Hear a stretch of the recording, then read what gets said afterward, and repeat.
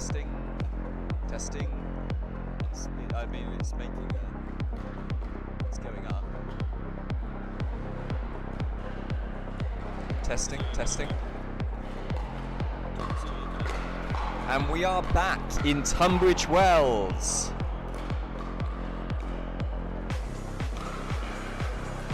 For a fantastic day's worth of pickleball. I'm here with Nick Hobbis, as always, to run you through. It is showtime here in Tunbridge Wells, live from Kent.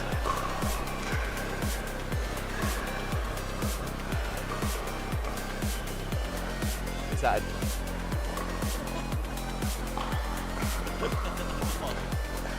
That's a volume down button there from our technical director.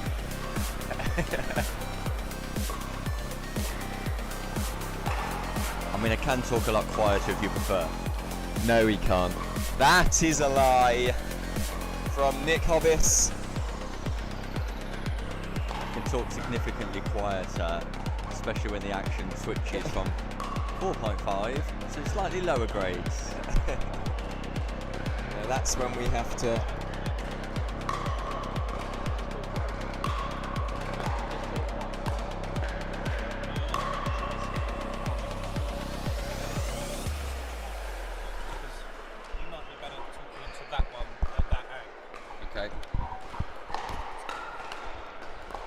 Welcome back to Tunbridge Wells here in Kent for pickleball.co.uk.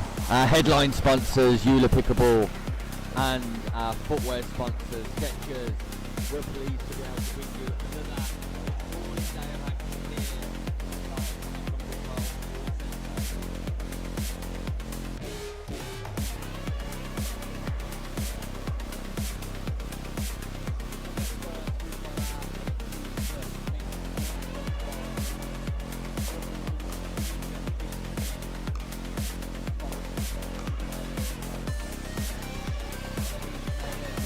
From the USA, Scottish Louise Tucker, to name but a few.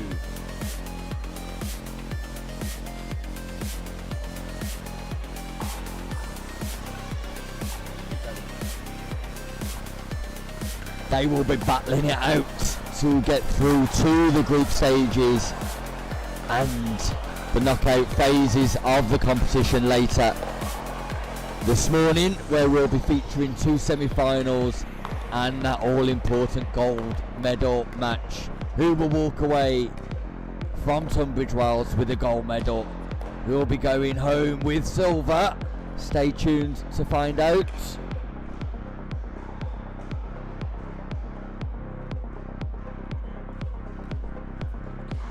Welcome back, folks. Delighted to be back at the Tunbridge Wells Sports Centre here to watch some fantastic play. We saw some great play yesterday, and we're expecting more of the same today.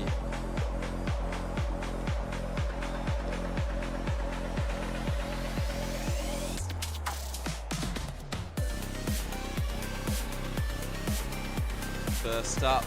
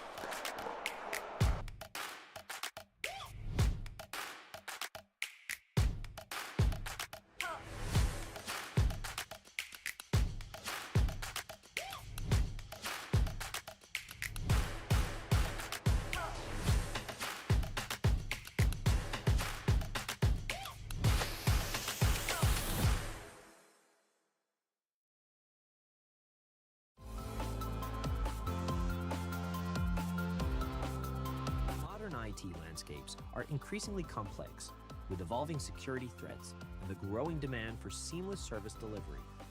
A managed IT SIM platform enables businesses to overcome these challenges by streamlining processes, enhancing operational efficiency, strengthening security measures, and providing a scalable, cost-effective approach to IT service management.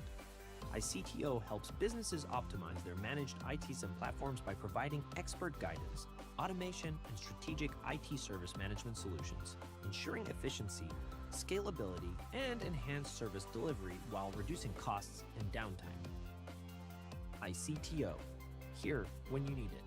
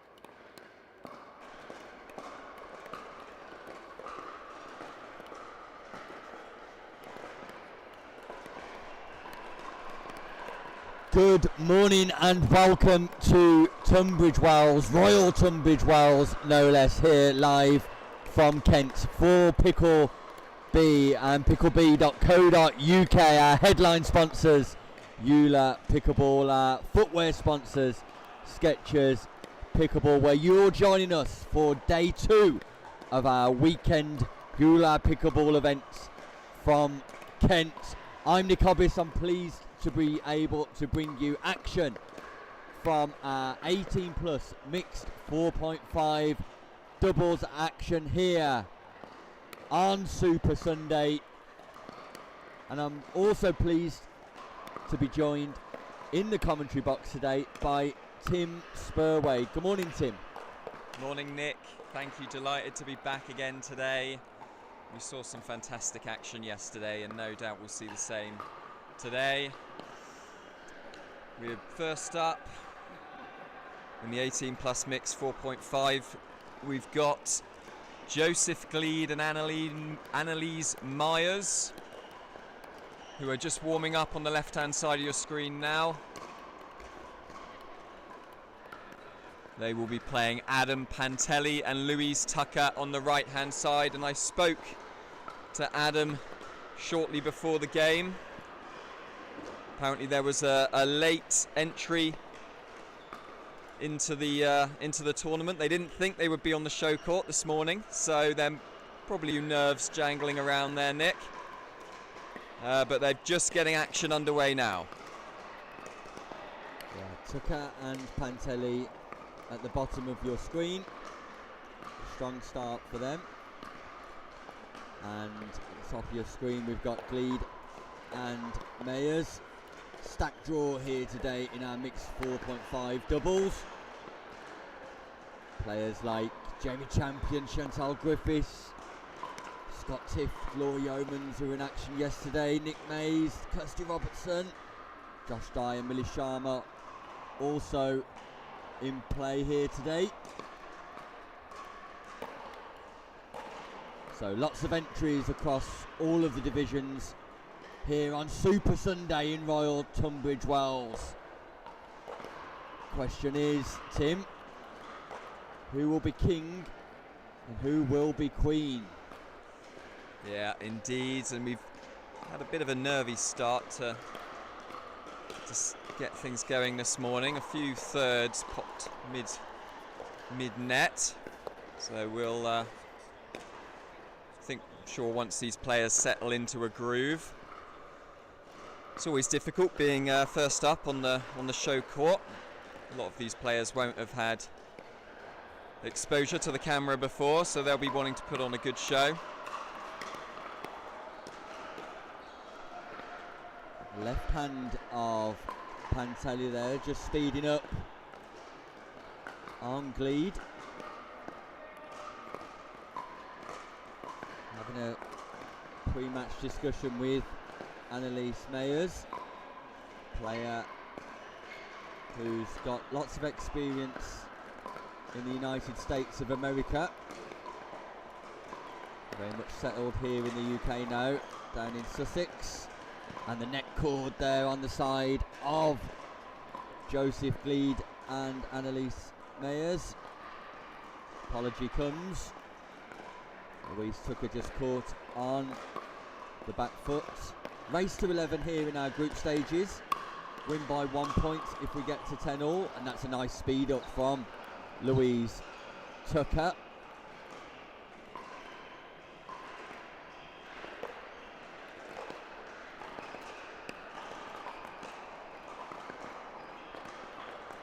So edgy exchanges here at the start of our first group game of the day. Playing with the JOOLA Helios ball, which is fairly new for some players. So just the environmental conditions, the playing surface, the ball and the format to get used to, as well as the pressure of being on court number one. I can relate to that pressure, having been first up yesterday, Nick. Getting used to that new ball wasn't a pleasant experience, I have to say.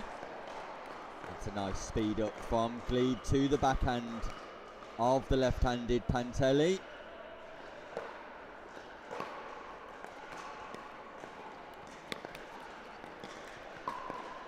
And it's Tucker who attempts to speed up this time again. The reverse of the previous shot played by Gleed. It was the Gleed backhand she was attacking. Slice return.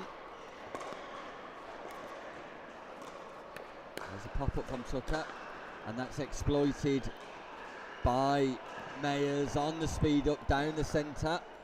Just picking out both forehands of Pantelli and Tucker. Yeah, Mayers getting that forehand going. Good whip on that, just over the net. Difficult for the opponents to handle that shot.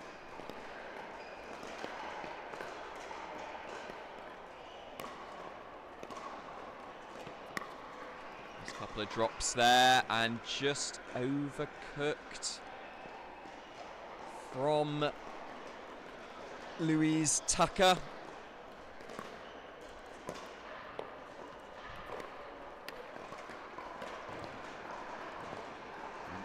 All of her exuberance there. Mayers just punches that volley too long, but the setup play was nice. The intent was there.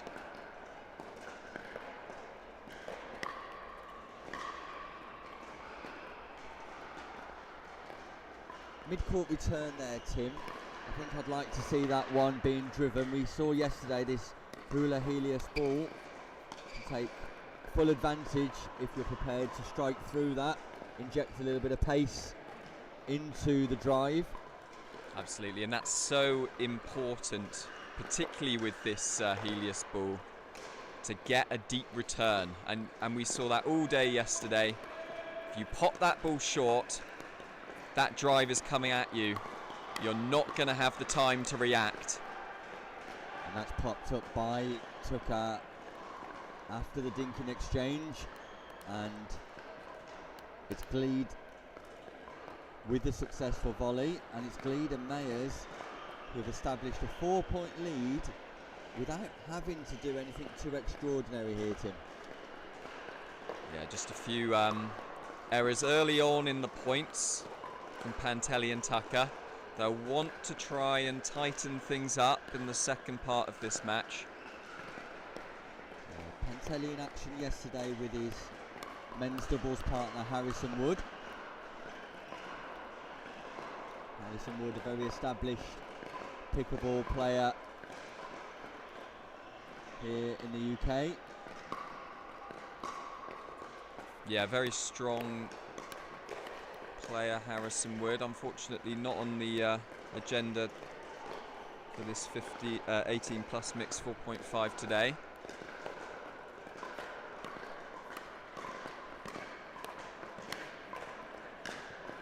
And that's better from Tucker and Pantelli. Tucker with the hybrid drive drop, and it's Pantelli with the punishing volley.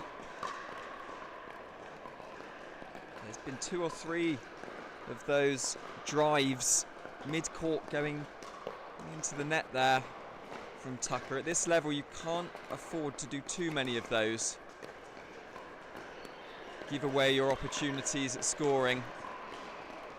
Again, the initial stages of that point were constructed very nicely by Tucker and Pantelli.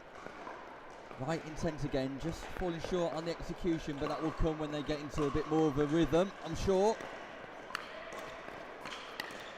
Great defences, but it's Gleed on the advance to the kitchen line. He looks very secure in his volley game. Nice start this from Joseph Gleed and Annalise Mayers.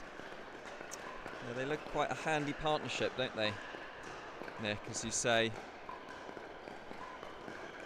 Annalise Mayers, originating from America and playing out there a fair amount, only recently come to the UK. You can see she's some nice technique on the forehand and backhand side.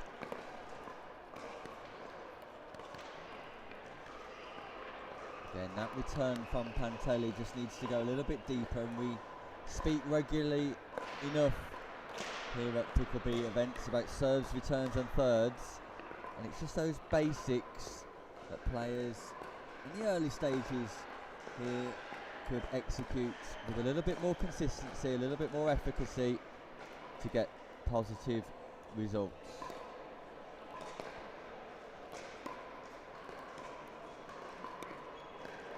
See a mid-court return not punished again. I wonder how long it will be until players just begin to think that those mid-court returns are going to drive through the ball. Put some real pressure on opponents. That's nicely defended by Gleed again, who read the speed up from Tucker. Nice drop out wide from Mayers.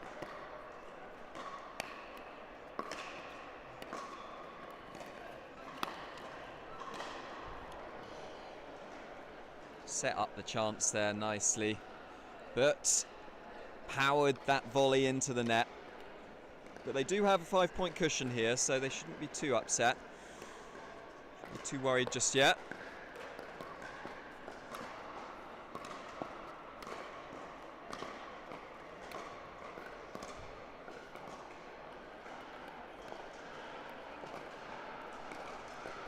Tucker just not able to reset into the kitchen on the backhand side, so another scoring opportunity here for Gleed and Mayers. Ball just catches the top of the net tape. JOOLA sponsored nets here this weekend in Kent, Tunbridge Wells. Great defence, Pantelli. Kitchen action.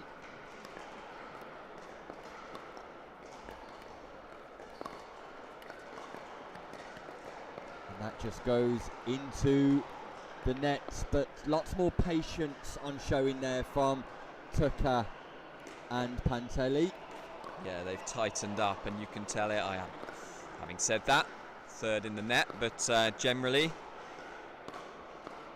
saw it in the previous point, tightened up that game, not making so many errors, and that's a good drive there from Tucker.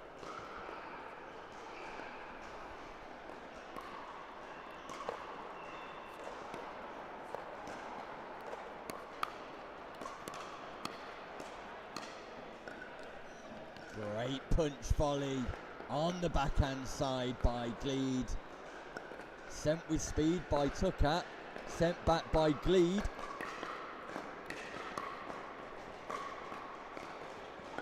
And this time Tucker just sends that ball just a little bit long, reaching down at the base of her feet.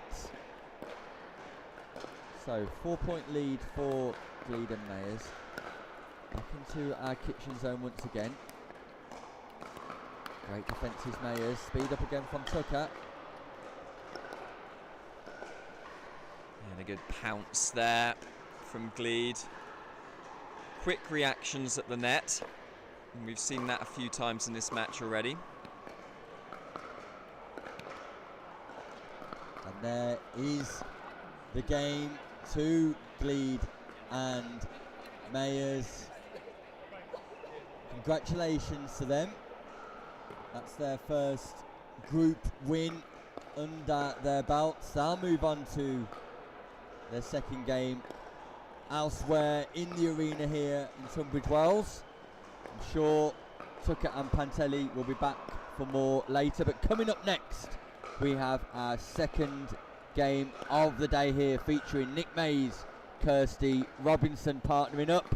They'll be taking on the established pairing of Josh Dye and Millie Sharma. We'll be back after this short break.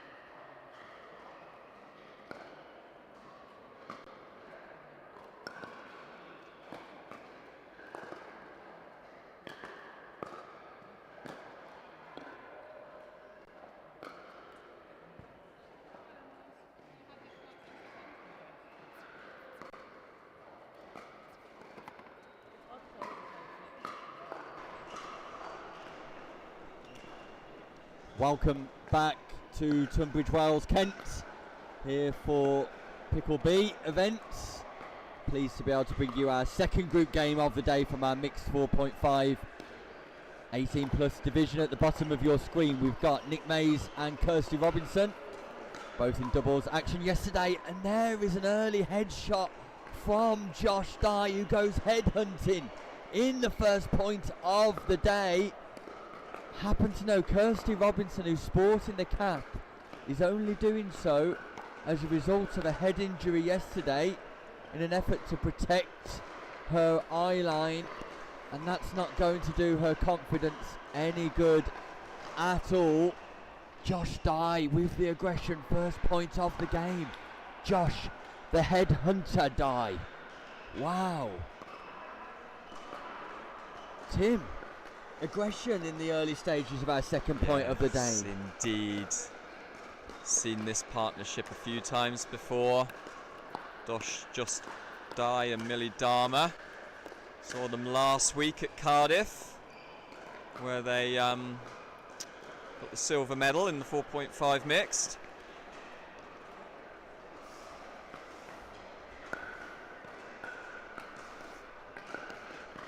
Sorry, Millie Sharma, not Dharma. My apologies to Millie. And does that skim the hair as well, Tim? Is that a second headshot? It would appear so. Well, in the first couple of exchanges of the day, we've had headshot after headshot. Word of warning, Tim, the headhunters are on court.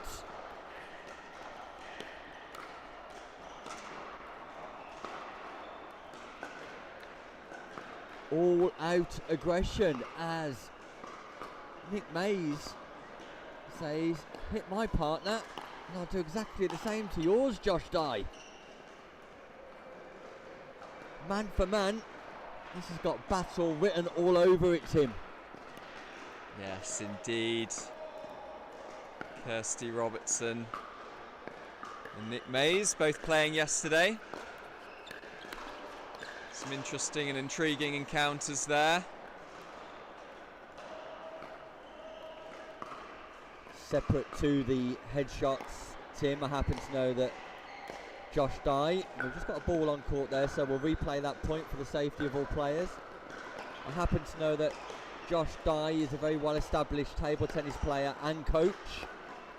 Some transferable skills from the sport of table tennis. You can see his quick hands and fast reactions there, Josh Dye, as he works through the transition zone. All explosion, all action there from Josh Dye. And that skill set from his table tennis background, well utilised here with this fast JOOLA Helios ball, I'm sure.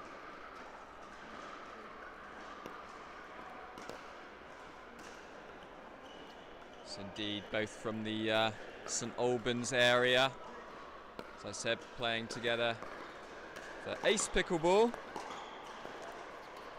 That's a great pickup from Nick Mays, and great defence from Kirsty Robinson. Nick Mays with the unbelievable pickup right off his toes. Josh Dye speeds up on Robertson. Robertson says, not again. Have it back, young man.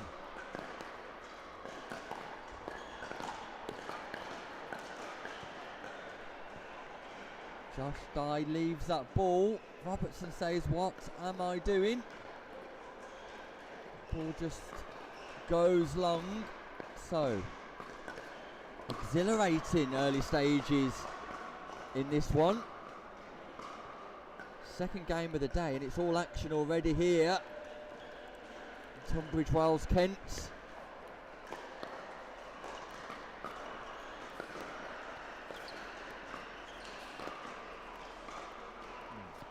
Nice to see Kirsty Robinson sporting the Skechers footwear, our footwear sponsor of choice for this weekend here in Royal Tunbridge Wells.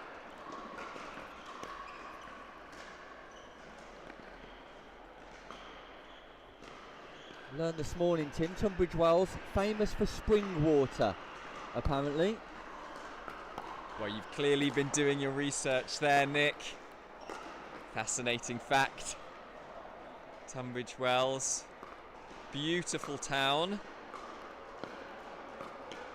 Unfortunately, we won't have the opportunity to go to explore it ourselves, having got a full day's play worth ahead of us, but some lovely, beautiful architecture. Much more to see here live in our arena. Stay with us. We've got action throughout the day here from lots of different divisions. I'm aware at lunchtime we'll be featuring action including Lloyd Attrell from the Pickleball store. A game not to be missed.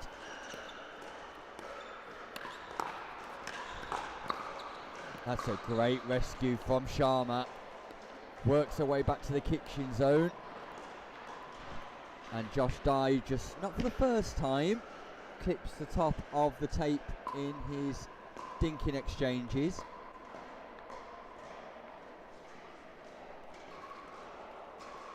So it's Robertson and Mays with a 3-point lead here. Robertson and Mays, having both played yesterday, they probably have a slightly better feel for this Helios ball, which does travel quickly, so they'll be trying to take advantage of that experience playing yesterday. Just seeing the background there, Tim, as well, on the outer courts.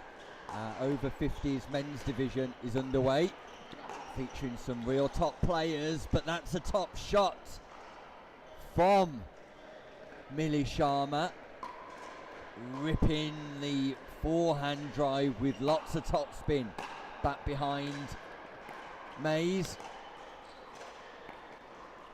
Robertson keeps that ball deep, but that's just called out by Dye. The finger raise to let his opponents know that ball's travelled long. It's normally a flat palm, Tim, for that ball being called in. And the finger raise from Robertson this time. But we are back, even things up at 5-all.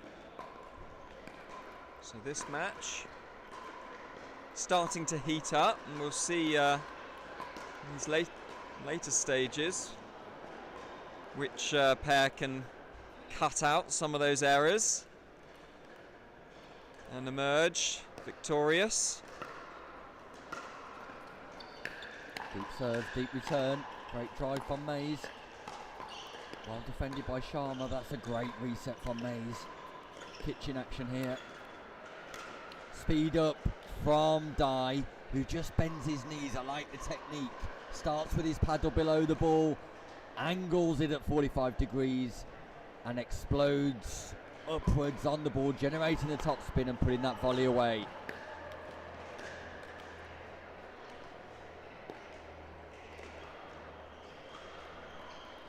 The next team to win a point will start the change of ends. Change ends at 6 here in a one-game contest to 11. Great hit rotation from Nick Mays on the backhand volley. Again demonstrating effective technique, extending his arm through the shots, finishing in a vertical position. And here we see the short stack deployed from Mays and Robertson, looking to keep the female partner on the right hand side. That generated a little bit of confusion there from Mays and Robertson. We see both teams have been employing stacking. Not allowed to volley that return, which is what Mays did. Remember, ball becomes live after the second bounce in Pickleball. So a rare fault, Tim. Yeah, you don't often see that at this level. These guys, considerable experience in pickleball, but it does happen to the best of us. I know I've done it myself quite a few times. I think every pickleball player, you wouldn't want to see that streamed, but I'm sure sometimes when you employ tactics that you perhaps haven't used before, it can elicit some confusion.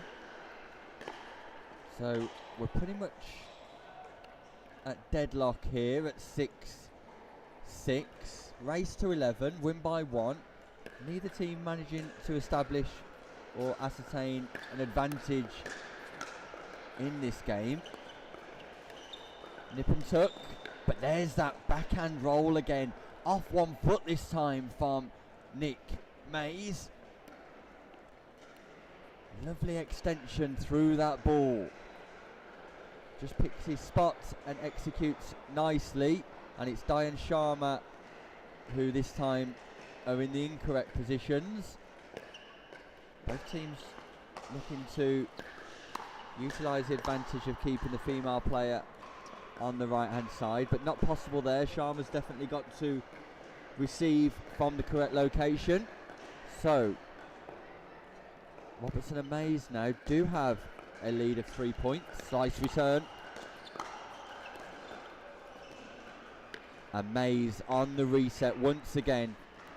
And it just feels, Tim, that Nick Mays has stepped up the quality on that side of the court. Yeah, he's putting a little bit more pressure and eliciting a few more errors from the partnership of Josh Dye and Millie Sharma.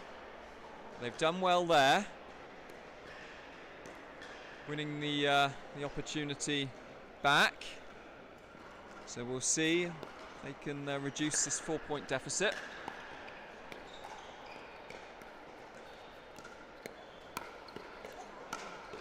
Yeah, that's great anticipation from Josh Dye on the backhand volley. Steps into it nicely.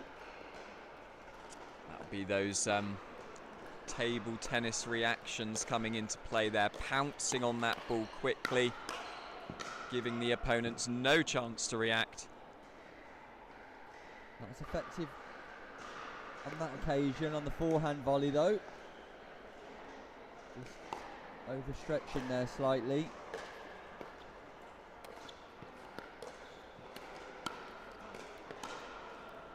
And again, just finds himself out of position slightly. Possibly needing to reset into the kitchen to establish himself in the point before looking to execute. But when he's got time on the ball, he's able to pick his spots comfortably. Backhand roll volley, forehand push volley. And it was really good technique on that roll. Absolutely whipped it. Very difficult, and Nick Mays did well just to get it back in the first instance. Kitchen action here. Speed up from Mays on Dye, who's not expecting the speed up. Great footwork from Mays, who dances across the kitchen line. Ballerina-esque, just to punch that volley into the midriff of Dye, who's not expecting it. Puts the ball into net, brings up game point for Robertson and Mays. Is this retribution for Robertson? Headshot, first point of the game. Will she take the last point? Not now.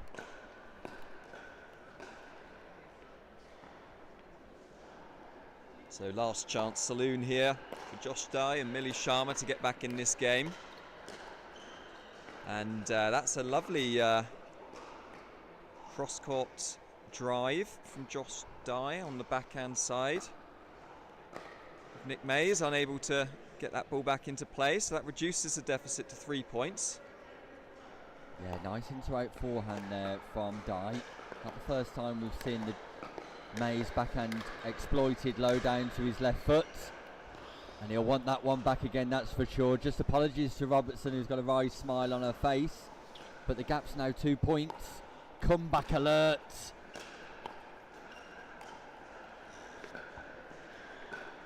Sharma tilts her head back. Shame she didn't tilt her paddle, because that ball could have done with going into the kitchen. Second and possibly final opportunity here.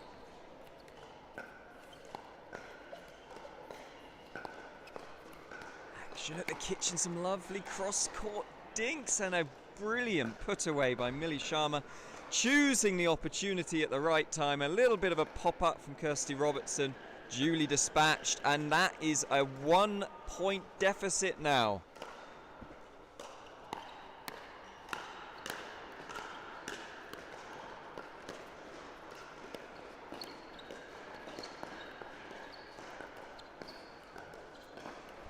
Work their way to the kitchen. Speed up from Sharma at the wrong time. And this is turning into a real high quality encounter now after shaky start from both teams. Really getting some lovely long rallies. Switching from defence into attack, and we have a game point. And there it is, a celebration. The yelp of success from Mays. Robertson gets her retribution. Congratulations to Nick Mays and Kirsty Robertson. Commiserations, Josh Dye and Millie Sharma, possibly let down by 1 or 2 shot selection choices in the end, but they'll be back, I'm sure. Coming up next on court number 1, we have the partnership of Jamie Champion and Chantal Griffiths. They'll be taking on Scott Tift and Laura Yeomans.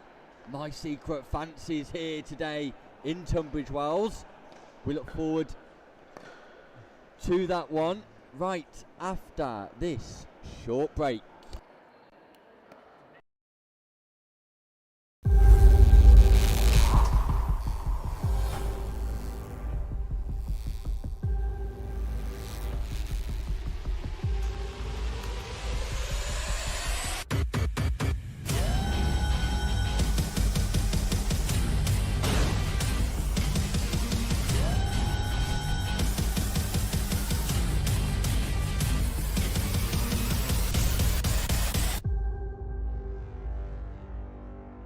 Tyson McGuffin here with JOOLA Pickleball. This is the new Magnus Lion CAS paddle, stands for Carbon Abrasion Surface. Carbon abrasion on the surface here. It's a double frame carbon fiber construction, great for performance, very durable, and it's edgeless, it's lightweight, it's aerodynamic, and it looks the part, I'll tell you what.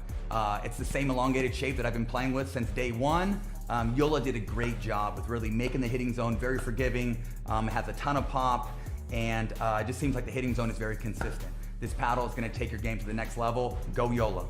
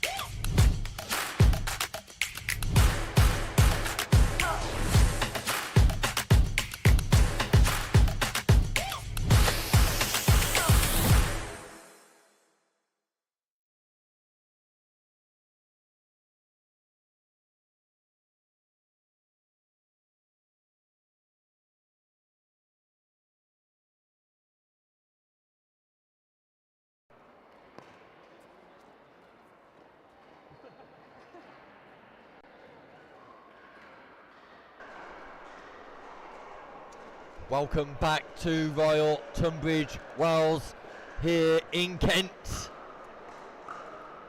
with pickleb.co.uk, pickleball events for all our headline sponsors, JOOLA Pickleball, our footwear sponsors, Skechers. We're pleased to be able to bring you our third mixed 4.5 plus game of the day, featuring Jamie Champion and Chantal Griffiths at the bottom of your screens. Champion just serving and sending that one long. Champion in action yesterday in men's doubles, picking up a bronze medal in the 4-0 division. They're taking on Scott Tift and Laura Yeomans, sporting the Pickleball England English Nationals shirts of last year. English Nationals singles coming up for Pickleball England. Registration now live on the Pickleball England website. That takes place in May. And nice to see Scott Tift wearing the pink Skechers pickleball footwear, the footwear of choice this weekend, our trusted sponsors. And it's an early 2-0 lead. 2 successful drives from the back of the court. And we will see that as a regular feature throughout the course of today's play. This quick ball. Have to be on your toes, ready at the kitchen line. And you can see there, Jamie Champion absolutely leathering that ball down the middle. Nice top spin drive from the back of the court. Yeah, Jamie Champion got a lot of back class here in the singles game in the UK. He's definitely a player to watch in May at the English Nationals from Loughborough. He'll be hoping to do well in that, I'm sure, and those drives are definitely transferable into the doubles game. Griffiths and Champion have extensive tennis backgrounds, and you can probably tell by the heavy top spin they put on their drives.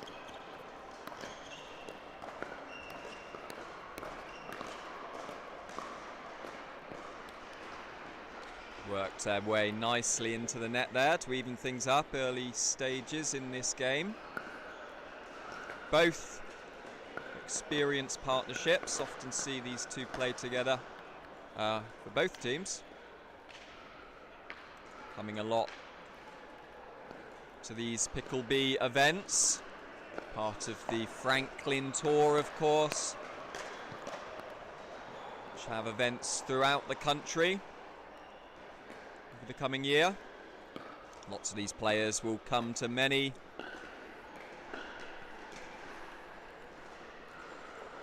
Yeah, I was pleased to be able to interview Laura Yeomans yesterday at the end of a women's doubles game. Net cord, all action here, and probably the fair outcome for Pickleball the winner there. Just 1 or 2 net cords there, Tim, trying to help the team of Yeomans and Tift out.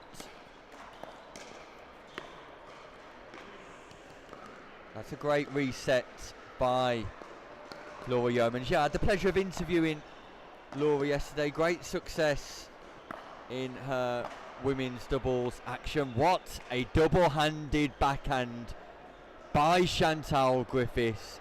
Great technique, accelerates from low to high, punches that ball through the partnership of Tift and Yeomans. One for the highlight reel, Chantal Griffiths, and there she goes again. Power, attacking Yeomans. Yes, indeed, Nick. Lovely double-handed backhand volley. Last shot probably was going slightly long, but when the ball's coming at you so quickly, it's always hard to judge.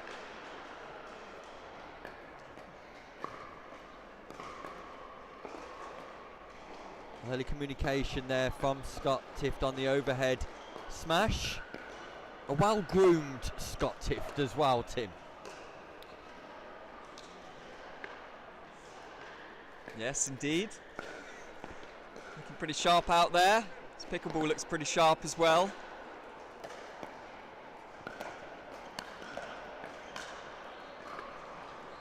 That wasn't a sharp shot, just driving that ball long. Volley, want that one back. Yeah, it might be well groomed, but that wasn't well judged.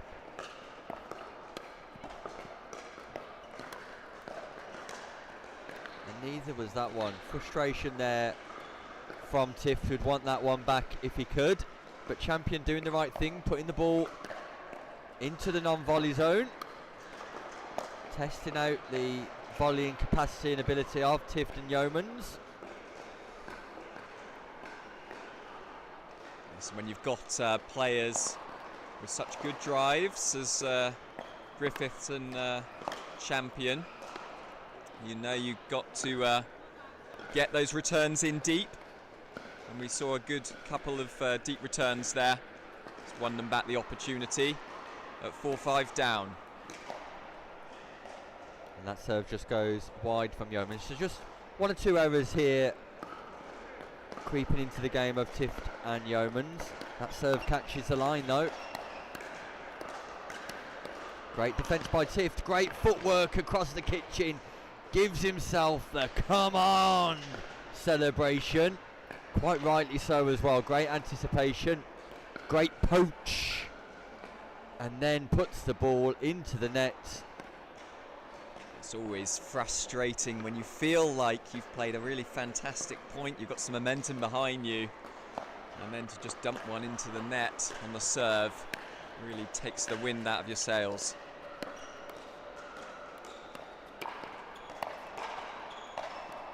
Yeah, speed up, speed up, speed up from Griffiths, speed up from Champion.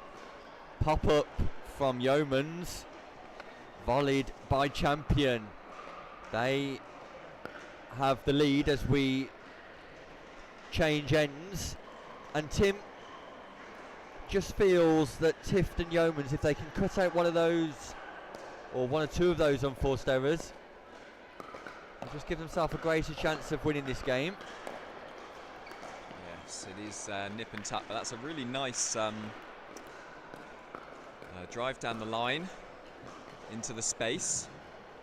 Couldn't return, so that brings up a 2-point lead. And that's a great drive from Griffiths. You see that early preparation on the swing in action, acceleration through the ball, that ball stays low and dipping, and that's got a little bit of spin on it as well. Yes. Misread by Yeomans. So Champion and Griffiths got all the answers here at the minute.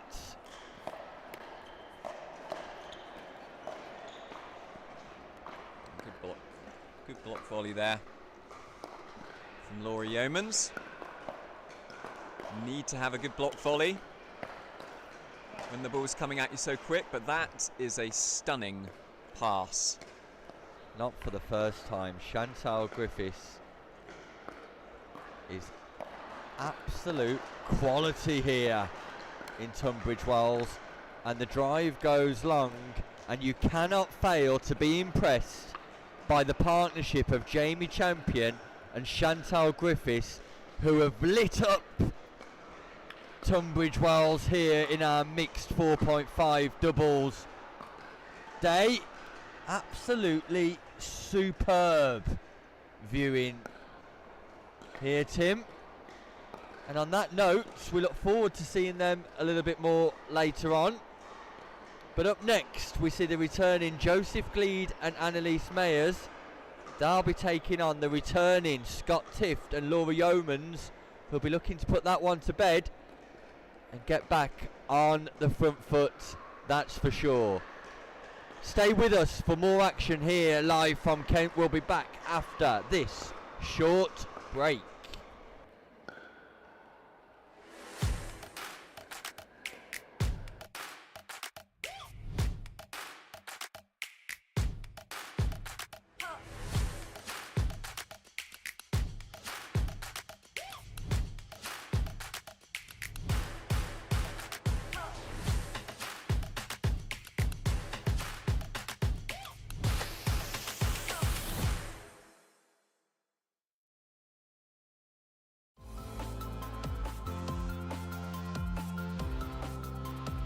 IT landscapes are increasingly complex, with evolving security threats and the growing demand for seamless service delivery.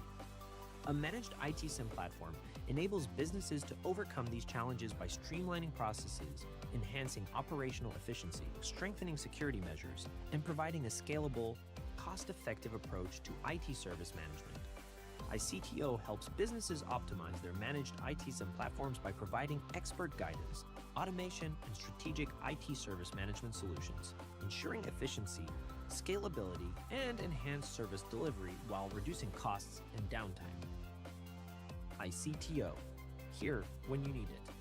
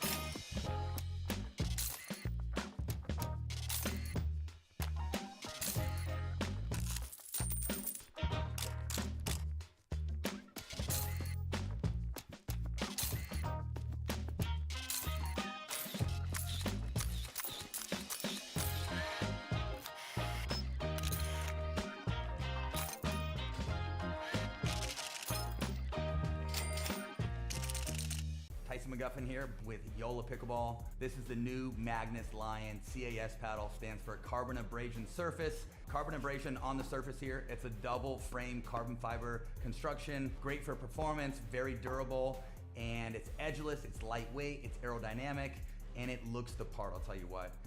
It's the same elongated shape that I've been playing with since day one. JOOLA did a great job with really making the hitting zone very forgiving, has a ton of pop, and it just seems like the hitting zone is very consistent. This paddle is going to take your game to the next level. Go JOOLA.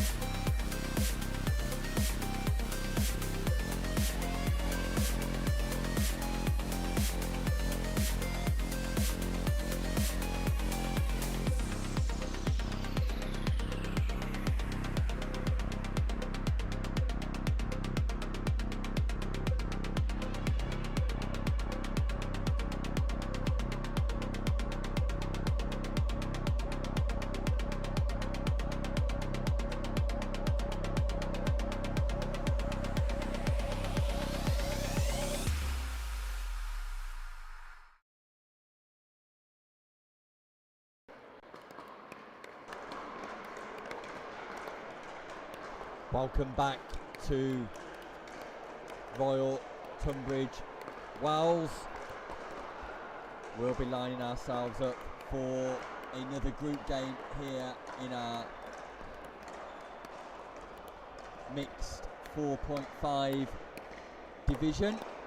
Coming up on court, we've got the familiar partnership now of Scott Tift and Laura Yeomans. They'll be taking on the partnership of Gleed, Joseph Gleed, back in action here with his partner Annalise Mayers. And this feels like a must-win game for both teams here, who have suffered at least one defeat this morning. So both teams will have aspirations of moving through to the knockout stages. Both teams will see this as a crucial encounter in their quest for success, in their quest for a medal, and possibly in their quest for gold here today in our JOOLA Pickleball events live from Kent. Thank you for joining us wherever you are in the UK or wider afield. Feel free to share on social medias, drop us a comment, let us know what you think about the new and improved stream here for pickleb.co.uk. And it'll be Tift and Yeomans at the bottom of your screen, who've just got us underway. The early side out. And Gleed and Mayers at the top, playing in black. It's black against red. And an early speed up on Yeomans, who's not too pleased about that, because that is the first body bag of the day. Tim Spurway joins me back in the commentary booth. Tim, a must-win game for both teams. Yes, indeed, Nick. Seen both teams earlier today. Both teams impressive, but this could be a very tightly contested game. But we will want to cut out the service errors. As you always say, Nick, serves, returns and thirds. You get that right, give yourself a much better chance of winning.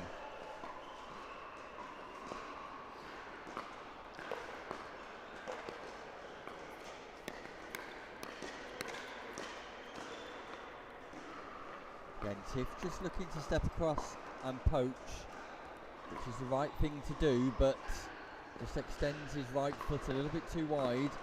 Fails to establish a solid base, which means he couldn't get the height on the volley. Great resets here from Gleed. And again, Tift just got his elbow tucked into his waist on that volley. Just a little bit late on the ball.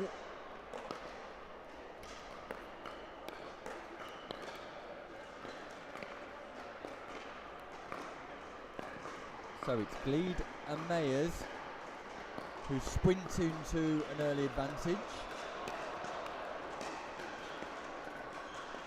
And Yeomans just not repeating the form as of yet that we saw yesterday in her women's doubles success. Silver medal yesterday, played extraordinarily well with her partner. Just not picking up the sight of the ball. Very bright in here though, Tim. It is. It's probably slightly more difficult for those players on the far end of your screen. The lights can get in the eyes at points. So we do change ends at 6. And probably the players nearest to you have a slight advantage in that the lights don't affect them as much, but it is a small impact. Conditions here really great for pickleball. So replay that point there, ball on court. So standard practice in pickleball, just to replay the points. Lots of other courts in action here, lots of other divisions, players of all ages and abilities here to enjoy pickleball in Tunbridge Wells, and that's better from Scott Tift. That gets Tift and Yeomans on the board. First point of this group stage encounter. Will that settle them down, Tim? You would hope so. They'll be pleased to get off the mark, but that's a little bit wild. I think just slightly off balance there, Scott Tift. That backhand just overhitting. Nice footwear though, Tim. Indeed. It's those Skechers shoes.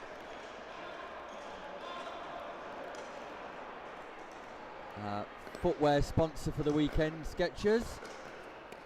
Headline sponsors, JOOLA. Big day for JOOLA Pickleball, Tim. It is. We're delighted to bring you action from our headline sponsors, JOOLA. But that does take us to 6-1 in this game. And impressing us, aren't they, Nick? Myers and Gleed, both teams coming into this match with one win each, so it is a critical game. Both will be looking to qualify for those all-important semi-finals, getting in those top 4 places.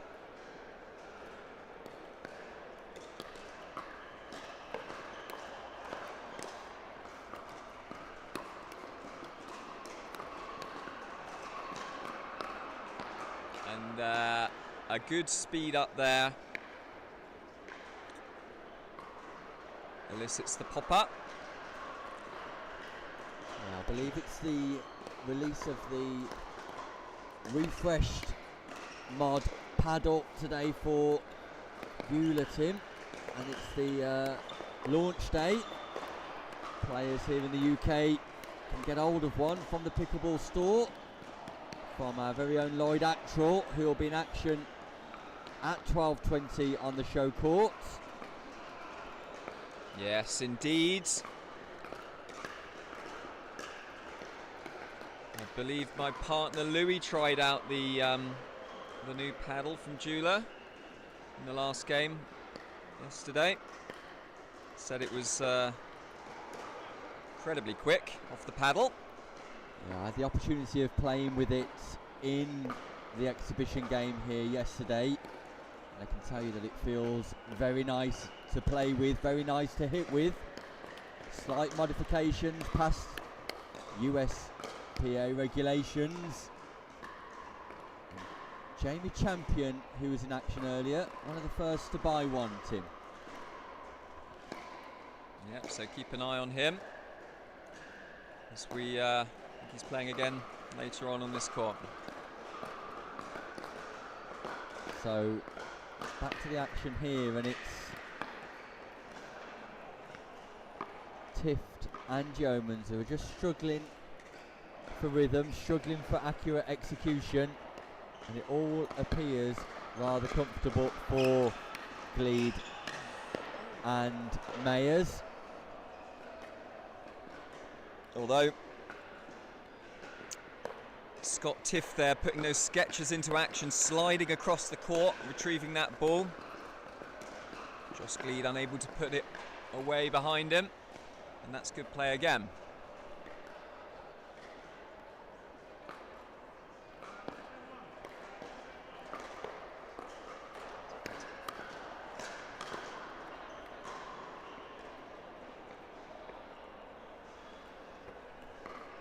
So it's a big deficit to overcome here, but you never know in pickleball. If you can get a little bit of momentum behind you, if you get a ball coming on court, replaying that point.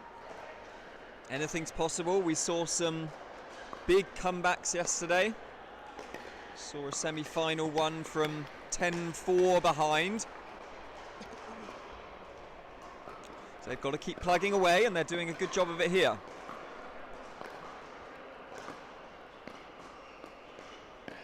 And that's 3 unanswered points. Another couple, and this could get very interesting. The nerves can sometimes get to these players, particularly playing on this show court. But that will upset the momentum slightly. A mid-court third just popped into the net. Scott will really be frustrated at himself to lose that momentum and then overhit the next one. I think maybe just trying a little bit too hard. Sometimes you feel when you are behind, you have to overplay the ball to try and get back into the game, and I think that's what we're seeing here. So match point here for Gleed and Mayers. Second match point goes. Third match point quickly arrives. Can they get the job done? Can they seal the deal? And that's the third match point that's come and gone. So 6 point the deficit. Can Yeomans and Tift make more headway here? That's a good third from Yeomans, and we've got a dinking battle on our hands, and she does just break down. She'll be disappointed with that. Worked their way nicely into the point. Just dumped a backhand into the middle of the net. Nice deep serve from Tift. Good return again. Tift just overcooking the forehand drive. Would be much more well advised to force Gleed and Mayers to play a shot there. Absolutely, and you can see he's very frustrated. Oh, but he gets a spot of luck there to save another match point. Yeah, 5th match point this, Tim. And the luck goes back the other way. A net cord does win them the game. So it was a very confident display from Josh Glees and Annalise Myers. So they performed well on this court earlier today, and they performed well again. Be hoping to get through to the semi-final stage. So we will be right back with you with the final group match shortly, where we will be seeing Jamie Champion and Chantel Griffiths play Adam Pantelli and Louise Tucker after this short break.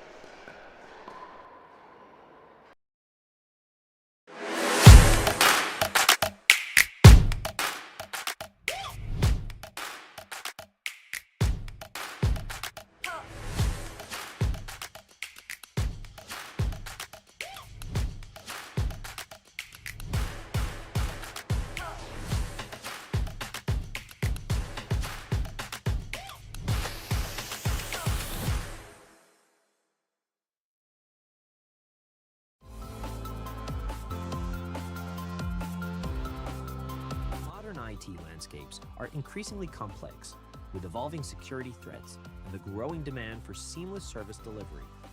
A managed IT SIM platform enables businesses to overcome these challenges by streamlining processes, enhancing operational efficiency, strengthening security measures, and providing a scalable, cost-effective approach to IT service management. iCTO helps businesses optimize their managed IT SIM platforms by providing expert guidance, automation, and strategic IT service management solutions, ensuring efficiency, scalability, and enhanced service delivery while reducing costs and downtime. iCTO, here when you need it.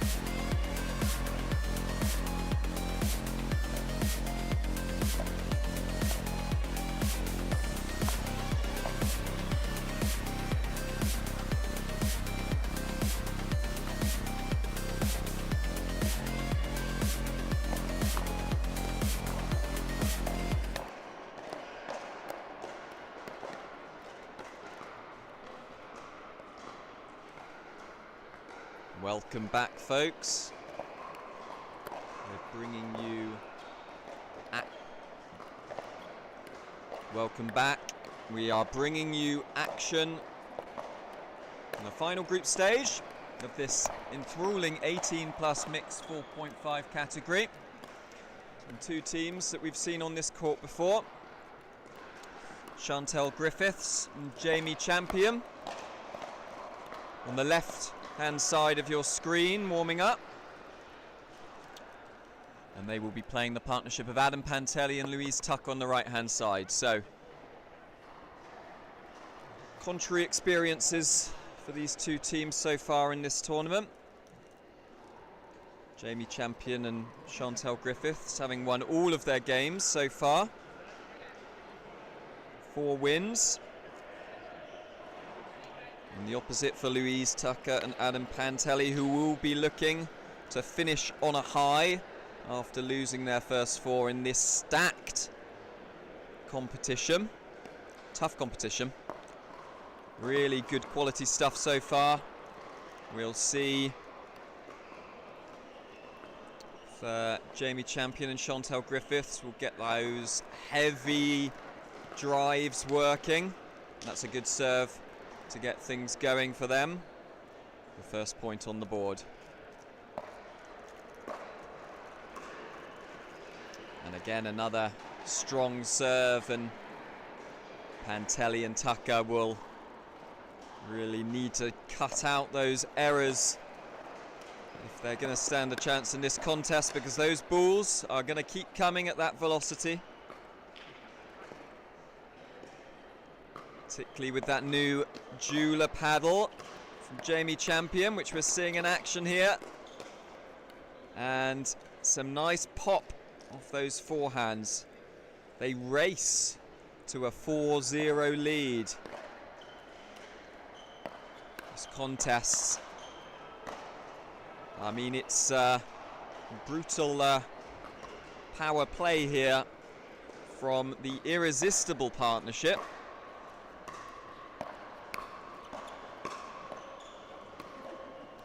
I think Jamie is certainly getting his money's worth out of that new paddle, although he just overcooks that, puts it into the middle of the net.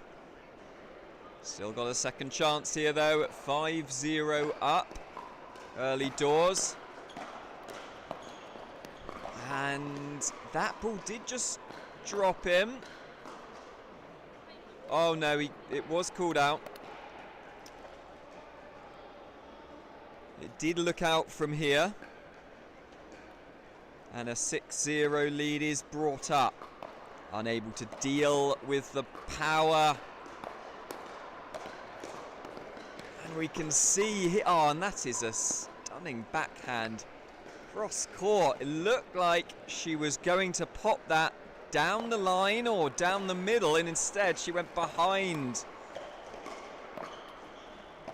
Very difficult to adjust, and they're even getting the luck of the net here as well. And this game could be the quickest of the day if they continue at this pace. Short rallies, power play. This is what you expect from this pair. And those drives from the back just unable to be handled at all so far.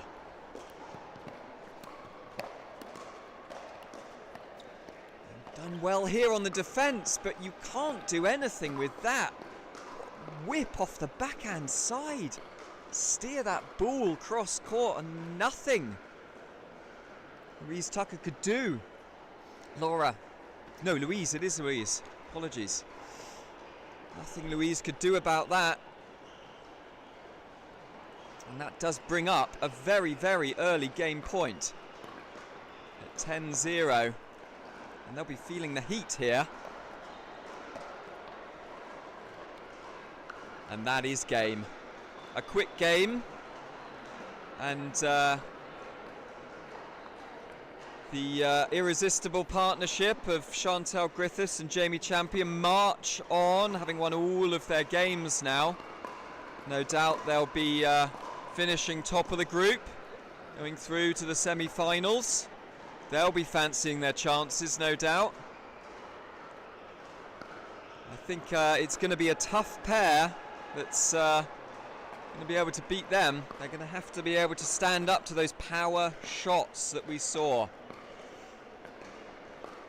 But fortunately, as we know in these Pickleball events, even if you lose all of your games, the action doesn't stop. You do have the opportunity to place a couple more games to place, so you don't have to be too upset. Louise Tucker and Adam Pantelli, they will have the chance to play a couple more and redeem themselves, hopefully finish in a high position. So after that quick encounter, we will be bringing you play next in the 18 plus 3.5 mixed, so stay with us for that. We'll be introducing some new pairs for you to watch after this short break.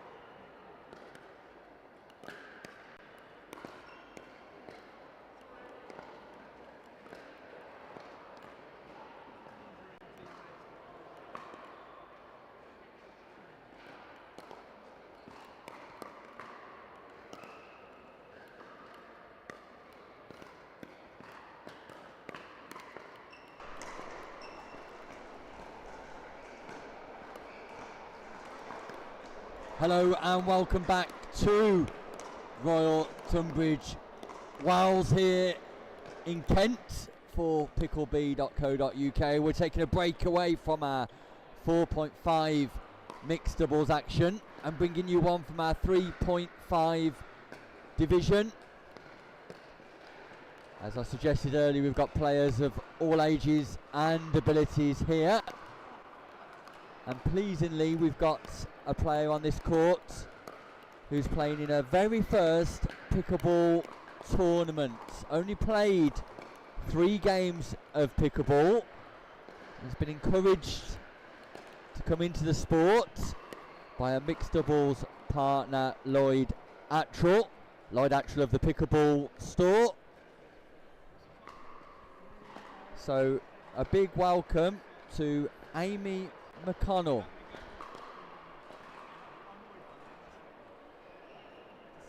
Lots of people in the pickleball world will be familiar with Amy McConnell already. PR consultant for Pickleball England. Nice to see her taking a keen interest in the sport and an active involvement now in the playing side of pickleball. She'll be partnering Lloyd Attrell, and they'll be taking on Dawn Casali and Pete Bowden.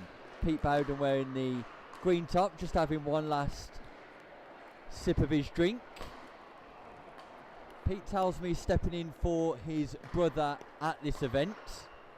His brother, an avid Liverpool fan, and has made his way to Wembley this afternoon to watch Liverpool versus Newcastle. Doesn't know what he's missing out on. Tunbridge Wells is where the action is. And a big hello to Pete Bowden's children. Theo, who is 9. Theo, we hope you pick a pickleball paddle up soon, and we'll see you on court at one of these events. And also his sister Imi, who's age 5, and a big congratulations from me to you, Imi, because you've passed your stage 2 swimming certificate. What a big achievement that is. And here at pickleball.co.uk, we're all about celebrating sporting achievements, and none better than that of Imi in the swimming pool. But Imi, we hope you will pick up a pickleball paddle too soon. Maybe feature in the mixed doubles action here in the future with your brother Theo. Let's see how your dad gets on, see if he can match the sporting ability in the Bowden household. So it'll be Dawn Caselli at the top of the screen with Pete Bowden, and it'll be Dawn serving Caselli and Amy McConnell receiving for the first time ever in a pickleball tournament. And the first point goes to Amy McConnell. There you go, it's as simple as that. What a great start to your pickleball career.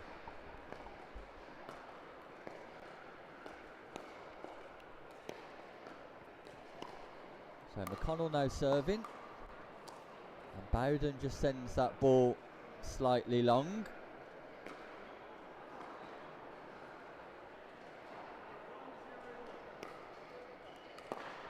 So the first scoring point for McConnell. She won the first rally, of course, not the first point. But there's a second. And the partnership of McConnell and Attrell, a new partnership, look very well established already here. Lloyd Attrell of the Pickleball store, big day for him today.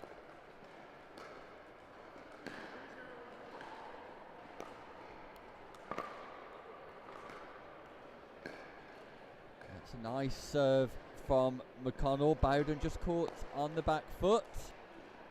And this time that goes into the net. So second scoring opportunity for Attrell and McConnell here.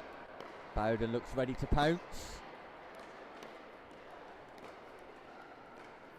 And Attrell just sends that ball into the net. So scoring opportunities for Casali, for Bowden. McConnell, nice and aggressive in her return, but just sends it long.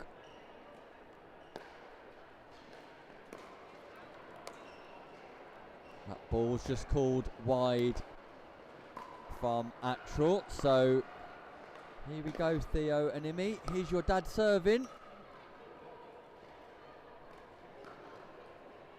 And that ball goes long too, so something to be proud of there, Theo and Imi.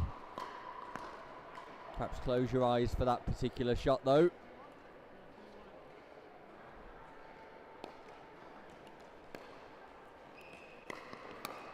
Nice return from Casali.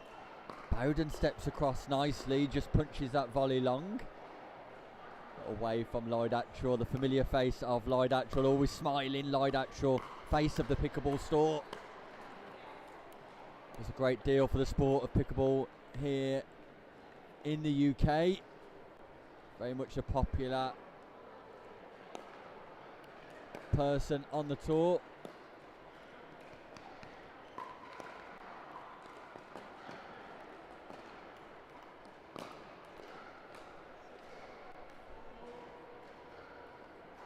So it's an early lead for Attrell and McConnell.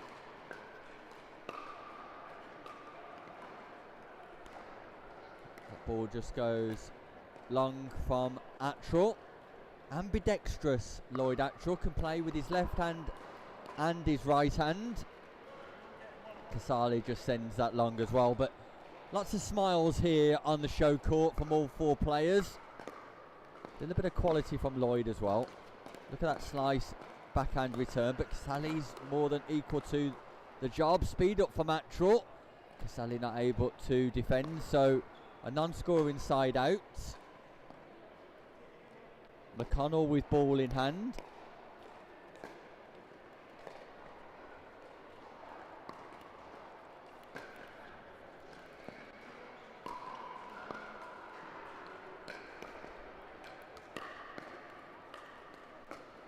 That ball just goes long from Bowden on the return as well. So quickly up to 8 here, McConnell, who looks an absolute natural.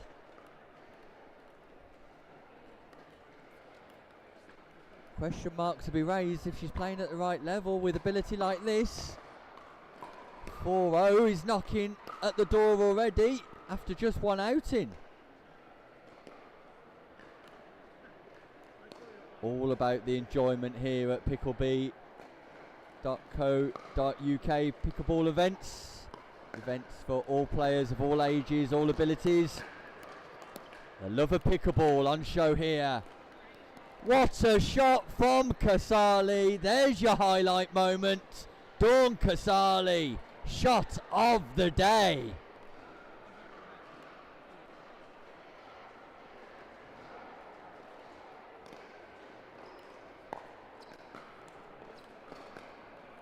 Attrell just a little bit of nonchalantness on the return.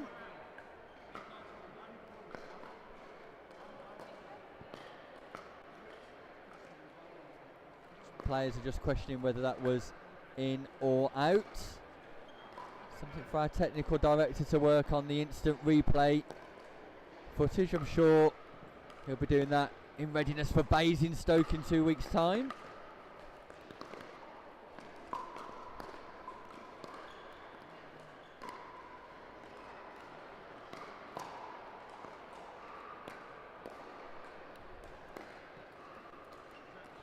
That was just called short on the short service line. Now, in pickleball here, if the ball catches the service line on serve, it's the only time where the ball would catch the line and be called out. So, Attrell quite correct calling that ball out. Great return from Bowden. Yeah, nice return from Pete Bowden. Here we have Amy McConnell again on serve. Talented Amy McConnell.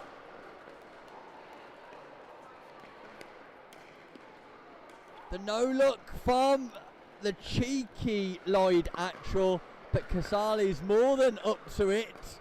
Looks one way, plays the other. Gets it right back at him.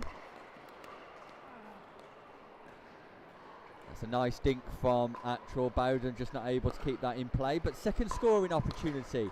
Dawn Casali with a big smile on her face. Great opportunity here. Just checking the score. Clearly enjoying herself, Dawn Casali, which is great to see. Players enjoying their pickleball.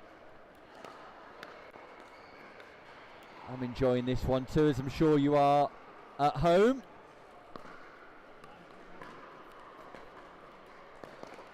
So, Lloyd Attrell at 9-3-1. And what a drop from Amy McConnell. Pounces once more. Great defences from Bowden. Tees that up. And that's in. Great lob from Pete Bowden. And I'm sure his children, Theo and Imi, are giving him a big round of applause for that, saying, well done, Daddy. Great lob. So, a non-scoring side out. More opportunities here for Casali and Bowden.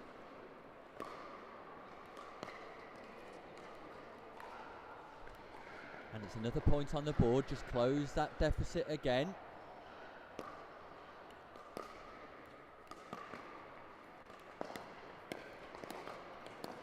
Great defence from Casali. McConnell, swing and a miss. Strike one. Amy McConnell. Sure. Enjoy looking back at the footage on that particular play. Second scoring opportunity now for the partnership of Casali and Bowden. Drop serve. Nice return, but just called wide there by her own partner.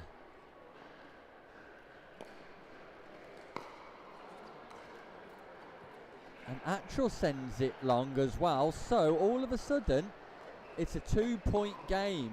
And the jacket of Lloyd Attrell is now off. The pickleball store coach is on the floor.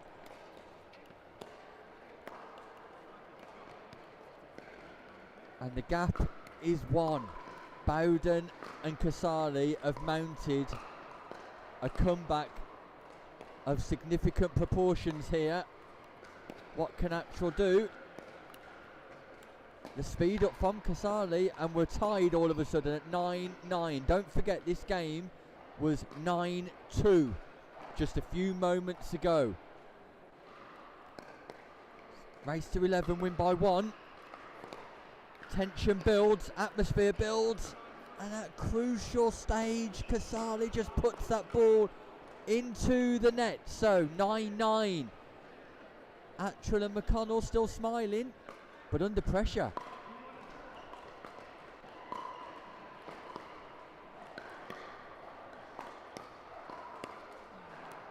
And that's a great drive from Amy McConnell, who's getting Lloyd Attrell out of jail free here. All the quality coming from the paddle of McConnell. All the quality paddles coming from Attrell. And there it is. Job done. Lloyd Attrell gives himself a round of applause. He needs to be clapping his partner, Amy McConnell. First ever tournament, first ever game of pickleball, and it's success. She looks a natural. Put her in at 4-0. That's what I say. In the meantime, congratulations to Dawn Casali and Pete Bowden, who mounted a significant comeback there, showed great resilience, great tenacity. And once again, my congratulations go to Theo and especially Imi on that stage 2 swimming certificate. Well done to you, Imi. We'll look forward to seeing more of Attrell and McConnell later, and we'll look forward to having you back with us too after this short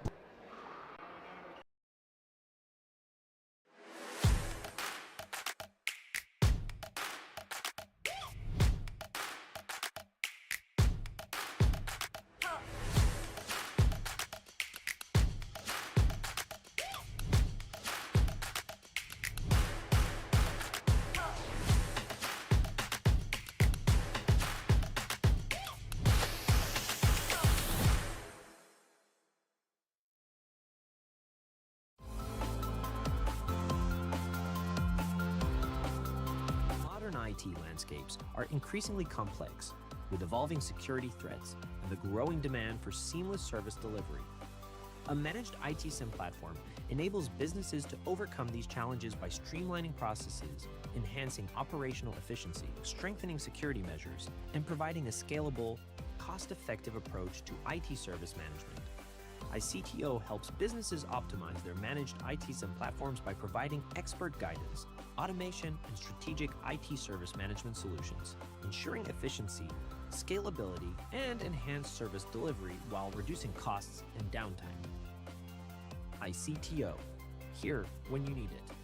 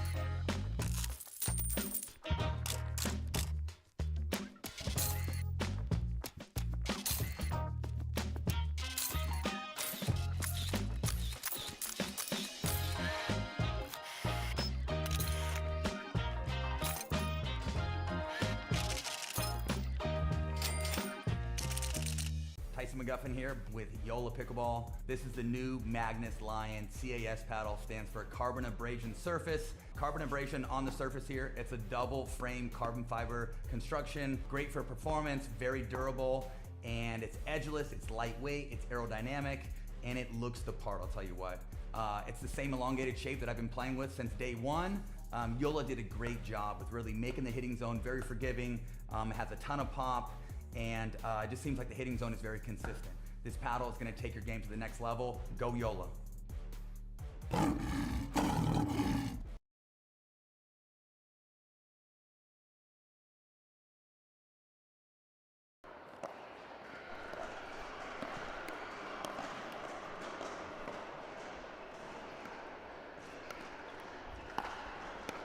We're back live with you from Royal Tunbridge Wells.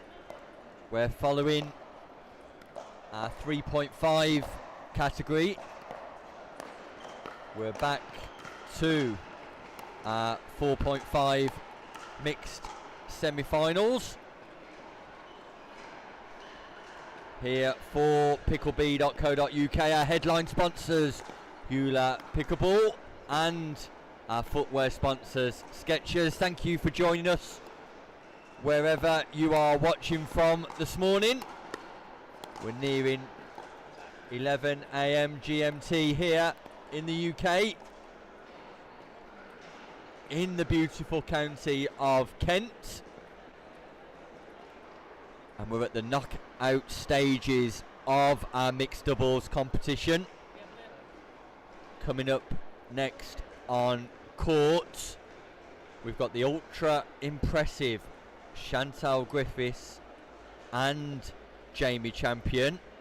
They'll be taking on Millie Sharma and Josh Dye for a place in our gold medal match. 1 game to 11, win by 1 point if we're tied at 10 all, and I'm expecting this game to be free flowing, fast and highly competitive. Joining me to review the action is Tim Spurway. Tim, Champion and Griffiths off to a great start this morning. Can they maintain their momentum? Well, it's going to take a really strong pairing to stop their absolute ease into the semi-finals with serious power play. Winning all their games. Nobody's been able to take more than 5 points off them, and that's largely down to these heavy drives from the back of the court. Seen them get a lot of success, easy points. So I think it's going to be the team that's able to deal with that pace and power. I just think, Tim, there's a slight change in scheduling here, and maybe in the comms booth we've been given some incorrect information. There's 2 semi-finals going on, and it appears that Dye and Sharma, whilst warming up on this court, have made their way to court number 2 for their semi-final. They'll be taking on the partnership of Yeomans and Tift, it seems, after all. And we welcome to centre court Gleed and Mayers. Joseph Gleed and Annalise Mayers to be taking on Champion and Griffiths. So I'm sure the viewers at home will forgive us for an admin error. We'll blame the tournament director, Steve Beale, of course. It's a safe bet, Nick. Equally as enticing though for viewers at home, this one. Don't forget to like, subscribe and share wherever you're watching. Drop us a comment in the comments box. Let us know how much you're enjoying the action here live from Royal Tunbridge Wells today. Give us a big hello. I'm Nick Hobbish, joining Tim Spurway for the action here today. We're pleased to be with you. I'm really looking forward to semi-final action here on Super Sunday, in the latter stages of the mixed 4.5 doubles action. So Tim, just previewing this one in a little bit more detail. Champion and Griffiths, we've spoke about their electric power and their desire to drive with intensity, especially on thirds. How can Gleed and Mayers defend against that? And what advice would you give them in their strategic deployment in order to advance through this semi-final? I think they've really got to focus on those deep returns. You can't give short returns to this pairing because they're just going to hammer it every single time, and if it's mid-court you're going to have less time to react. So if you can really nail on those deep returns, try and focus. They don't have to be necessarily powerful. Any power that you add to them will just get redirected at you. So I would say really try and focus, getting it nice and deep.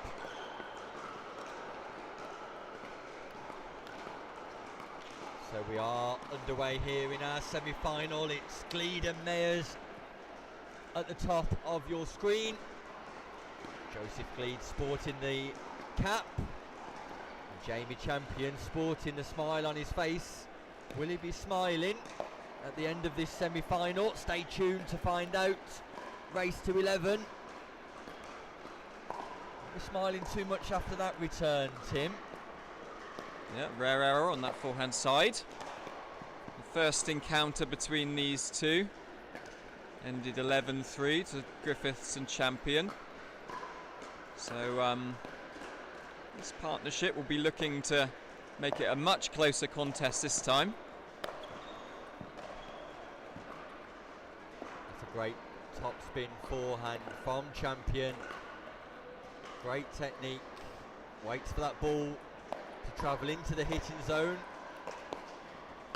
Just pierces that through the partnership of Gleed and Mayers. Great defence. All action here. Great drive from mid-court from Champion. It was Mayers and Gleed on the attack, but the defence from Griffiths and Champion. I think as well there was a ball hit that was probably going well out. So I think that's going to be critical as well. If Gleed and Mayers can really be honed in to judging whether that ball's going to go out. These guys hit with so much pace, it is quite easy to misjudge the shots and hit them long. So if they can be leaving those balls, that's going to put them in a better position. It's a good defensive shot there. And the rally. And this is power play, and it's a great defensive lob by Jamie Champion. Defence to attack, moving forward into the court, stroking that forehand into a difficult, awkward position, brings up another point. Yeah, not the first time we've seen the Mayers backhand being exploited low down to left foot. Just wonder if Griffiths and Champion have discussed that as part of their strategy. Attack the backhand of Mayers. That ball skims off the baseline. Great serve by Annalise Mayers.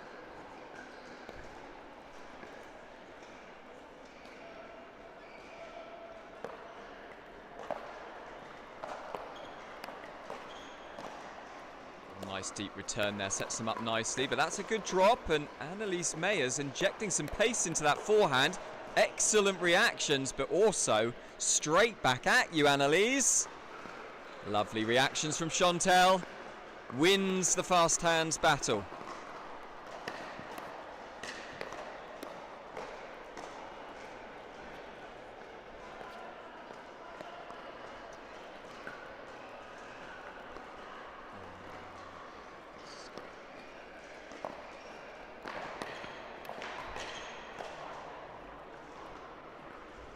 Chantal Griffiths just steps in to take that on a double backhand side, which is a strength, but I think Champion wanted that on his forehand. Either way, it's Gleed and Mayers who've established a bit of a lead here. Just reaching for that though, Joseph Gleed. Took it a little bit too early, got a lot of loft on it, sent it long.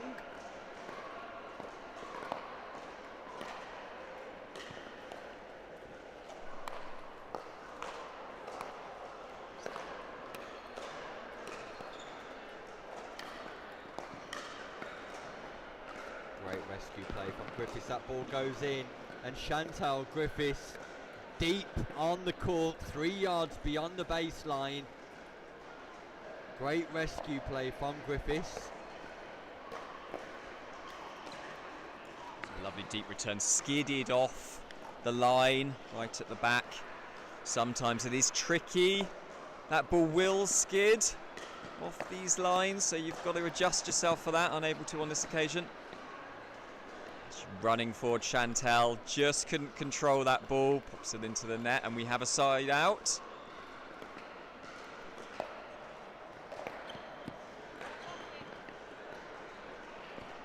And a cracking forehand, I think, went in. No, I think slightly wide, that one, Tim.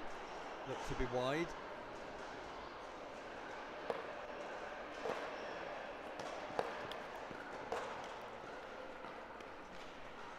So we're tied at 4-4 here in our crucial semi-final. Champion and Griffiths just clawed back the deficit. Seem to be in the ascendancy here. The defence of Griffiths once again causing all sorts of problems for Gleed and Mayers, who overcome the advances of Champion and Griffiths. So, back and forth slightly here, Tim. Yeah, good contest. That's what we like to see here. Gleed and Myers will be happy at how they've played so far. There's nothing you can do about that one, though. We'll move on to the next point. But the very fact that it's an equal game, it's anybody's at the moment. And that's a lovely backhand. She does have a very nice backhand shot, although that one's popped up, but a great defence. And it is just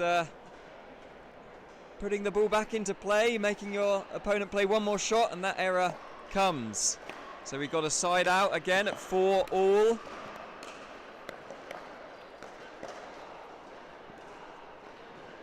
Gleed and Mayers once again just showing how comfortable they are at defending the speed ups from Griffiths and Champion, and whilst we've seen previous pairings struggle with that tactic, Gleed and Mayers look comfortable, Tim. Yeah, doing well, defending. And when you have your opponents defending well, sometimes it means you're trying to put a little bit more power into your shots, and that's where the errors come. So that's not coming back from Chantal Griffiths.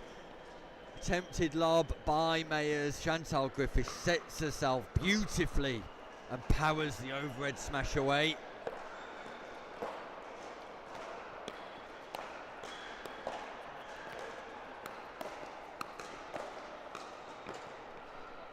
Yeah, great play from Joseph Gleed through the transition zone to the kitchen line, and manages to win the points on the volley. Slight pop-up from Griffiths in defence, and that return goes long. So Gleed and Mayers, the first to 6, the first to the change of ends. Will they be the first to 11 points though, Tim? well, they'll be very happy to go into the change of ends. A couple of points ahead after an 11-3 loss in their first encounter. Turning things around here. This will potentially be unfamiliar territory as well for Griffiths and Champion.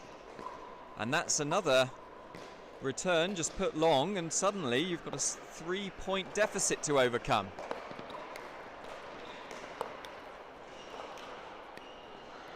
And up until that point, Tim, I just like the way that Gleed and Mayers are making Champion and Griffiths play more balls. Exactly, Nick. When you've got power players, that's the thing to do, is get that ball back into court, make them play another shot, and because they're hitting with such power, they're more likely to make errors. And there we see just one or two mistakes creeping into the game of Griffiths and Champion. So Gleed and Mayers in the ascendancy. Gleed and Mayers with the 3-point lead. Gleed and Mayers getting closer to a game in the final. A gold medal match here live in Kent, Tunbridge Wells. I wouldn't rule out Jamie Champion and Chantal Griffiths just yet, though. So they extend their lead, Gleed and Myers, to 4 points. But when you're playing players that can hit with such power, you really need to be on it at all times, and they certainly are on it in this point. Great defense, making the opponents play another shot, and it is unfamiliar territory indeed, as they ratchet up to 9, just 2 points away now.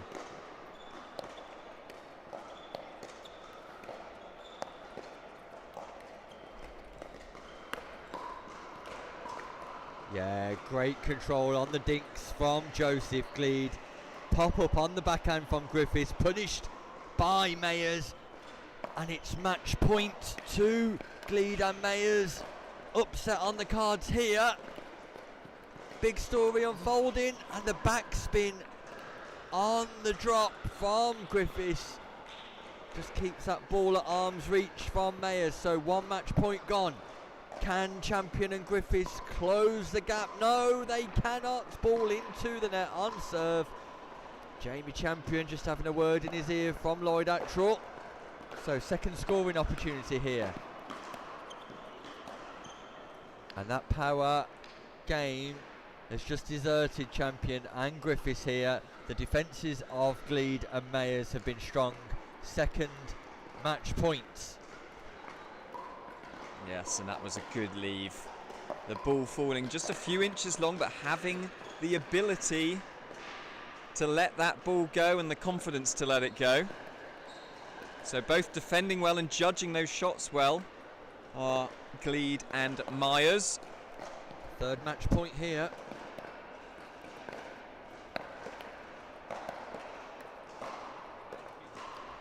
Third match point goes. So Mayers and Gleed still got a little bit of work to do here. Champion gets his serve in. And Jamie Champion, accurate and powerful as ever. And Gleed not able to defend the onslaught.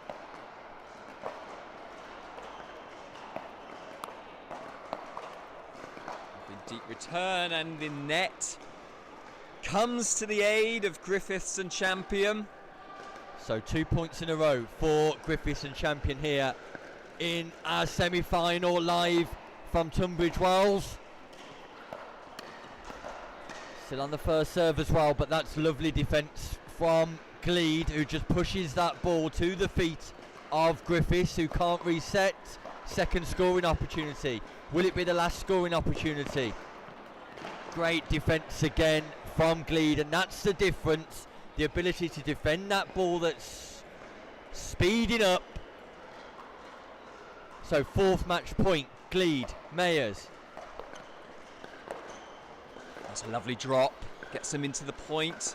Annalise Myers on the backhand side. And we're watching really two lovely backhands back and forth. When's the error going to come? And the error does come. Called long, Tim. And there it is, our semi-final winners. Joseph Gleed, Annalise Mayers. They progress through to our gold medal match. We look forward to watching them later on this morning. Commiserations to Jamie Champion and Chantal Griffiths. They will go into the bronze medal matchup.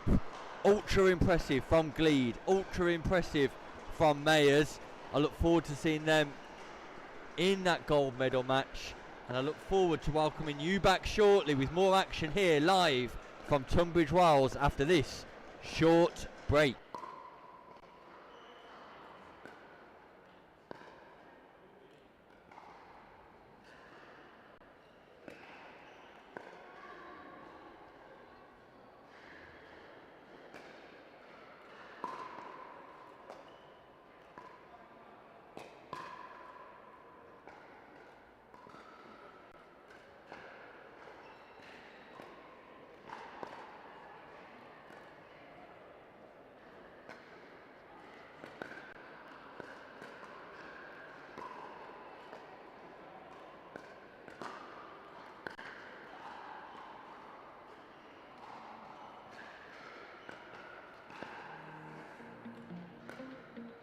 Navigating the complexities of international taxation can be challenging.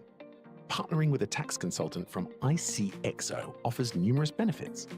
Our experts provide tailored advice on corporate tax structures, intercompany financing, and tax-efficient cross-border transactions, ensuring compliance and optimal financial outcomes. Specializing in Middle East tax planning, we offer in-depth guidance on regional regulations and negotiations with tax authorities. Additionally, our team assists with transfer pricing policies, aligning with OECD and local regulations, and managing tax risks across multiple jurisdictions. Trust ICXO to navigate the complexities of international taxation effectively. ICXO Tax, less taxing.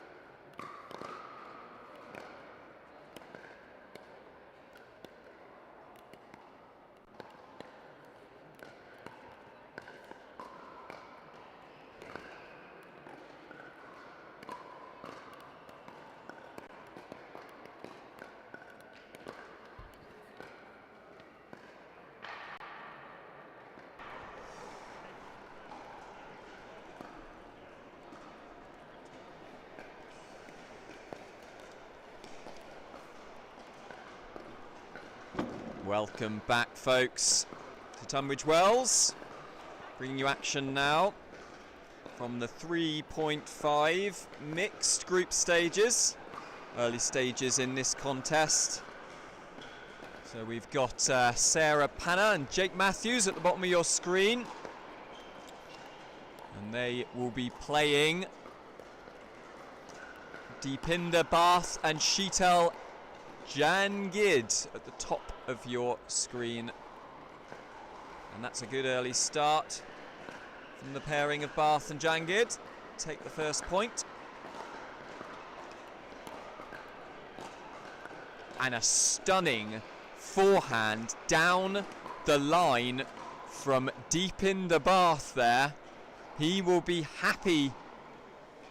First time playing on the show court to hit a forehand like that on the second point. And they race to an early 3-0 lead. Partnership of Jake Matthews and Sahar Panna. It's a new partnership. I believe it's the first time playing together. So they'll be getting a feel for how each other play. We saw them warming up a bit earlier. It's their first match. So first chance to show what they can do. Nice finish there from Deepinder Bath. Finding a nice angle on the forehand side. Deepinder Bath, Sheetal Jangid, having played one match already. A close encounter, losing 11-10. Jake Matthews just calls that one wide. Jake Matthews, of course, you may have seen him on the stream, moving around the courts, part of the team here at Pickleball, setting up. And the opportunity to play rather than set up. He'll be very happy and wanting to give a good performance on the show court. Finding good depth there. Sheetal Jangid. No scoring side out. 3-love up. And Jake directing his partner to leave that shot going well out. And that one, a missed slice serve from Deepinder.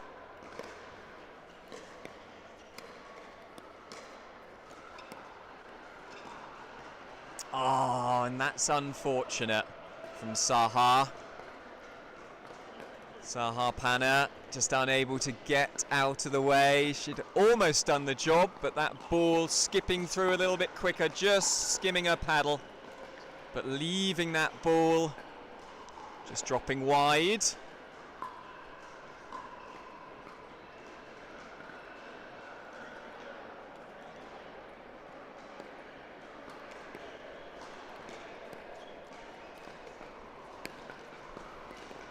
And Jake, a tiny bit of impatience. And Jake does like to communicate with his partner after each point.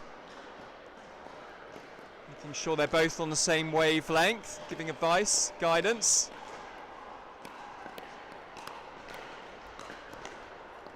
That's good reactions here from both partnerships, and a nice put away there from Jake.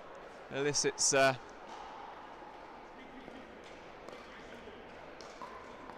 it's a bit of applause from the audience. And we are at 3-3, so it's developing into a nice contest. And Deepinder stretching across. Deepinder Bath just couldn't redirect that forehand on the third time of asking.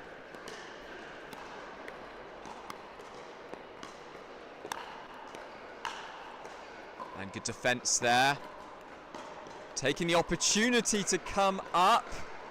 with the nicely placed lob, but unfortunate to get a net cord there, which just completely bamboozled the partnership. The second opportunity to score. 3-3-2. And that third, Sahar just moving forward after the serve, which meant she had to handle a half volley on the third shot drop. Of course, should always try and stay back if you do get a long one. To hit a half volley is always a challenging shot. And Jake in that last point just leaving the ball, landing well in.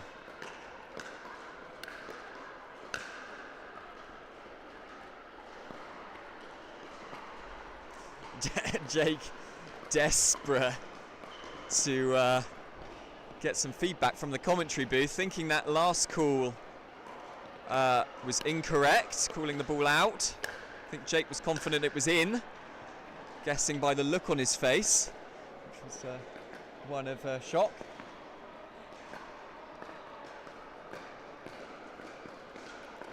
Pickleball, of course. It is up to the partnership on the side that the ball's landed to call in or out, so it is their final word. Nothing we can do about that. These events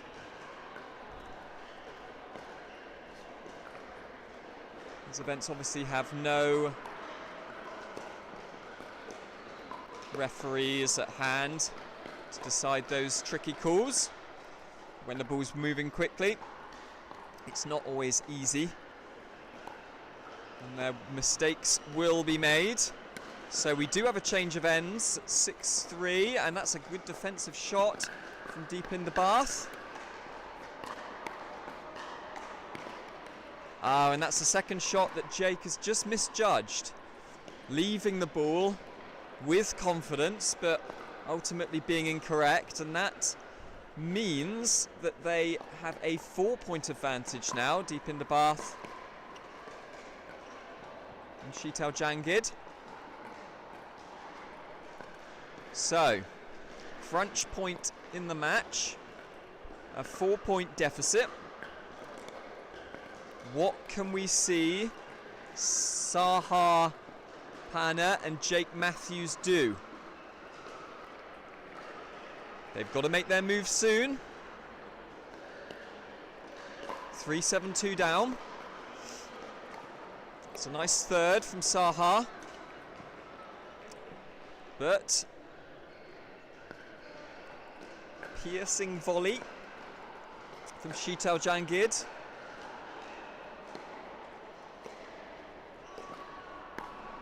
Through the centre. Lovely reactions from Sahar Paner, making the opponents play another shot, reacting quickly at the net, redirecting that shot, not giving away any more points. But Jake will be so frustrated there. It wasn't a particularly difficult serve to return, but flicking wide. Some net play here, and Sahar did really well on the return there, because that landed right at her feet, having come off the net cord. But she managed to get a nice return deep back, and it means that they still have a chance in this game, despite being 5 points down.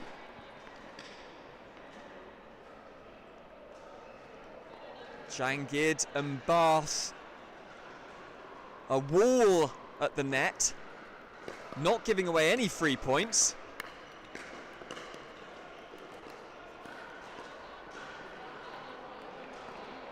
And another leave that was incorrect there. That one very close. But that's not going to help them. reduce this deficit, which now has increased to 6 points after a cracking serve. Unable to get anything on that ball. I don't know if it was a slightly flat bounce, which sometimes you can get. But overcooking that third shot drive from the back of the court. Still got a second opportunity and a 6-point advantage.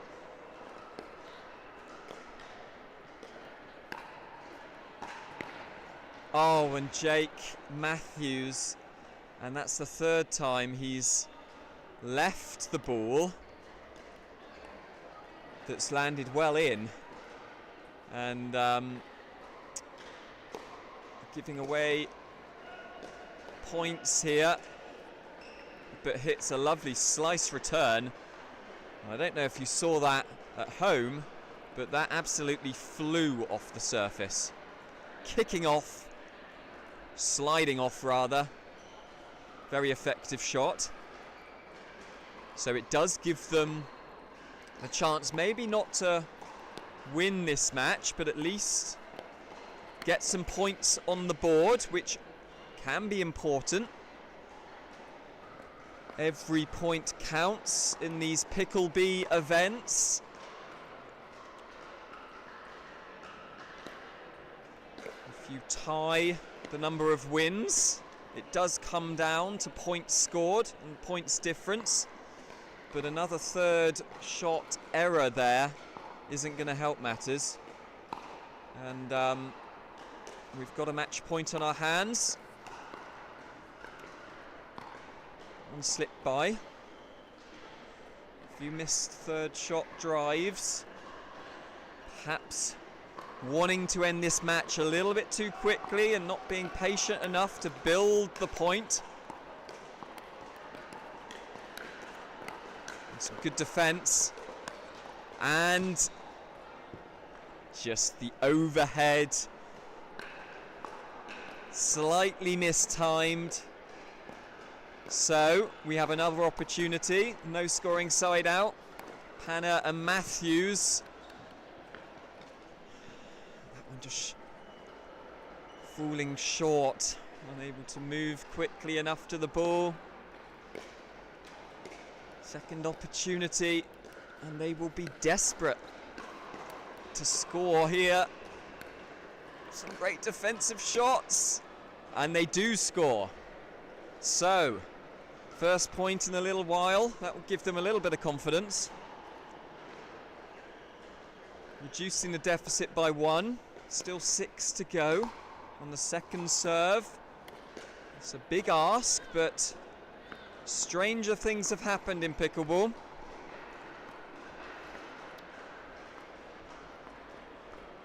So, third match point here, or fourth for the partnership of Bath and Jangid. Can they take it?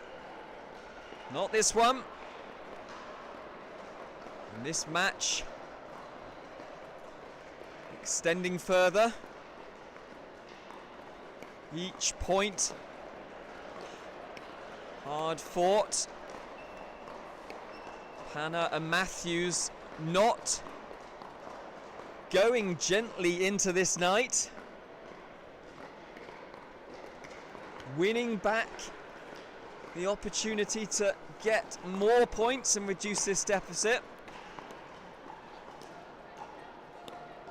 It's a good third from Matthews. And we've got a hands battle going, which is 1. So now down to 5.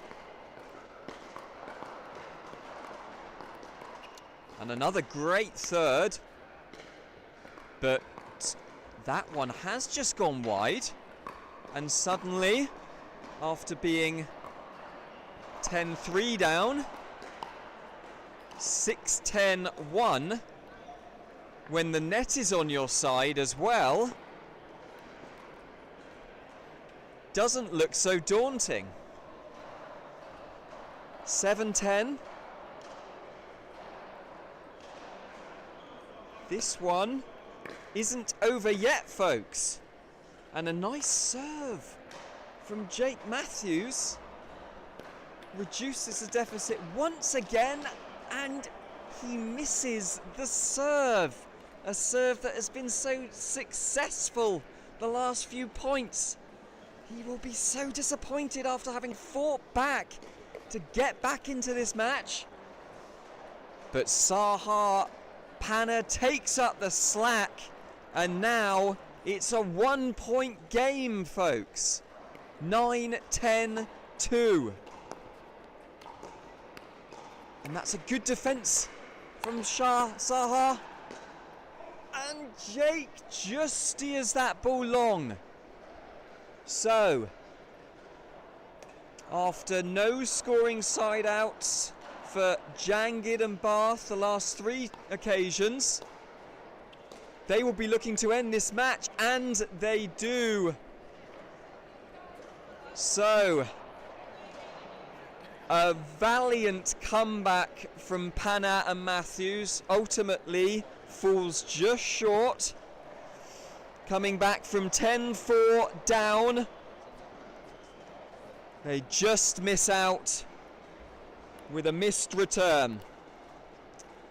And Jangid and Bath will be very, very pleased to go away with an 11-9 win after having such a commanding lead earlier in that game. They can put that one behind them. A win in the bag. And we will bring more action to you from Tunbridge Wells with the semi-finals of the 18 plus mixed 4.5 shortly. Don't go away.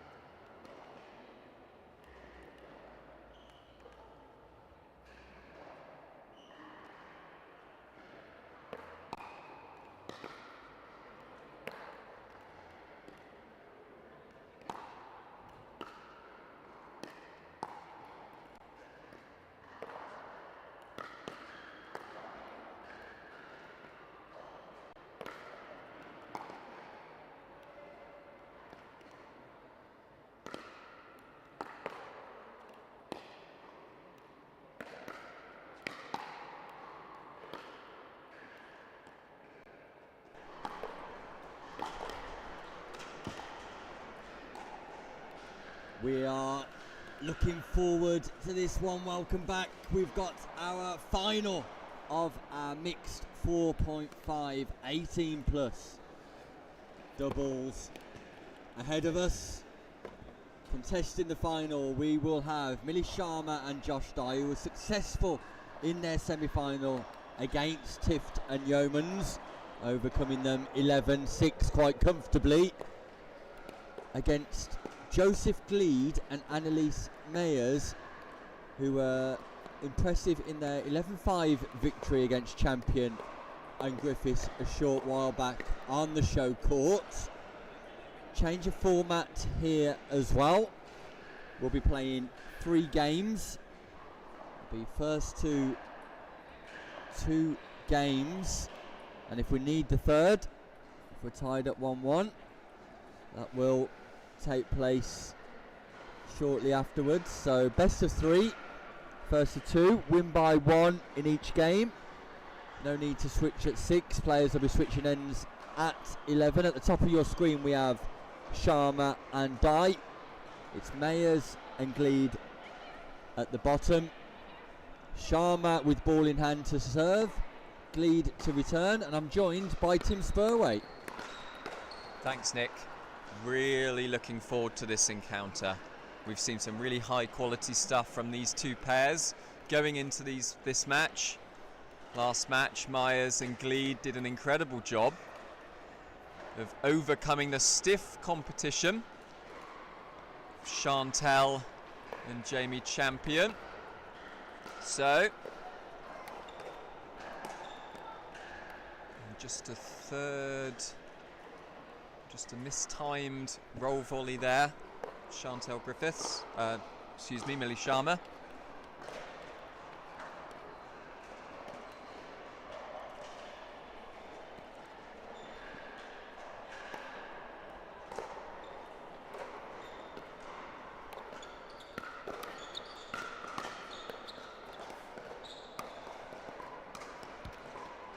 Yeah, nice backhand volley from Joseph Gleed.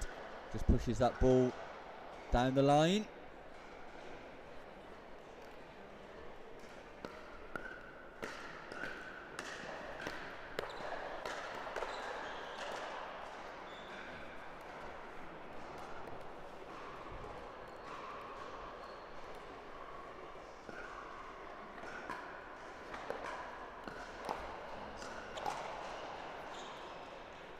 So that return just goes long. Just waiting to have the score confirmed for us here live in our first game in the final. Another error from Sharma on the volley, just trying to push that onto the baseline, sending it slightly long. So it's Mayers and Gleed very much in the ascendancy in the early stages here. Remember, got to win 2 games to take the gold medal home. In the royal town of Tunbridge Wells, one of these 2 partnerships are going to be crowned King and Queen of Kent. A missed third shot drive from Annalise Myers there. So nervy exchanges at the beginning of this match. I think both partnerships have fought really hard to be here. And that's a good drive there, putting the pressure on the partnership of Dye and Sharma.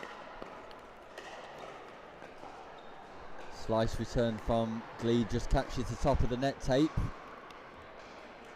Like the intent there though on the return, looking to keep that ball as low as possible. Stop the advancing third shot drive. And that's a lovely drop into the kitchen, ball dipping below the height of the net, forcing Mayers to hit up on the ball.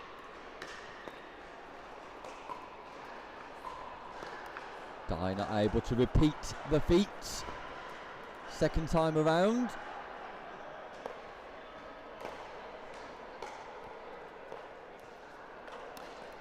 Attempted lob, great control from Dye on the overhead smash.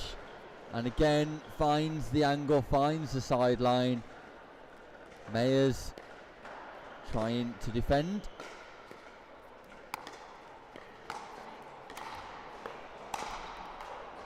Fantastic defence there from Annalise Mayers to get themselves back in the point, and that is out. So really good play there from Annalise Mayers. Yeah, that resetting ability, Tim, is extraordinary. Off the face ball to be able to put that back into the kitchen is high quality stuff, and Dai's not expecting that down on his backhand wing either. So highly effective stuff, and as we saw in the semi-finals, the strategy of Mayers and Gleed is on point. And another fantastic defensive shot from Annalise Mayers, working her way back into the point. And we've got a really good point on our hands, and what a play from Gleed and Myers to win that one from what looked like a hopeless position, Nick. Yeah, all action here in Tunbridge Wells. Annalise Mayers scrambling around the court. Joseph Gleed on the defensive volley as well, punching that ball back into court. Great action here in our gold medal match.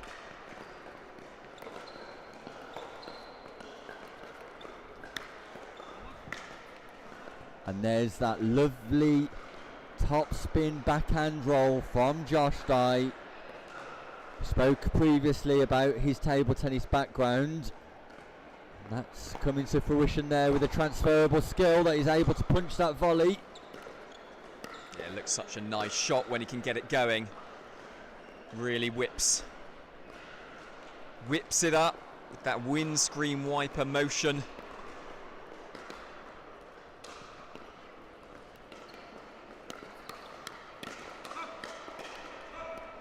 It's Dye who wins the hands battle. Defences initially from Gleed. Come once, come twice, but the third time it's getting put away.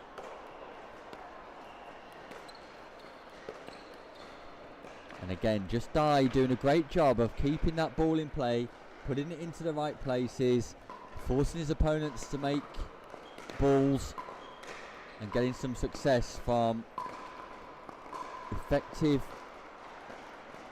disposal of a strategy. All of a sudden, between 6-2 up, peg back, 6-all. The errors starting to flow. We've got a good, intense battle on our hands, and Josh Gleed did incredibly well to return that flicked roll volley. Sorry, Joseph Gleed. Great play from him.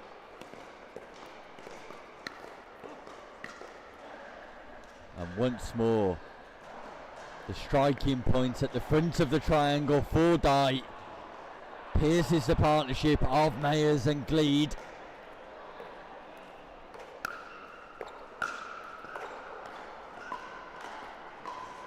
And it's Sharma on the overhead smash, who looks for the wide angle, sends it slightly wide, and the scrambling defence of Mayers and Gleed once again come to fruition.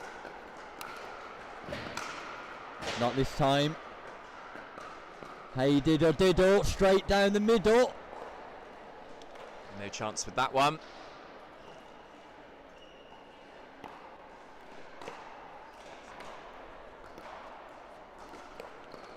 A very close first game here, and that levels things up again. 7-7-1 now. This could go either way, Nick. Well, for all of the scrambling defence of Mayers, it's Josh Dye who's continuously putting that ball to the feet of Mayers, and I make that 3 kitchen errors for Mayers in this first game. So just some uncharacteristic inconsistencies on the side of Mayers and Gleed, and that's because of the continuous pressure that Dye and Sharma are putting onto the partnership of Mayers and Gleed. Dye and Sharma Josh Dye, we've seen him employing really strong roll volleys on the backhand and the forehand side, as we just saw there. Slicing it down the middle, breaking the partnership. That brings up game points for Sharma and Dye. Not able to take it on the first opportunity, so 3 points the difference. Can Mayers and Gleed force their way back into this first game of our gold medal final? And again, on the soft game, Mayers just comes up short on the reset. Yeah, she was hitting those so well at the beginning of this game, and it's just slightly deserted her now. As we saw a drop there, just falling short. So we are back, and we have a second match game point in this final.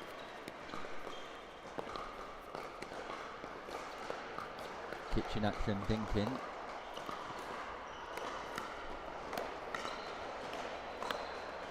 Great defence, Josh Dye. Scramble defence by Sharma, and it's Mayers who just sends the overhead long. So the first game in our final does, in fact, go to Millie Sharma and Josh Dye. They take the first game 11-7, and Mayers and Gleed will be left considering their strategy going into this crucial second game for them. First to 2 games here in our final, best of 3, so second opportunity for Mayers and Gleed to get back into this gold medal contest. They'll have ambitions of improving their consistency, that's for sure, but I counted 4 occasions, Tim, where Josh Dye implemented a third shot drop to the base of Annalise Mayers, right on her feet at the kitchen line, and it was Mayers who wasn't able to reset the ball from that position. Yeah, employing that shot really successfully. I think they will feel the partnership of Myers and Gleed, that they will be able to get back into this match. They did get some early success, taking a nice lead in that game, but letting it slip. And like you say, Nick, it was just a few errors creeping in as the ball went in difficult positions. So if they can cut out some of those errors, I think they've got every chance of extending this game to extending this match to a third game. It's a good start. Smash there from Josh Dye, wins the serve back.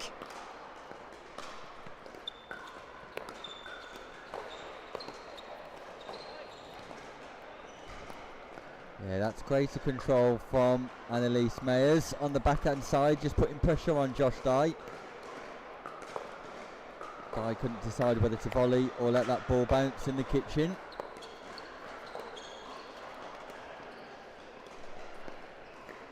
Great lob from Gleed. Awesome reset from Dye though. And that ball just drops out from Annalise Mayers. The reset from Dye on the rescue from the lob was exquisite. Sharma on the defences. And it's a strong start for Dye and Sharma here once more. And that just catches the edge of the paddle, but great intent from Millie Sharma. The pop-up came from Mayers. Sharma wanted to volley that, just edged it away.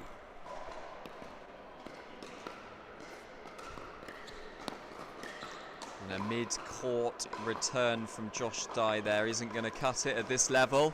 A nice drive from Gleed brings up their first point of the second game, and they'll want to start quickly in this second game and not fall behind. And when the forehand is working as well as it is at the moment for Gleed, they won't have to worry about that. 2 quick points with strong drives on the forehand side.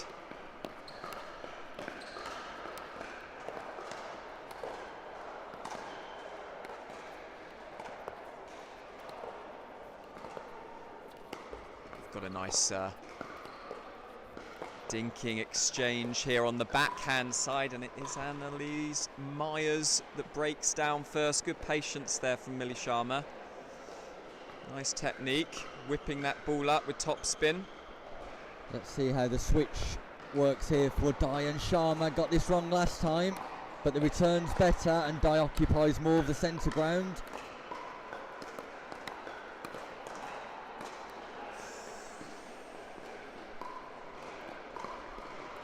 Yeah, the tactics on the return and the switch to keep Sharma on her forehand were executed with greater accuracy that time around.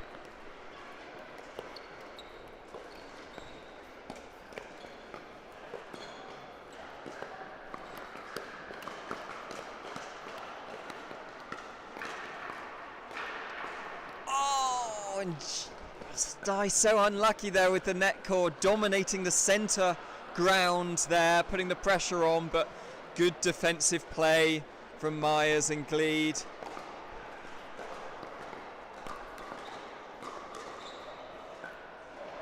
I have to say, Tim, I love the backhand of Josh Di when he's aggressive at that kitchen line with his volleying. Think of beauty, unreal technique. And real quality. It is a joy to watch. Not an easy shot to hit at all, that backhand roll volley, but we've seen him executing it to perfection on occasion in this game. Switch tactics again from Diane Sharma. Again, it's Sharma receiving, looking to move over to the forehand side immediately. I just wonder if that's throwing Mayers and Gleed a little. A lot of backspin on that, a lot of chop, a lot of slice.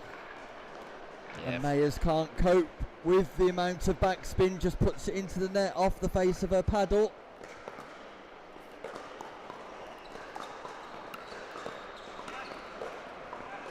Again, lovely backhand from Di, and Di and Sharma are beginning to dominate this final. Winners of the first game, leading here in our second game. Having won the silver in Cardiff last weekend, Millie Sharma and Josh Di looking like they might go one step further. 4-2-2 in this second game.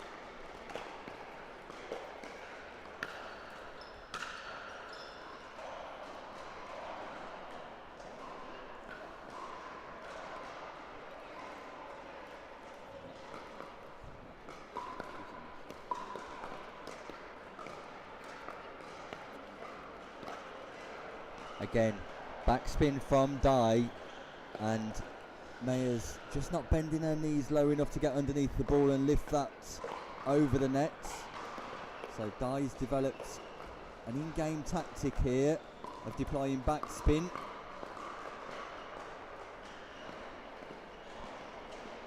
And that's a missed third there, so a non-scoring side out. And when you're behind and you've lost the first game, it's not an easy thing to come back. And a great forehand drive there from Millie Sharma on the backhand side of Josh Gleed, unable to reach down and get that back into play. Means that they take a 7-2 lead now after a missed return. So at the moment, things looking fairly comfortable. And that's unbelievable rescue play from Josh Di and Millie Sharma, who are absolutely running away with this final.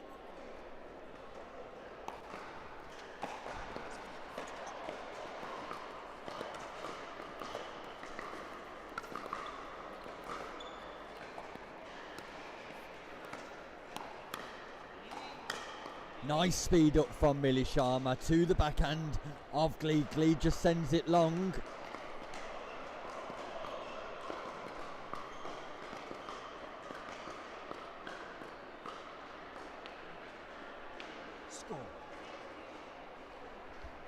So scoreboard slightly wrong on your screens. We're at 6 2-2 here. 4-point advantage for Diane Sharma.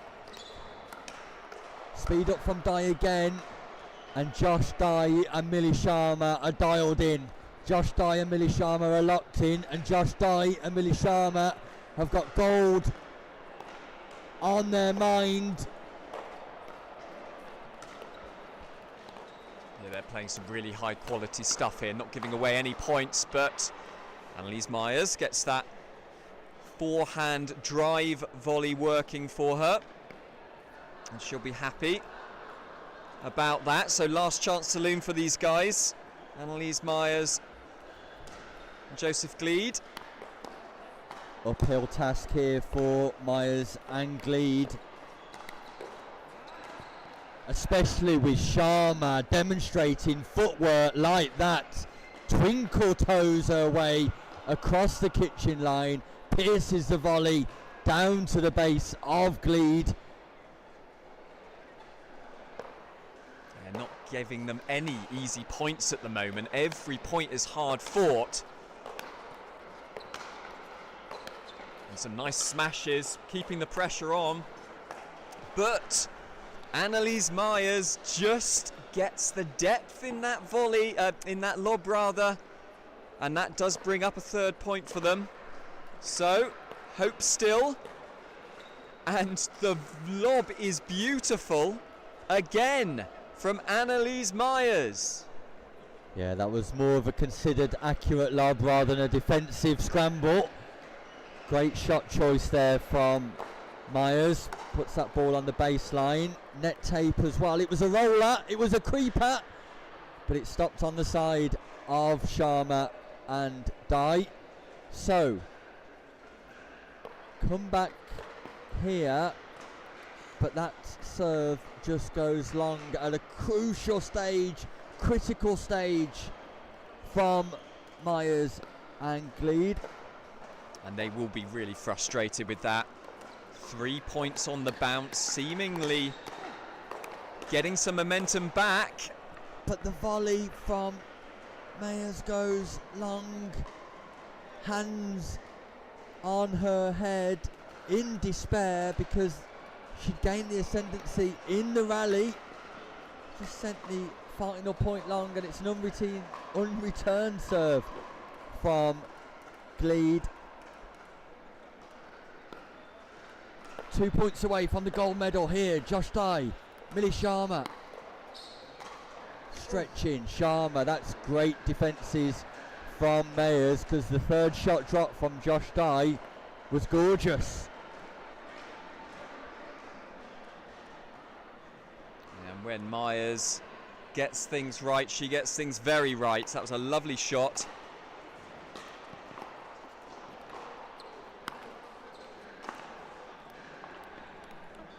And again, the JOOLA net tape just not helping Sharma out in her desire to take this gold medal home. So, 4 points the difference. Can Myers and Gleed close that gap? Got to win this 2nd game. Tries the lob once more. One more lob that goes long from Gleed. They've had success with it, possibly at risk of overplaying that shot now. Here comes the switch from Josh Dai. Look at his footwork, he's moving left. Sharma's going right.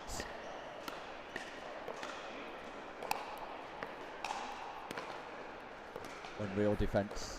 Lob again. And this time it doesn't come back from Myers. The lob not quite deep enough. So, 2 points for victory, 2 points for gold. 2 points to be the king and queen of Royal Tunbridge Wells. It's a nice deep serve. And Josh Dai makes his move. But fantastic defence again from Annalise Myers. And we've got some point developing here. Annalise pops the lob up. It looked short, and Josh Dai dumps what was a fairly straightforward smash into the net, and he will be frustrated at that. To be so close, yet so far.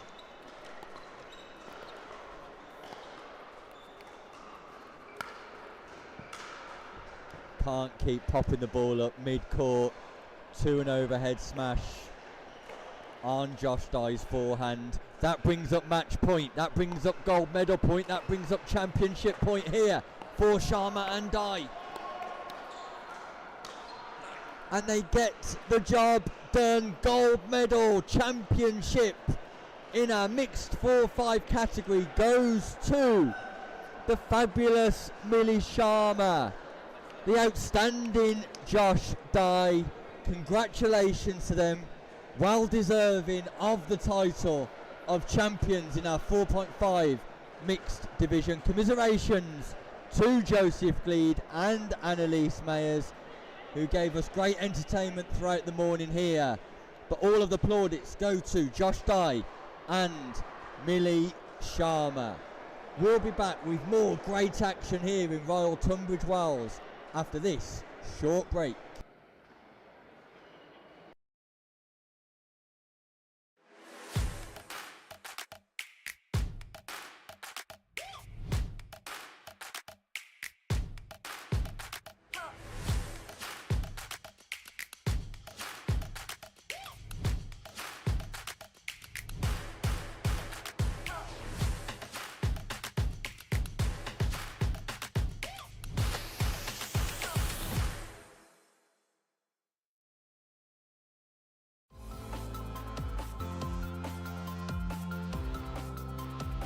IT landscapes are increasingly complex, with evolving security threats and the growing demand for seamless service delivery.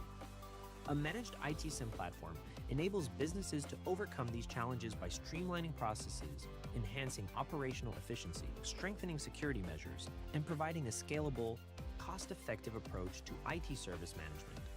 iCTO helps businesses optimize their managed IT SIM platforms by providing expert guidance, automation, and strategic IT service management solutions, ensuring efficiency, scalability, and enhanced service delivery while reducing costs and downtime.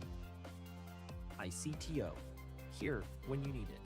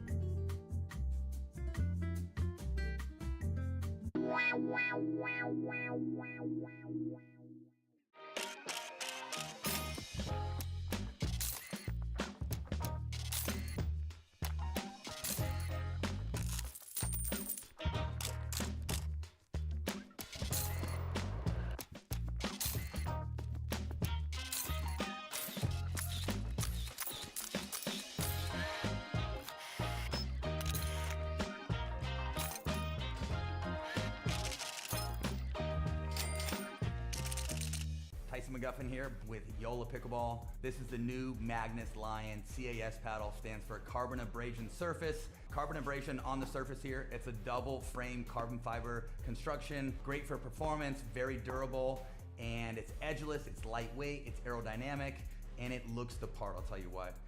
It's the same elongated shape that I've been playing with since day one.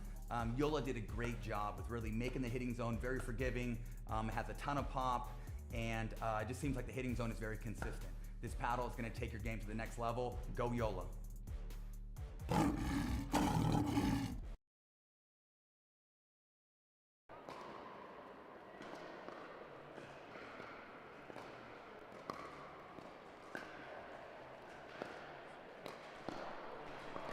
Welcome back to Royal Tunbridge Wells, and you're in for a treat. The Princess of Pickleball, Thadia Locke, commented on the stream to say, we want more Amy McConnell, we want more Lloyd Attrell. And if there's one person you need to listen to in pickleball, it's Thadia Locke, so ask and you shall receive. Because joining us back on the show court in our mixed 3.5 division, we have the partnership of Amy McConnell and Lloyd Attrell. They'll be taking on Jake Matthews, our very own Jake Matthews, very much involved with the organisation and set up here at picklebee.co.uk, and his partner Sahar Panna. They'll be hoping for a better outcome earlier, so we've seen both of these teams on centre court already. It was success for McConnell and Attrell. Seem to recall McConnell getting Attrell out of jail, winning the majority of her points in her first ever pickleball tournament. And slight defeat for Matthews and Panna earlier on, so they'll be looking to avenge any errors from their group game this morning.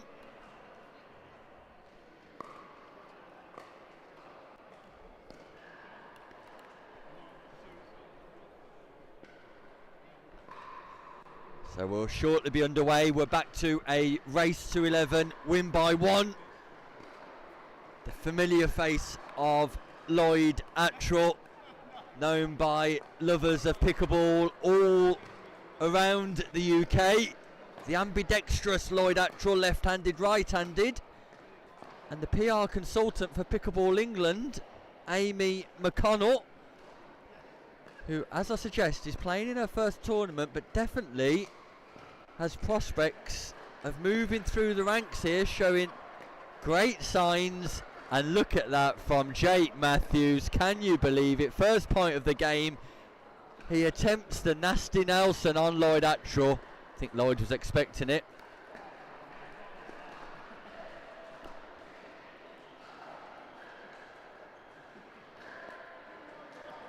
First points on the board for McConnell and Attrell.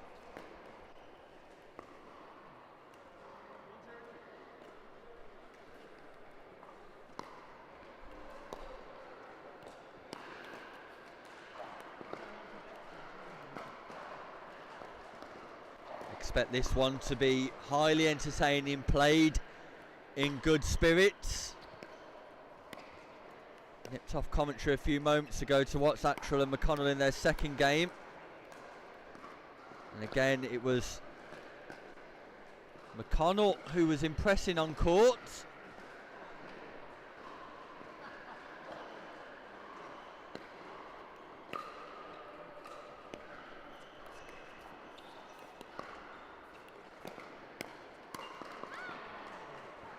That just hits the top edge of Matthews' paddle, and Jake Matthews absolutely loving his time on centre court, and why not?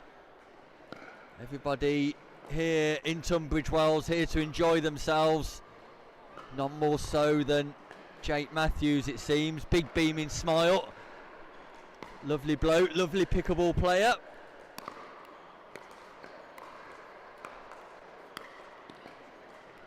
Left hand, right hand from Attrell.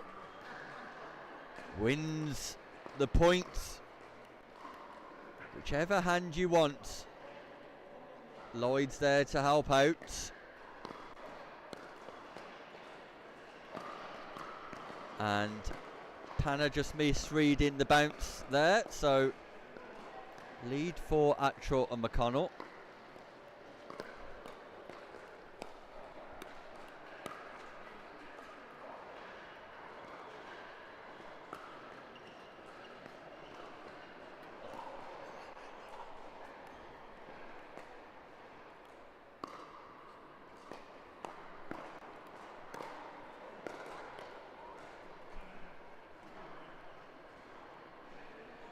That return just goes long from Panna.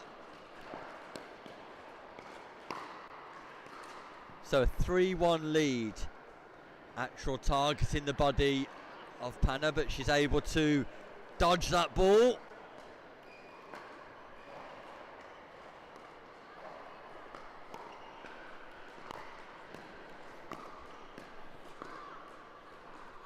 Matthews not able to execute the third.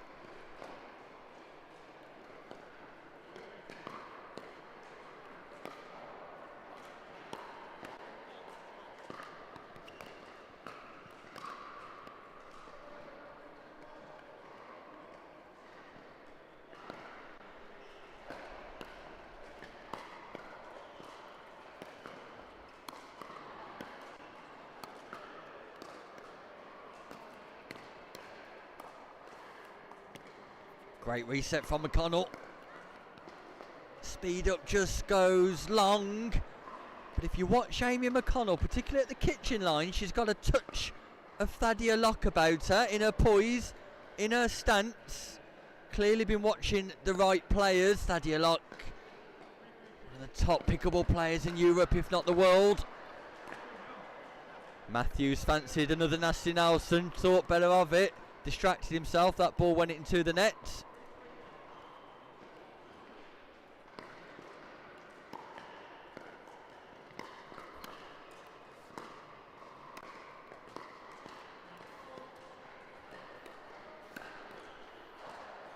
And that's nice put away from Jake Matthews. Backhand flick down to the feet of Attrell. Short serve, just too short, called out by Panna.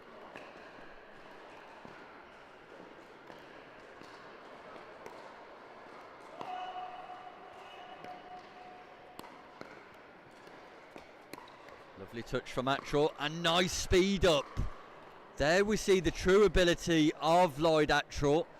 He's got a tendency just to be a little bit too nice on court at times. See more aggression from Lloyd Attrell. Not within his normal nature, I know.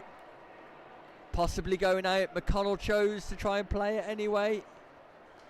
And she is loving her time on court here in Royal Tunbridge Wells. So a non-scoring side out.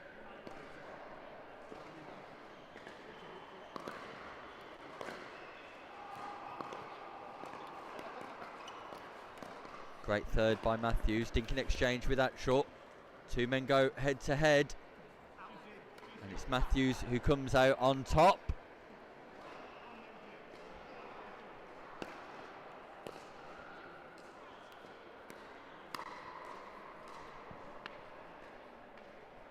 Steve Beale, tournament director, just joining me in the comms booth here.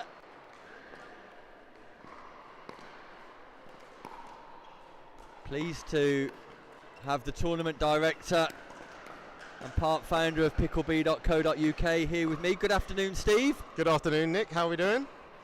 Yeah, we're doing very well. Just enjoying this encounter of our very own Lloyd Attrell and Amy McConnell up against Jake Matthews and Sahar Panna. How's your day going, Steve? I think it's okay. The threshold is generally whether someone's screaming in my face or not, and that hasn't happened yet, so I'm pretty happy. Awesome to have Lloyd here this weekend with the Pickleball store launching a couple of new JOOLA paddles as well. That's handy, given that JOOLA are headline sponsors this weekend, right? Indeed. He's just used one of them to send the ball flying out the back of the court, sadly. So it's Panna with ball in hand. Jake Matthews just making sure she's serving on the right side of the court. And Steve, is that it? You're going already? Well, Steve Beale, tournament director, joined us for 60 seconds and he's decided he's off already. You must have other things to do, Steve. And was immediately guilted back into the chair successfully. Well done, Nick. Good. I'm sure there'll be some mixed 3-5 playoffs that need scheduling soon enough. We like co-commentators here for the big events, and there's none bigger than Royal Tunbridge Wells, and no bigger commentator than Steve Beale. I'm not just talking about the stature of the man, talking about his pickleball reputation here in the UK. Director of quality tournaments, pickleball events for all around the United Kingdom, Steve Beale. Nearly as much quality as that left-handed backhand flick from Jake Matthews there. Yeah, all the quality on court, not so much in the comms booth. Cross court from McConnell's nice. Speed up from Lloyd Attrell. Targets the body of Matthews. But again, Amy McConnell just demonstrating an ability to play this game at a really good level already in her first tournament, Steve. Absolutely, and no wider smile on Lloyd Attrell's face than moments after tagging Jake there.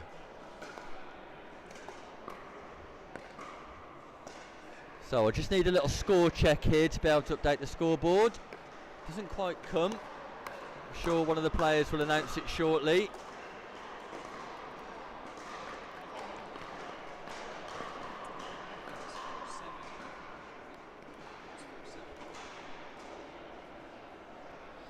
So Tim Spurway, our co-commentator, just updating that. So Attrell and McConnell, a little bit of work to do here. Net court without though. So 2 points the difference, Steve. It's a great game to watch.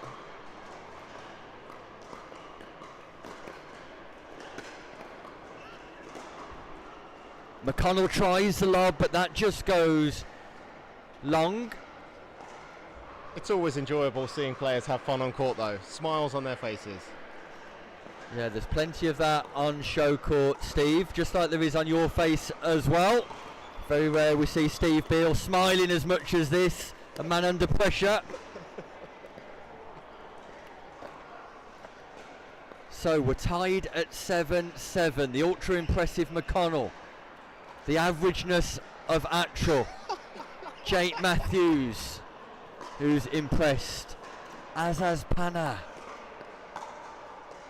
And that ball just goes long on the backhand side. So prediction, Steve, we're tied at 7-all. Who are the victors? I am less interested in the victory and defeat than I am that everybody's enjoying the day. I think if there's a contentious line call though, an added dimension, as it was in fact Jake Matthews who put the tape down to touch up the lines this morning. So if he calls a ball out, it's his own line he's calling in more ways than one. ATP attempt from Jake Matthews. But again, it's Amy McConnell who impresses with her dinking game. The short game of McConnell is on point. Attrell driving from the back of the court. Yeah, Jake Matthews, like we mentioned, very much part of the organisational setup here in Royal Tunbridge Wells. Responsible for his own line calls, it seems.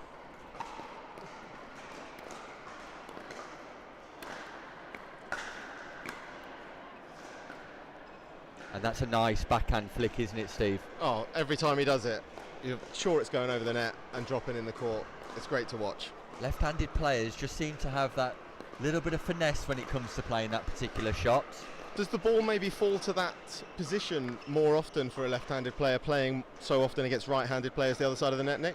Yeah, the hey diddle diddle down the middle effect. Players looking to play that ball straight down the middle of the court, forgetting that the forehand and the backhand is at the centre for both players. So opportunity here for McConnell and Attrell just to work their way back and claw back the 2 point deficit. Let's see if they can get the job done.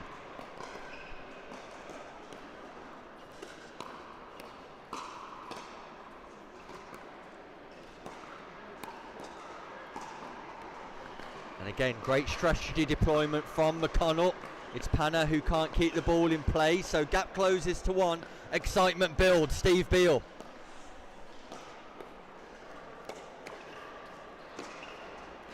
Oh, great top spin there from Lloyd Attrill.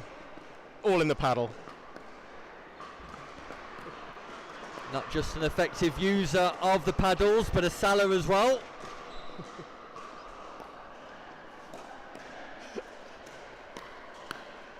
Steve Beale enjoying his time on comms here. Keeps trying to stand up and move away to do his real job.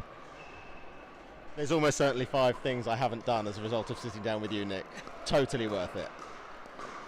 Always pleased to catch up with you, Steve. The man behind the magic here in Tunbridge Wells. Being behind the magic is certainly preferable. Great return by Panna. McConnell on the smash.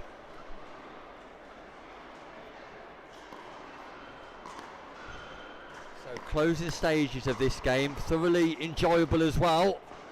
All 4 players playing pickleball with a smile on their face. Great rescue from Panna.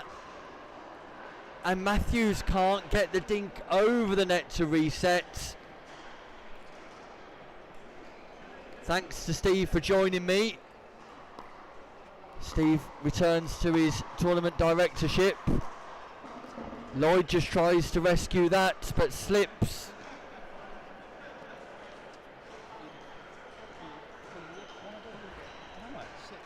And joining me in the box now is our gold medalist from our previous game, Josh. We'll talk about that shortly.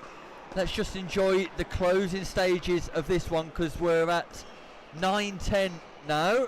No, we're at 8-10. So Josh Dye, Yeah. talk us through the action as you see it. Okay, so that young lady did a nice deep serve. Ooh. That's unforced error. That's not good. That's not good. Sorry, am I meant to be positive? That's one way of talking us through the action, Yeah, Josh. sorry, I'll sorry. interview you shortly after this game, but in the meantime, let's enjoy McConnell and Attrill. Attrill on the drive and the volley. Shake, bake, bake. It's a shake, bake, bake from Lloyd Attrill, who gets the job done. Lloyd Attrill and Amy McConnell, all action here in Tunbridge Wells.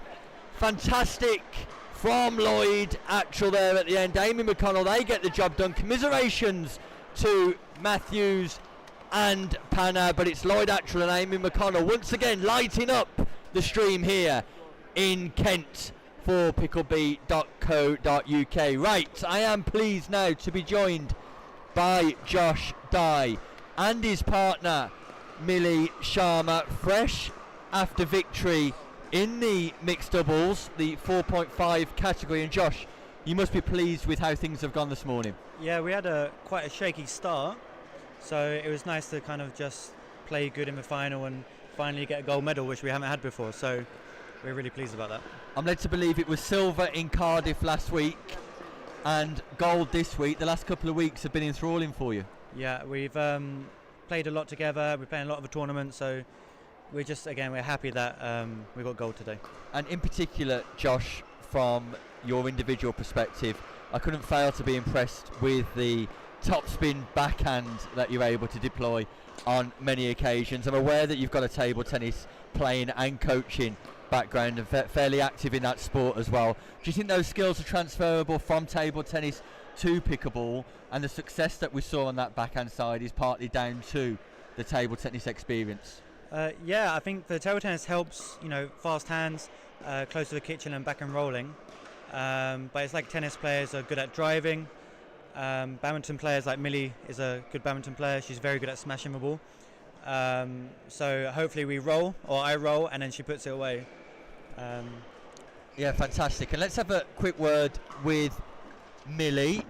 Josh will return to you shortly. So Millie Sharma, congratulations first of all. Thank you. You too must be overjoyed. It's good to get a gold finally. We've been playing, I think, for 6 months together. Medalled a few times, but finally it's good to get a gold.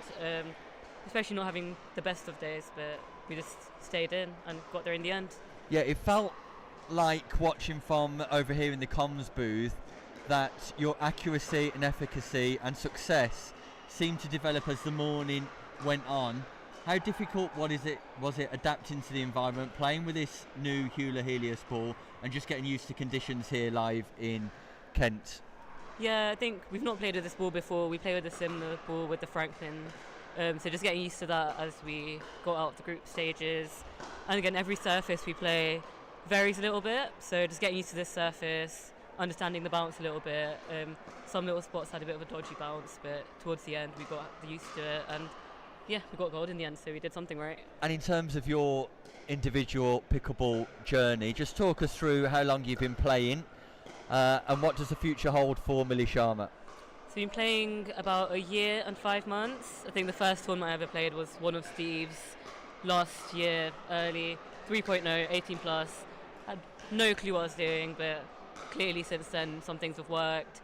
Training hard, a lot with Josh and a lot of the other crew from Ace Pickleball Academy. We train up in Batchwood in St Albans, so yeah, we've got a good collective there. All of us improving at a pretty good rate, so just from that itself, we've got a good group going. In terms of future, just try to stay consistent when we're playing finals, when we're playing tournaments. We've got a few tournaments abroad coming up.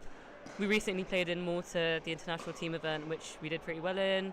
We've got Paris Open coming up soon, so yeah, just training hard for those.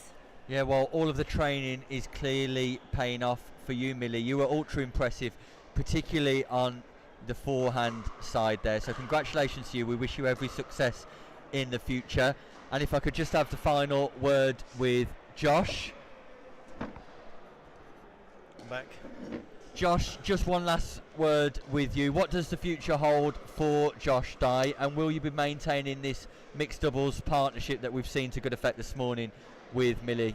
I hope so. If she keeps improving, someone else might take away from me. But yeah, the same as Millie, we're going to try to do the Opens and play as many tournaments as possible. We train together, we train at Ace Pickleball, so that's really good. So yeah, just trying to take it a little bit more seriously and see how far we can get. Well, I know the viewers at home enjoyed watching the partnership this morning. I definitely did too, so congratulations to the pair of you. We look forward to seeing more of you, not just on Pickleball events in the future, but also on the international stage as well. Congratulations and good luck for the future. Thanks, Nick. Thank you.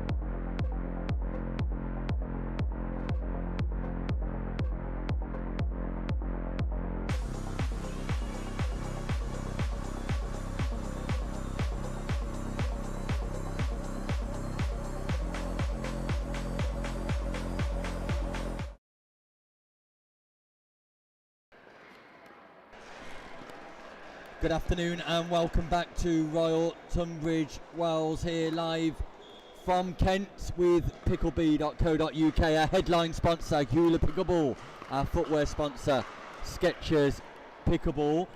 I'm pleased to be able to advertise to you that we'll be bringing the men's 4.0 50 plus final between Chris Freilink, Chris Mitchell, Julian Tompkinson and Kevin Jay. It's Tompkinson and Jay at the bottom of your screen, Freilink and Mitchell at the top. And being a final, we're playing the best of 3 games, first to 2. Win by 1 first to 11. Great defences there from Tompkinson. It's Freilink who tries to attack down the centre. Tompkinson on the defence, and joining me for this one is Tim Spurway. Thanks, Nick. Should be a good contest. These two pairs have battled their way through to the final. First time seeing them on the show court today. We did see Chris Mitchell yesterday. He played well with his partner Karen Mitchell, as we all know, heads up Pickleball England.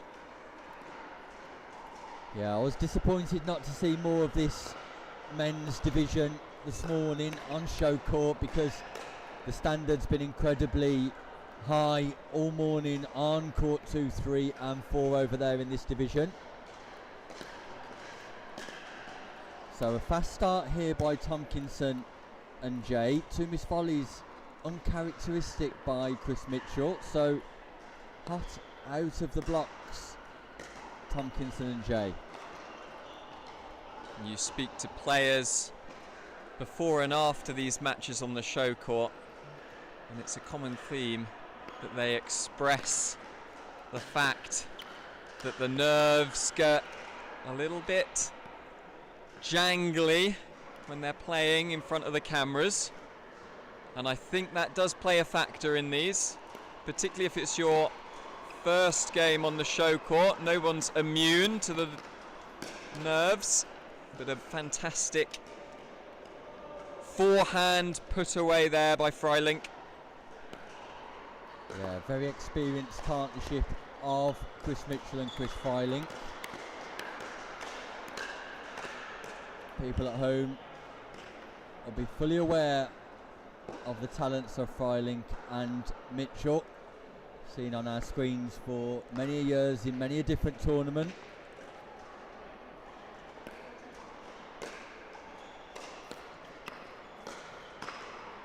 The drive from Mitchell, one of his main skill sets, that third shot, Chris Mitchell. Very rarely misses out when it comes to a third shot. And look at the top spin drive on Freilink. Down the line, Jay not expecting that one. Yeah, that's one to watch back on the feed later. He'll be very happy with that one. And again, Mitchell gets his third in, forces Jay to play. He just smashes it into the base of the net. So a 4-0 lead quickly eroded, and we're at 4-4. And Jay and Tompkinson just need an opportunity to reset here, because Mitchell and Freilink are running away. We're seeing some big power play from the partnership of Freilink and Mitchell here, which is getting them, but we've got a fantastic rally on our hands here. Good play from Chris Mitchell until that point, and he just dumps that backhand volley into the net and lets out a yell of frustration after what was a really good point.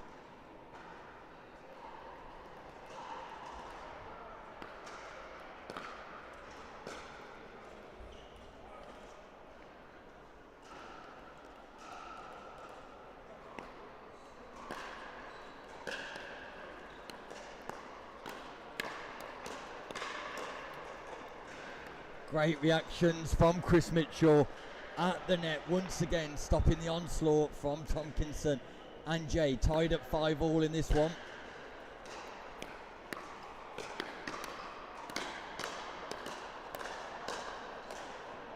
All action on the volley, Tim. Both players absolutely belting the ball at each other. Full swings, no dinks in sight.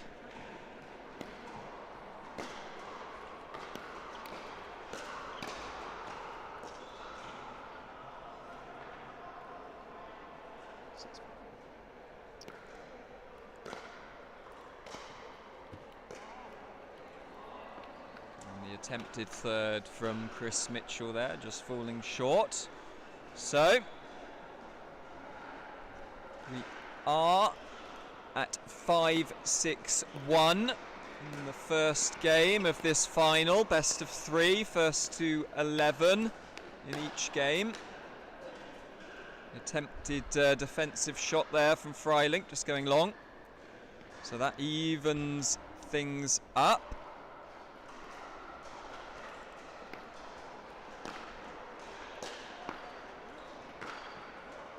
Good leave by Chris Mitchell, great judgment. Tompkinson just sends that ball long. Enjoying watching Tompkinson and Jay play though. Do so with a smile on their face. In team colours as well. Yeah, that ball's not coming back. Freiling all about power.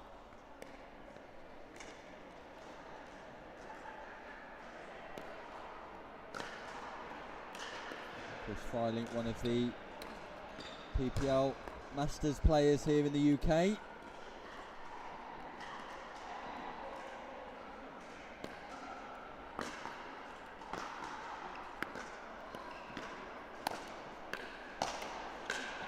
And that's a fantastic defensive shot from Freiling.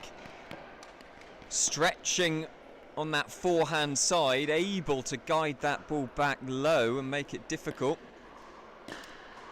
That reset's just extraordinary. The defence from Mitchell to begin with, the reset from Freiling, that's extraordinary play.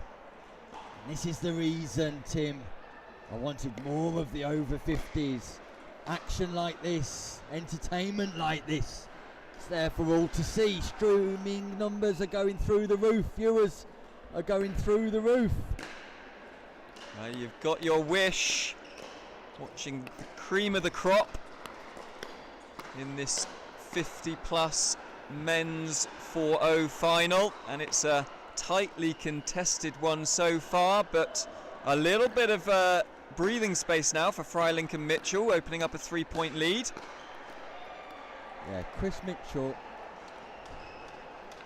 seems like the score might have been wrong there, Tim, because that's the end of the first game in our final. Chris Mitchell and Chris Freiling, ultra impressive, consistent, accurate and dominating Tompkinson and Jay there. If Tompkinson and Jay are to get back into this final, they could well do with putting that ball in the kitchen a bit more regularly and not being loose in the mid-court region, because Freiling and Mitchell will punish every single occasion.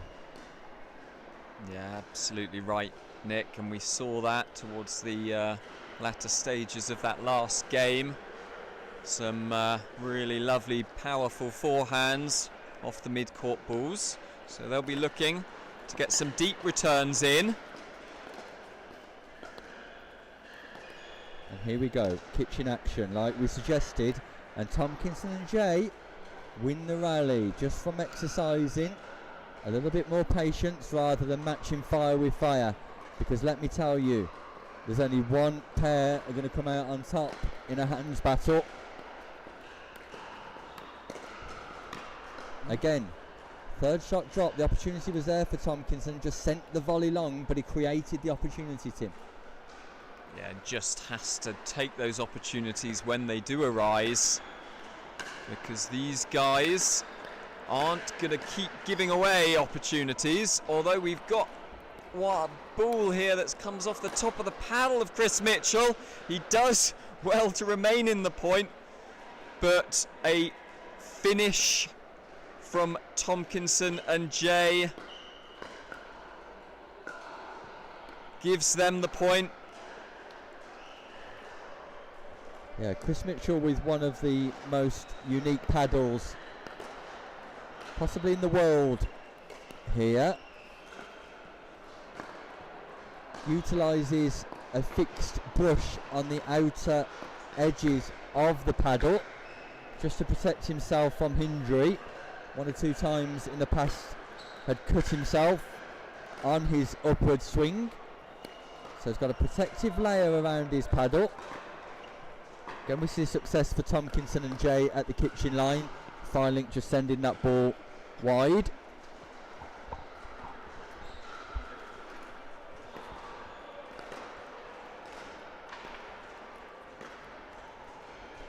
Errant third shot this time from Julian Tomkinson. They will need to cut out some of those early errors in the point if they want to get back into this game and take this second game of the best of 3.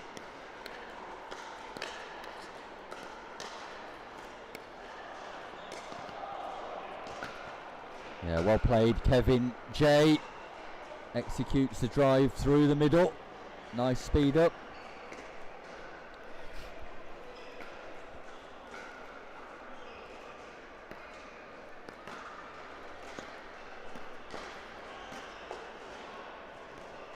Nice deep return from Mitchell, puts pressure on the Tomkinson forehand. Remember, Tomkinson and Jay must win this game if they're to retain any hopes of taking a gold medal away with them. Net cord adjustment by Firelink.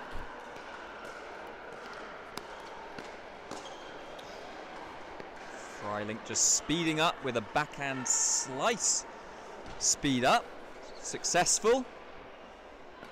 So they win back the serve at 0-2 down, and I think we've got just a bit of tape coming off one of the lines there, so a slight delay.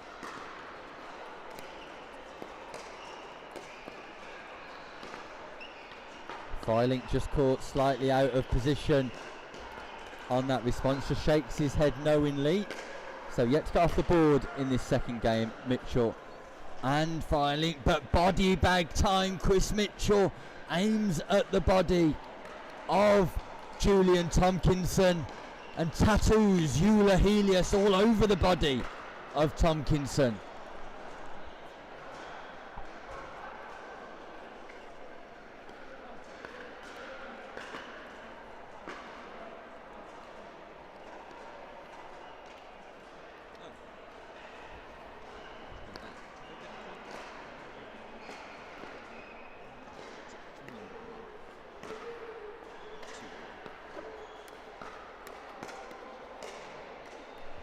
Net tape comes to the aid of Kevin J.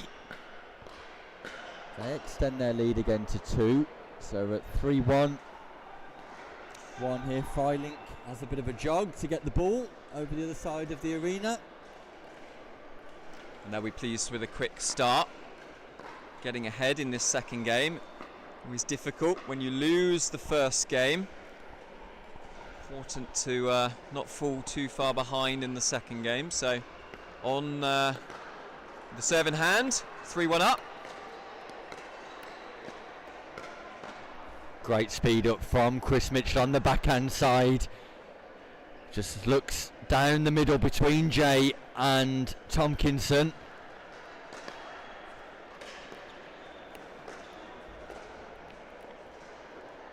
He'll want that one back though, I'm sure. He could have the opportunity to repeat that one.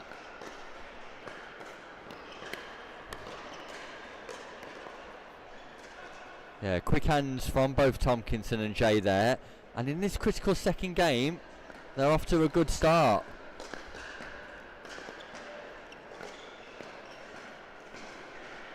That ball does go wide though, so Firelink and Mitchell, a little bit of work to do here in the second game. But what a drive from Chris Mitchell. Hey, diddle right down the middle again, Tim. Indeed, yeah, lovely shot, splitting the partnership. That brings up their second point. And those drives that were going in for Firelink in our first game Just catching the top of the tape now.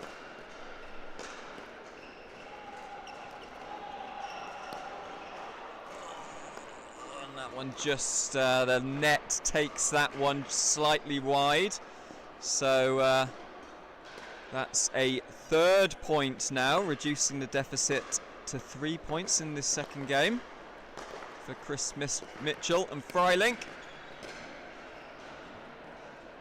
Freilink tries to come in and be aggressive on the volley. The expression on Mad Mitch's face says it all. Pop the ball back into the kitchen was the look on his face, I think, Tim. Yes, indeed.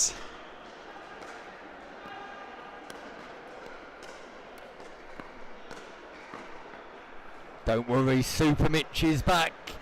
Pierces the backhand down the middle, and Tompkinson can't rescue that.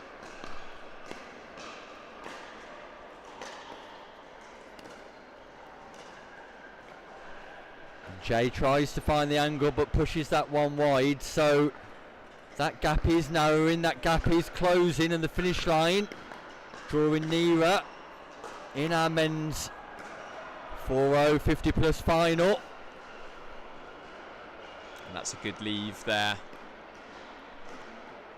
Sometimes when you're chasing a match, trying to win the point and maybe hit a few too many shots that could be coming out, but Freilink pops that ball nicely down the line. Yeah, Freilink plays the winner, but it's all about the third, Tim, and you hear me all too often say serves, returns and thirds, and it's the thirds that set up the opportunity. And that was definitely one of those occasions where Mitchell sets up the opportunity and Freilink comes in and takes the plaudits on the volley. But the construction that goes in beforehand, all important.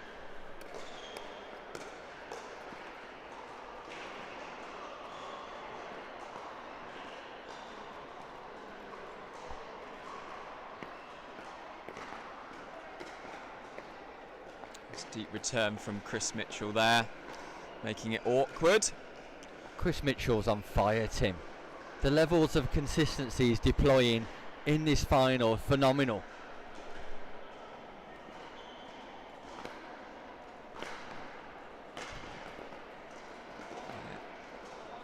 Although having said that, just puts a backhand third into the net. It's unfortunate.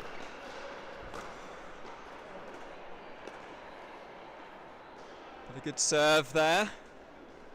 Evens things up now in this second game. And another serve. Good serve from Chris Mitchell, getting some rhythm. And we've got a timeout being called here by Tompkinson and Jay. A very wise move, because let's not forget the story of this final, Tim. They were up in the first game. Freilink and Mitchell raced through to 11 very quickly. They were up in the second game 6-1. The score's now 7-6 to Freilink and Mitchell. So very wise just to take the opportunity to reset, reconsider their strategy and compose themselves.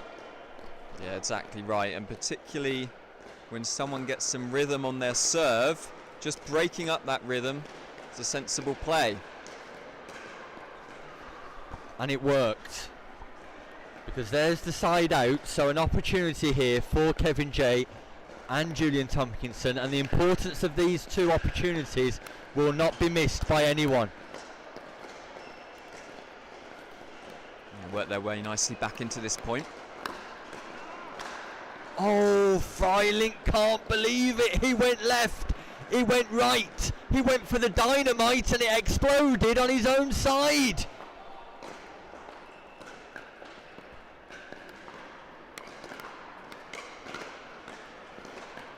And again, Freilink puts it into the net. Look at the expression. Look at the face of Chris Mitchell. It's Mad Mitch. It's not Super Mitch. I'm sure Karen Mitchell's watching at home now saying, bring back Super Mitch.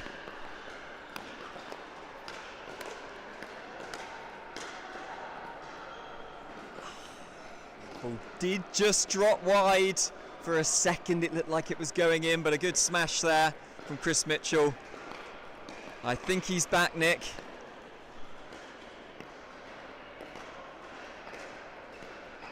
All important second game, crucial stages here in our gold medal match. That catches the net tape, which sends it wide. It was a roller. It just rolled too far across the net tape, creeping wide there. So Freilink and Mitchell.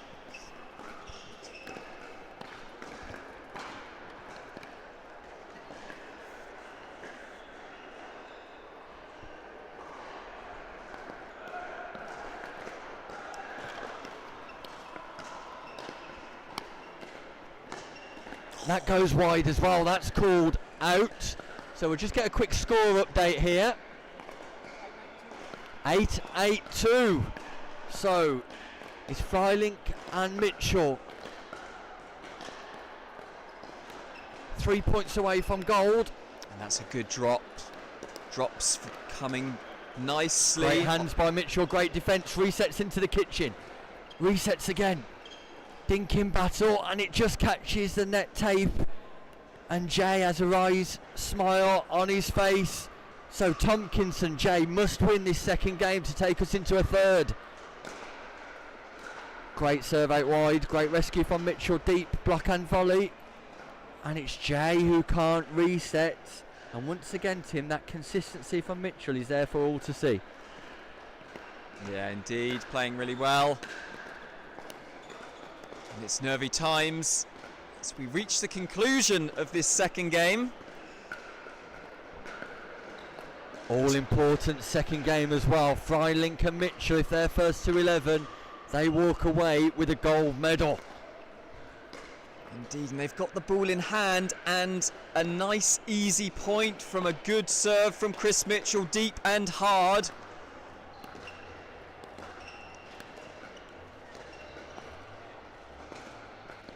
And that one just goes wide. So we have, Nick, match point. We have championship point.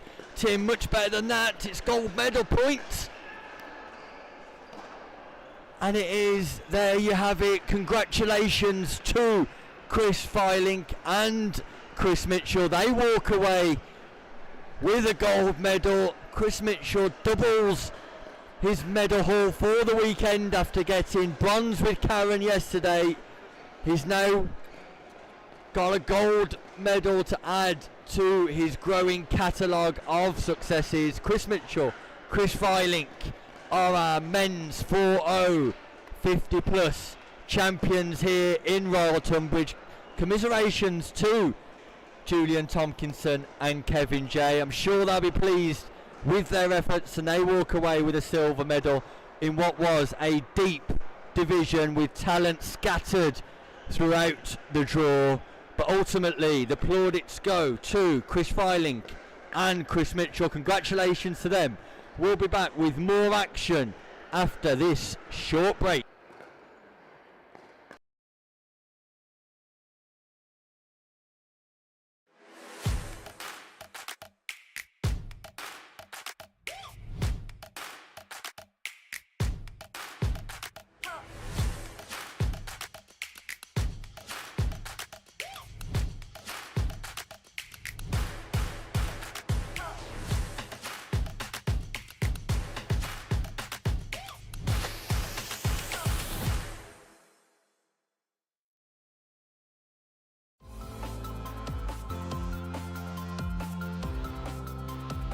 IT landscapes are increasingly complex, with evolving security threats and the growing demand for seamless service delivery. A managed IT SIM platform enables businesses to overcome these challenges by streamlining processes, enhancing operational efficiency, strengthening security measures, and providing a scalable, cost-effective approach to IT service management. iCTO helps businesses optimize their managed IT SIM platforms by providing expert guidance, automation, and strategic IT service management solutions, ensuring efficiency scalability, and enhanced service delivery while reducing costs and downtime. ICTO, here when you need it.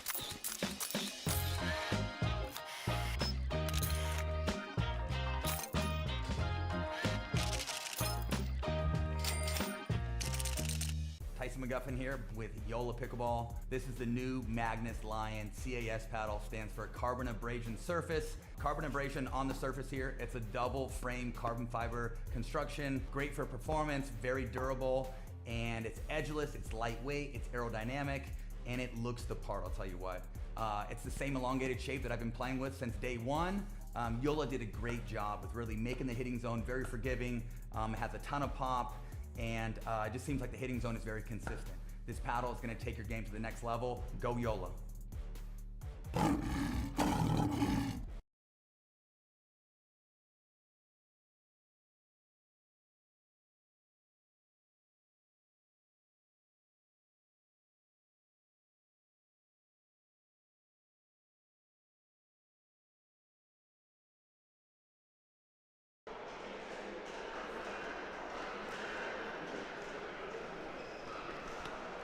Welcome back, folks. Bringing you action now from the 3.5 mixed doubles, 18 plus. Two pairs we've seen in action already today on the show court. Just moving to their positions now.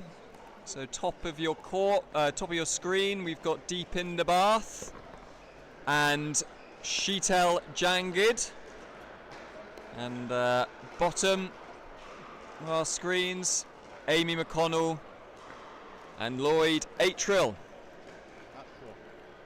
Lloyd Attrill. Apologies, Lloyd. Even he picked up on the mispronunciation of his name.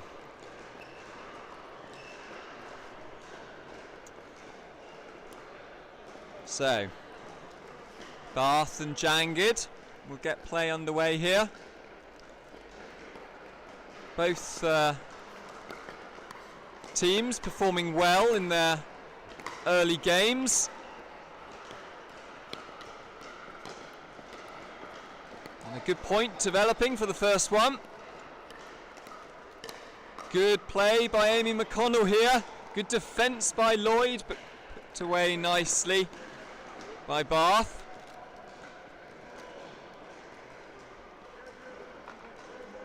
Oh, that one did just go out, so a good first point for McConnell and Attrill.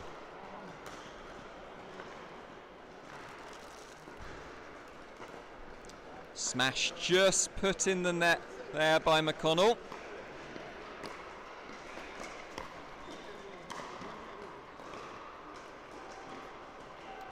And Attrill hangs his head in shame to driving that one to the middle of the net. Looks across to the commentary box. Didn't like that comment. Covered nicely there from Amy McConnell. And playing, as we said earlier, pickleball for just the third time. She's performing extraordinarily well. And I'm sure that was a leave done entirely on purpose. Wins the point.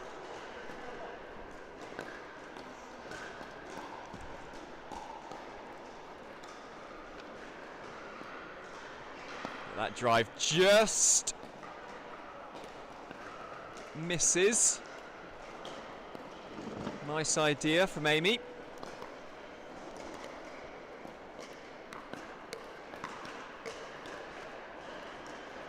And just a slight miscommunication there from Lloyd and Amy. Still getting to grips with playing together, and common issue in pickleball is who takes the middle of the court when the ball goes down.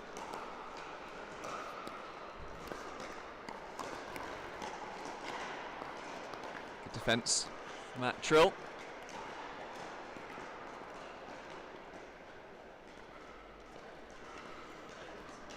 So, nervy early exchanges in this encounter.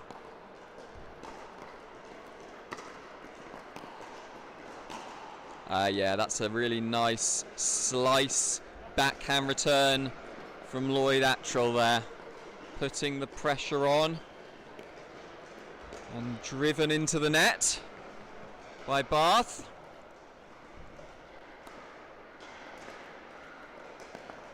A nice drive there, brings up their first or second point of the match.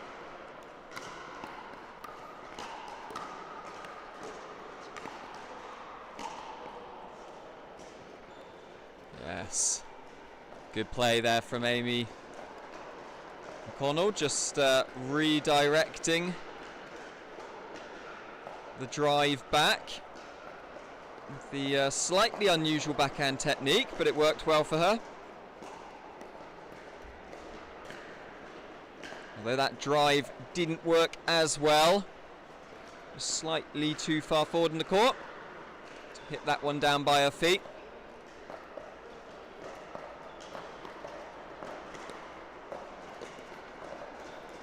Oh, and Lloyd was winding up there. He's lucky he didn't pull the trigger because Amy was well and truly in the way. Just again, a slight miscommunication about when that ball goes down the middle, and then a missed return. Gives a 3-point deficit to overcome in the early stages of this match. And an outstretched paddle there. Just pops that ball down into the base of the net. So that extends the lead now to 4 points. And a cracking forehand down the line. Lloyd considers whether to call it out or in. From where I'm sat, it did look in, but I don't have the best view here. Either way, it was a great shot from Bath.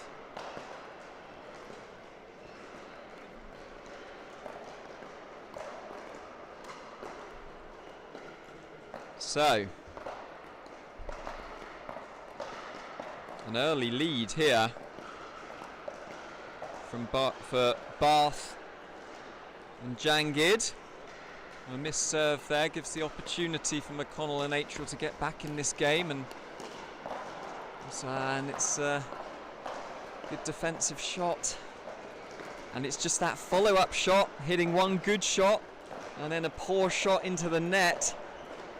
Just a few too many errors. Not easy playing on the show court, of course.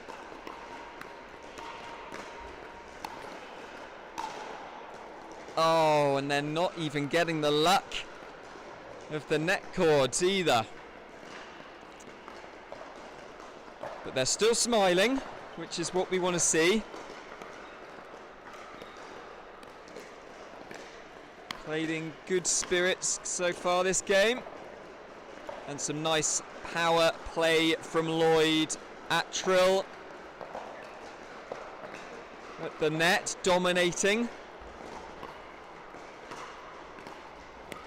And a good return and a great volley there. Shot of the game so far for Amy McConnell, reaching down on her right hand side, redirecting that volley just over the net for a winner.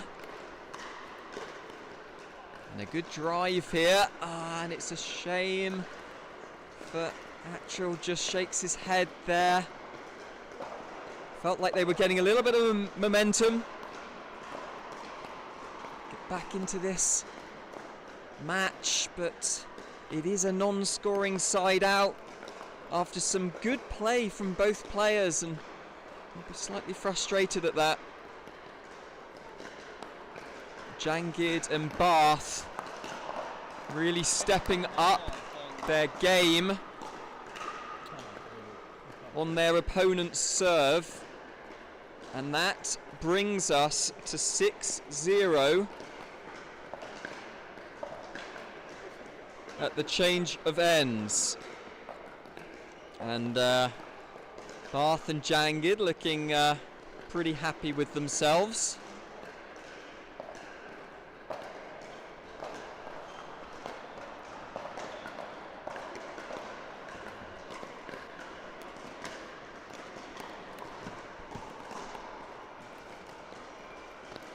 A very nice dink there, but a really good retrieval from Amy, and that's a great shot from Lloyd into the space that was created.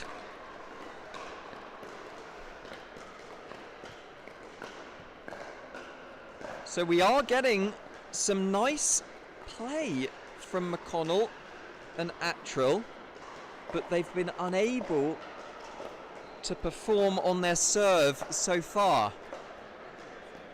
So it's a 7-0 advantage now.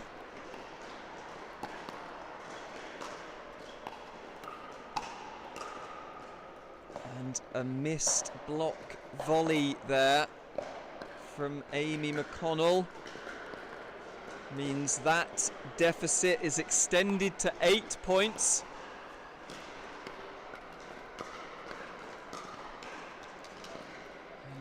And a shot going wide there as well from Amy McConnell, really putting the hammer down.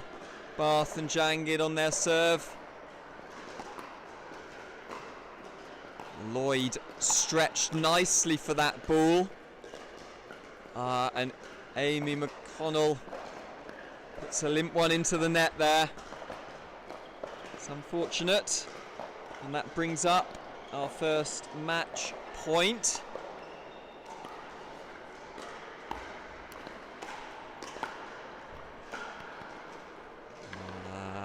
And that's unfortunate for the partnership of Atrill and McConnell. Nobody wants to see a pickle on the show court, but there was some good play in there. They can take heart from that, but they had their opportunities, got some side outs, but unfortunately just made a few errors when they were serving, and that match just slipped away for them bit by bit. So we will be back again shortly with some more action from the 3.5 mixed 18 plus category. So join us shortly after this break.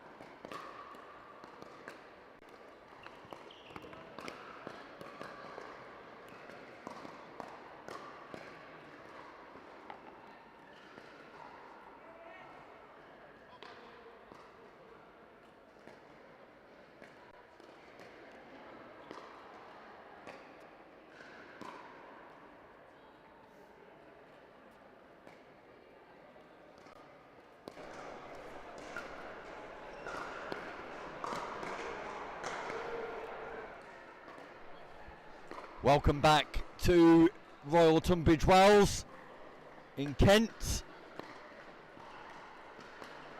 You've joined us just in time for our final mixed doubles 3.5 group stage game between Deepinder Bath and Sheetal Jangid.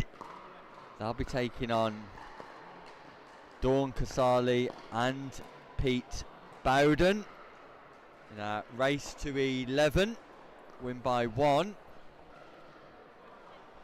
And from what we've seen already in this division, it's Bath and Jangid who look like the favourites. Set the standard here already.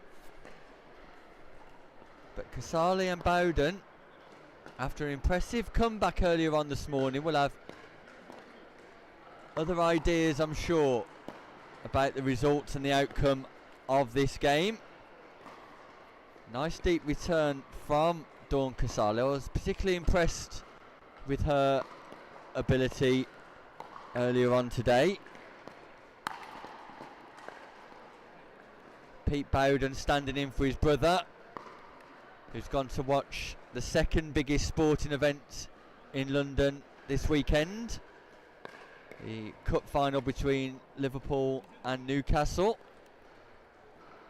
The main action right here in Tunbridge Wells, of course.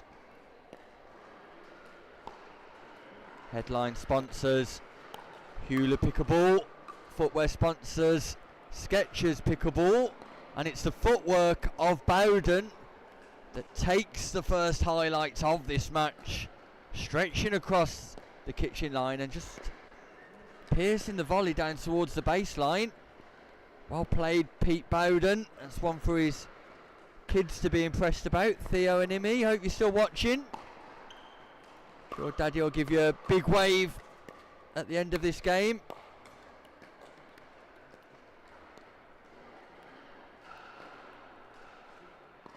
Bowden's biggest supporters, not his only supporters, I'm told, though. I think he's got his wife as well.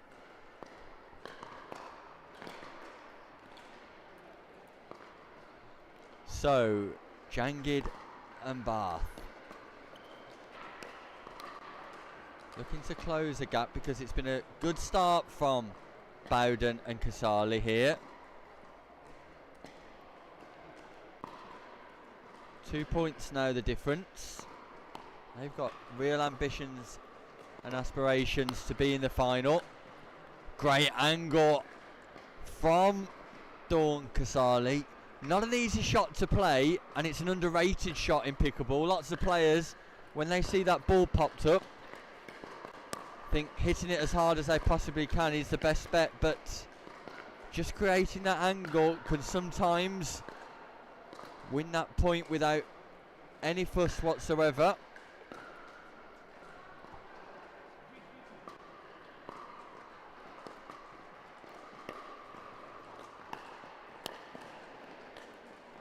Yeah, it's a nice drive from Sheetal Jangid.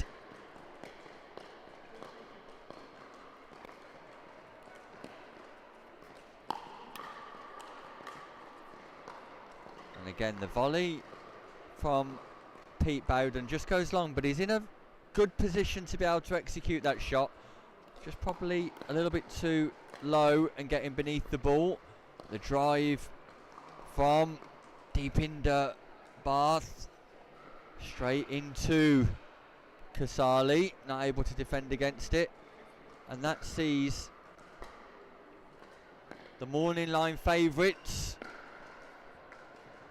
get to 6 first. A change of ends, and Casali and Bowden, after a bright start, have got a little bit of work to do.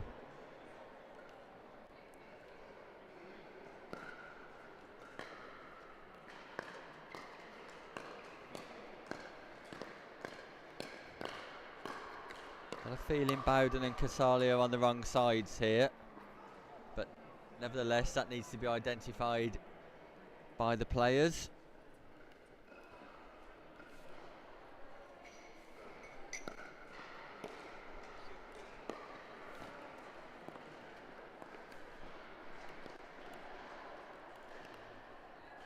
technical director and commentary team just putting in their tea order as the temperature just drops slightly here in Tunbridge Wells. Enough action to keep us all warm though, especially in our mixed doubles 3.5 division.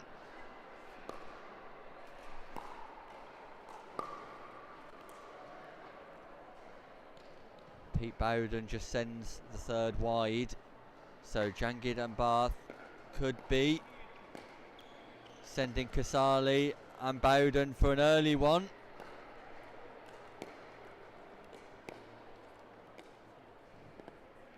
And that's a mid-court missed third as well. Just executing the basics really well here, Jangid and Bath. Ultra consistent, putting the ball in play, playing the right shots at the right times. That's a nice punch volley from Dawn Casali.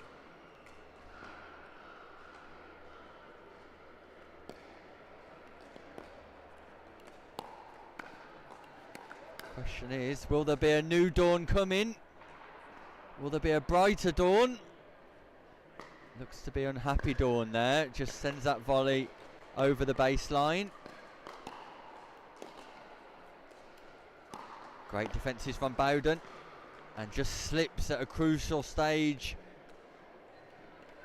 The onslaught from Jangid. And that takes them quickly to gain points for another win. Jangid and Bath. Defences. And Casali just hits that into the root of the net. But it's Jangid and Bath who continue to grow in this tournament, develop and progress. I'm pretty sure they'll be moving through to the knockout stages. Ultra impressive, ultra consistent. Congratulations to them. Dawn Casali and Pete Bowden will be left thinking what could have been, what might have been. And that could be the end of them on centre court, but we send them off with our best wishes, and I'm sure they'll be back for more tournaments in the future, just like we will be after a short ad break with more action here live from Tunbridge Wells.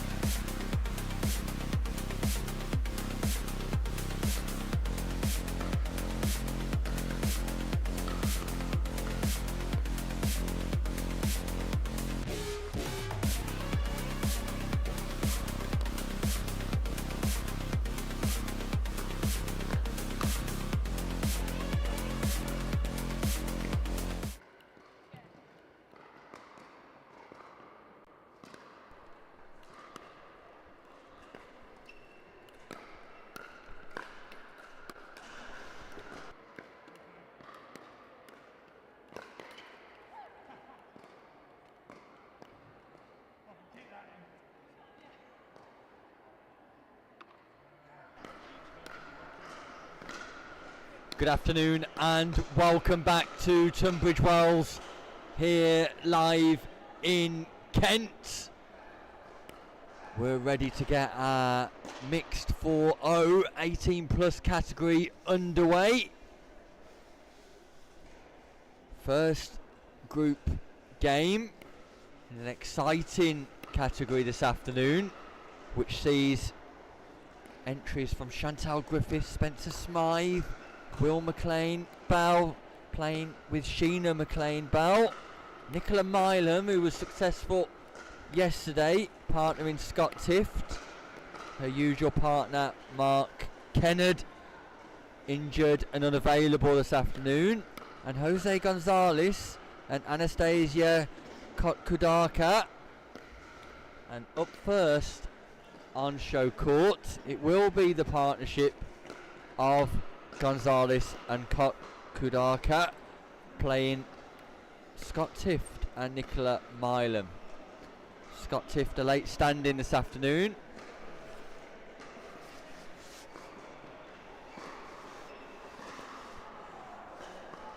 And I'm joined by Tim Spurway in the comms box. So as one category finishes, Tim, another one begins here for pickleball.co.uk, and we're set for some exciting action here in this division.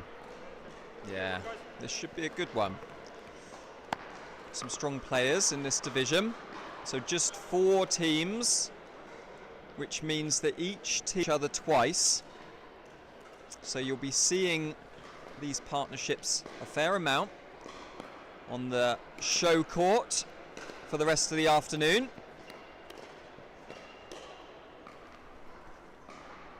And it's a strong early start for Anastasia Kotkudaka and Jose Gonzalez.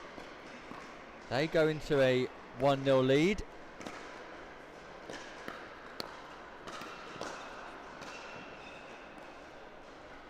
Gonzalez firing and just hitting Nicola Milam in the midriff there. We're pleased to be able to extend our coverage here as well today with the use of additional cameras. We've actually got a AI tracking cam on Scott Tift, wearing the Skechers trainers, the preferred footwear sponsor this weekend.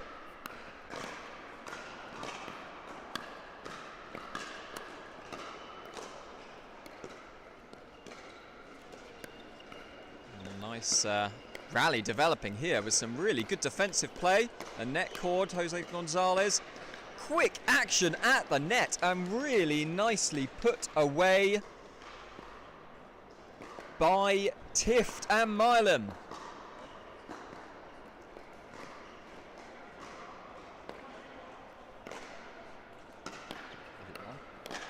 One, two, one, yeah.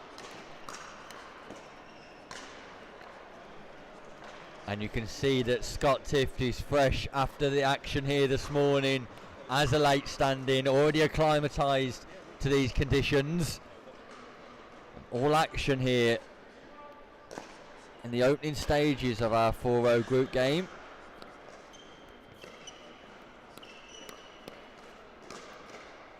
That's a great exchange from all 4 players. Nice speed up from the impressive Nicola Milam, taking home a silver medal yesterday in the women's doubles division.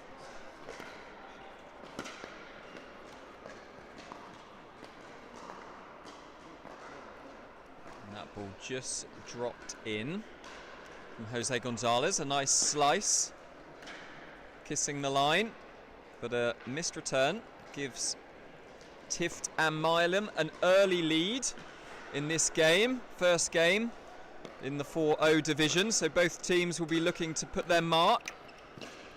They will be playing 6 games each, so there's plenty of time if you do have a bit of a rotten first game to come back.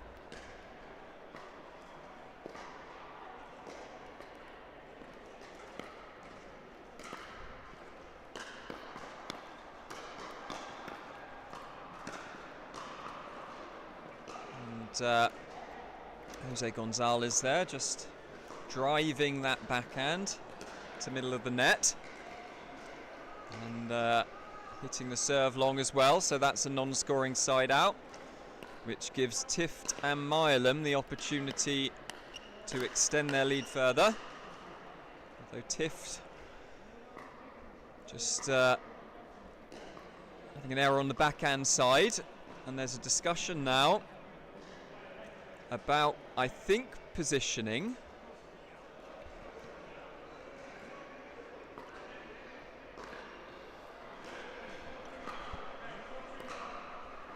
And I think they agreed to play that point again. So we're at 4-2-1 here. And a missed double-handed backhand from Nicola Milam. Sorry, from Dukaka.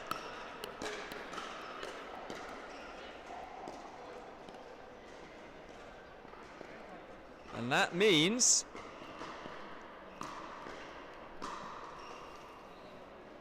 that Tift and Milan have got a quick 6-2 lead in this match.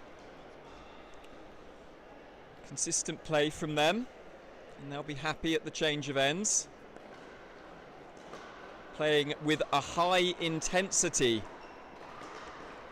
Tift, the well-groomed Tift, always seems to be focused.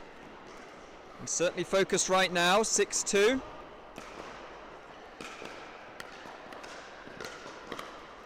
He puts everything into his shots, and Nicola Milam just steers that one in the net. Looked like a solid partnership so far in this game. Drives from the back of the court from Nicola Milam, and good control at the net from Jose Gonzalez, redirecting that power into the empty space left behind when Nicola moved to hit that forehand. And that one was going out, but hit. Oh, but she makes up for it with a powerful forehand volley. Good stuff from Nicola Milam. Yeah, competitive action here in our first group game. Jose Gonzalez and Anastasia Kotkudaka definitely not out of this one, but it's Nicola Milam and Scott Tift just in the ascendancy, just beginning to dominate some of these exchanges. But again, not for the first time, we see the defences of Jose Gonzalez accurate and pinpoint.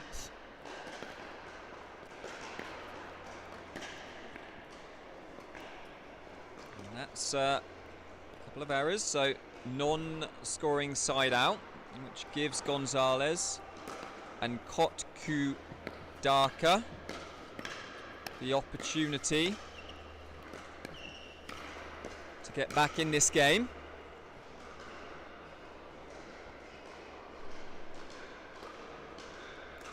And a nice volley there.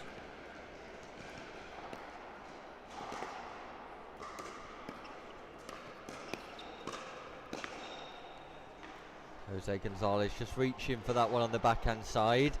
Gave himself time to get to the kitchen line with a looping serve, but then just reaching on the backhand side.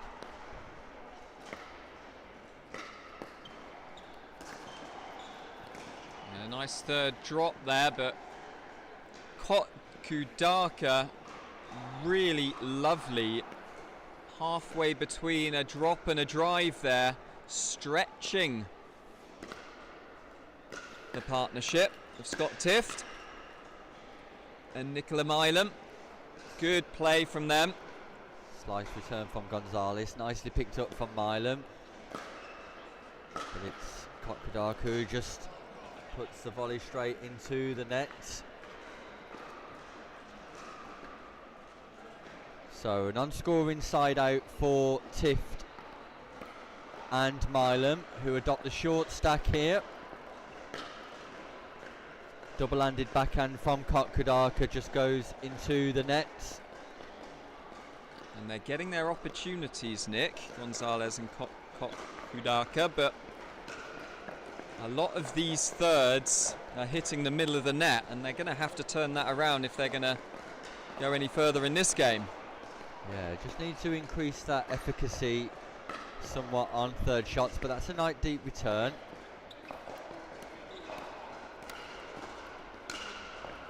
And body bag from Gonzalez on Tiff. That's going to leave a mark. That's tattooed him right on the chest. But Scott Tiff, being the man he is, shrugs it off and says, give me some more. Gonzalez sends that slice return long.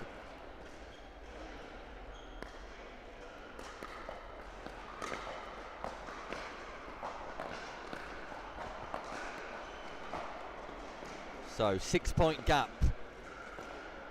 Gonzalez and Kokkodaka got it all to do here in this first group game of our mixed 4-0 division. And that's another third shot drive in the net, and time is running out for Gonzalez and Kokkodaka. That's called wide as well. Just a few errors here from Gonzalez and Kokkodaka.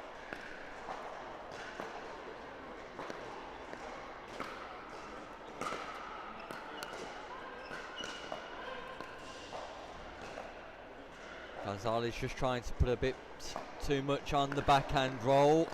So Tift and Milam getting ever closer to the winning point of 11.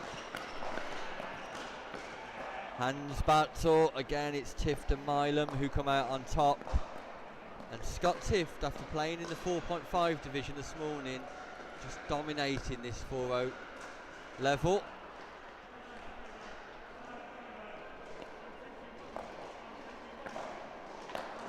Although pops that serve in the net. So second game point here for Milam and Tift. Great rescue from Kokkodaka, but ultimately not quite good enough this time around. They'll be hoping for better in their second match, but congratulations to Nicola Milam and Scott Tift. They get off the mark with a win. And it's Jose Gonzalez and Anastasia Kokkodaka who will be back for more later, I'm sure, with the hopes of getting a W on the board. We'll be back with more action shortly after this ad.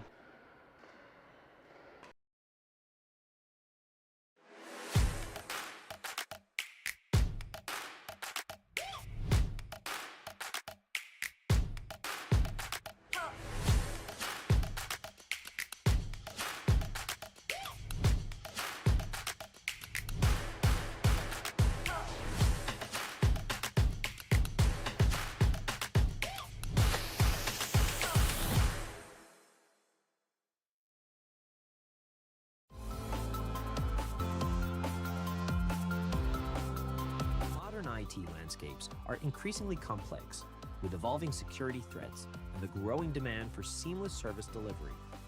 A managed IT SIM platform enables businesses to overcome these challenges by streamlining processes, enhancing operational efficiency, strengthening security measures, and providing a scalable, cost-effective approach to IT service management. iCTO helps businesses optimize their managed IT SIM platforms by providing expert guidance, automation, and strategic IT service management solutions, ensuring efficiency, scalability, and enhanced service delivery while reducing costs and downtime. iCTO, here when you need it.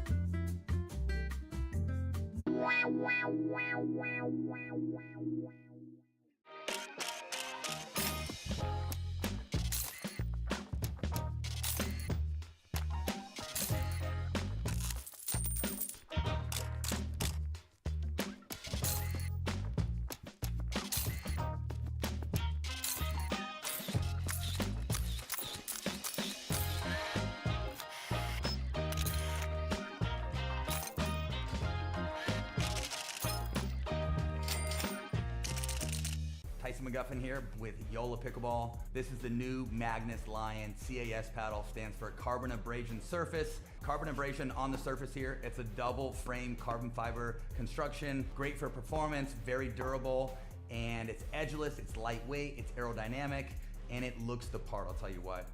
It's the same elongated shape that I've been playing with since day one. JOOLA did a great job with really making the hitting zone very forgiving, has a ton of pop, and it just seems like the hitting zone is very consistent. This paddle is going to take your game to the next level. Go JOOLA.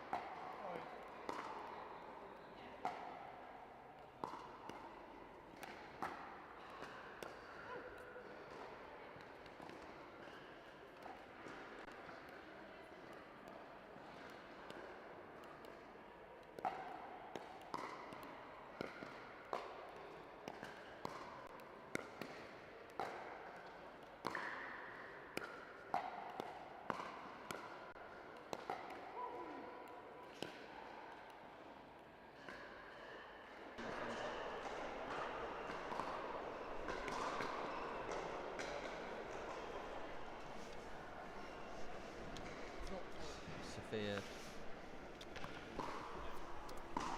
Good afternoon and welcome back to Tunbridge Wells here live in Kent for pickleball.co.uk. Pickleball events, pickleball for everyone.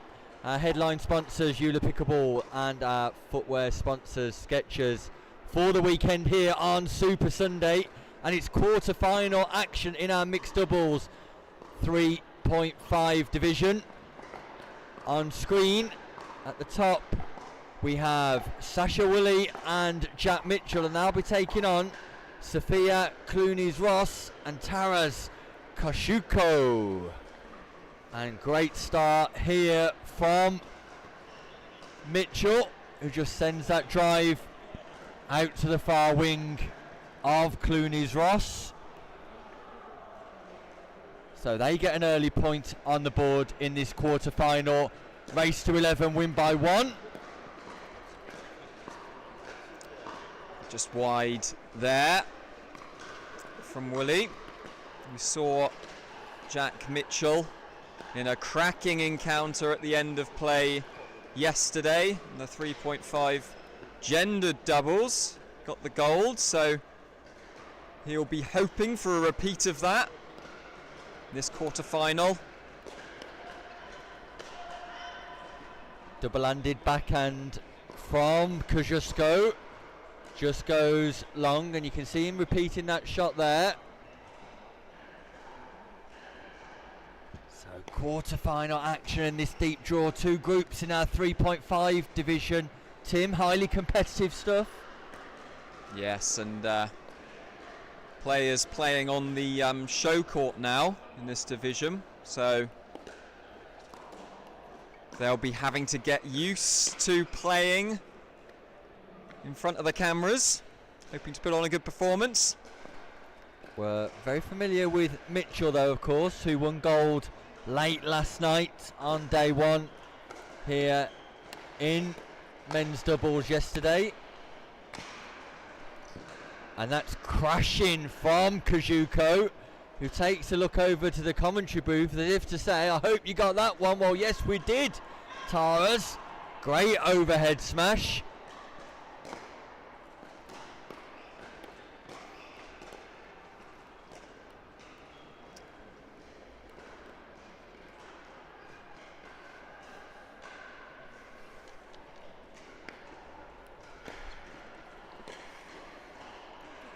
Serve goes slightly long from Woolley. Yeah, nice deep return there from Jack Mitchell. Sets up the opportunity to smash that ball away. And we saw that smash working to good effect yesterday, although that's a miss-hit for Woolley. Careers off her paddle into the overhead supports. Kosciuszko just tries to reset. He's successful, but I'm not too sure if Mitchell's called that ball out or not.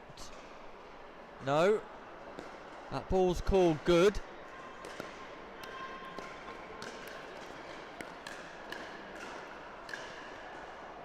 Nice defence from Clunies-Ross. Just draws the error from the paddle of Woolley.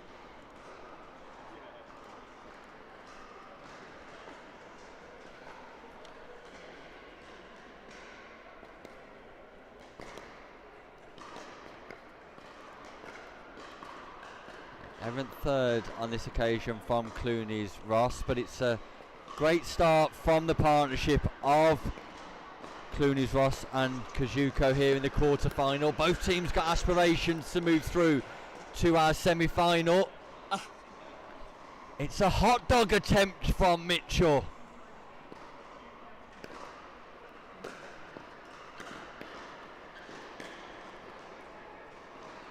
Yeah, that ball just going behind Mitchell, then having to employ some unusual tactics to try and get it back. Unsuccessfully on this occasion.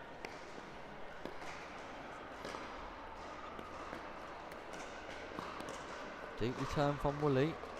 And Kajuko just can't reset into the kitchen. You may hear in the background our technical team having lots of fun here with the new camera software being deployed by our technical director Colin, who's done a sterling job this weekend. We look forward to seeing him in Basingstoke in a couple of weeks' time to repeat the standard of performance. Hope you're enjoying the stream at home. Don't forget to like, share and subscribe and give feedback, of course. Happy to respond to any comments that are put on the live stream.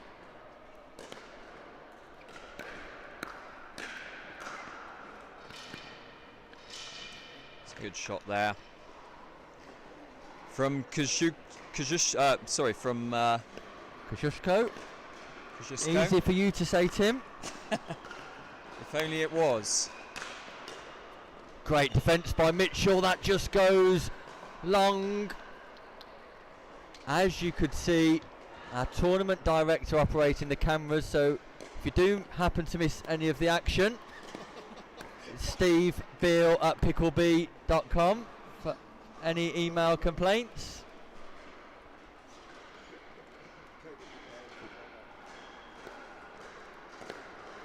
So back to the quarter-final here. It's Clooney's Ross and Kosciuszko in the ascendancy, and what a drive on the backhand side from Sophia Clooney's Ross, who's ultra impressive at the minute, Tim.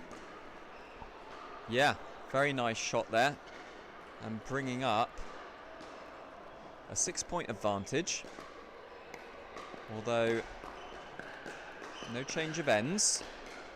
Both players opting to stay where they are, very much optional, not compulsory, but that put away from Mitchell, definitely not coming back.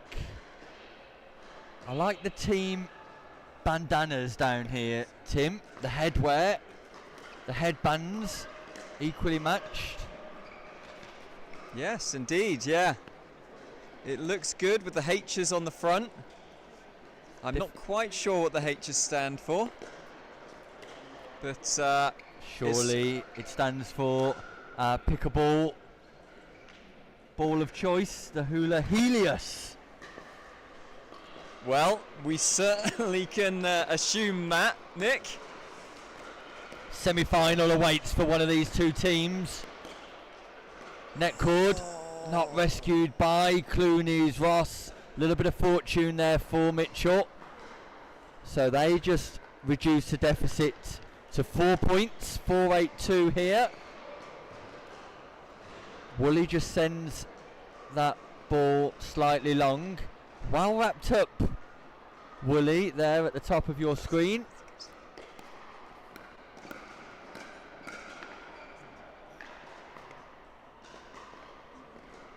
So, crunch time in this quarter-final tie. Always tricky, the quarter-finals, Nick, because you know if you lose, you don't get the opportunity at a medal like you do in the semi-finals. Although you do have the opportunity to play again regardless, which is the great thing about these Pickleball events. Great kitchen action here. Lob just goes long from Clooney's Ross.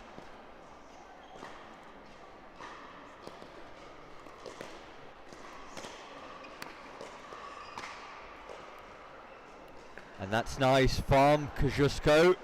Just sends that ball down the centre line. Mitchell not able to recover. But the gap's only 3 now. Was 6 at one stage. So, and that's a lovely third shot drop from Mitchell, who nods his head in his own approval. Yeah, get the approval from the comms box too over here, Mitchell. Certainly has. We saw that drop a few times yesterday. Gets a nice bit of whip on it, out wide, very difficult to get back. Although that one just sails long. That's well dodged by Kosciuszko, gets that tall frame out the way of the ball, realising that was going long. Nice body reactions, switch of hands there, tries to rescue with the left hand. but nice positioning from Mitchell. So, second opportunity to score here for Kosciuszko and Clooney's Ross. And what a lovely drive, Taras Kosciuszko down towards the forehand side of Woolley, catches the line. Showtime here in Tunbridge Wells. Yeah, very, very nice shot. Stood proud after driving that one down the line. Little reaction, but another shot there which clips the top of the net and goes in, which means, Nick, we have a match point on our hands. We do. We have semi-final points.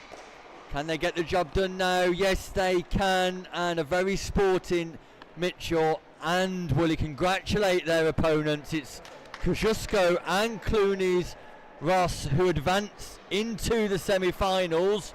Congratulations to them. We look forward to seeing them on show court in the semi-finals later on, but we'll be back shortly with more action from our mixed 4-0 division. Be sure to join us.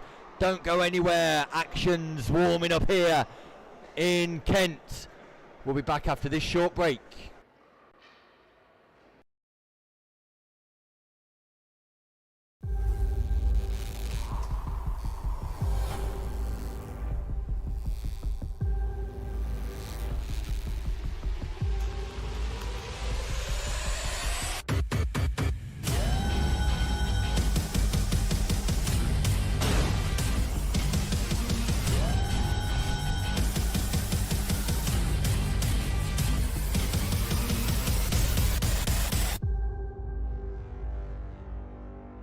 Tyson McGuffin here with JOOLA Pickleball. This is the new Magnus Lion CAS paddle, stands for carbon abrasion surface. Carbon abrasion on the surface here. It's a double frame carbon fiber construction, great for performance, very durable, and it's edgeless, it's lightweight, it's aerodynamic, and it looks the part, I'll tell you what.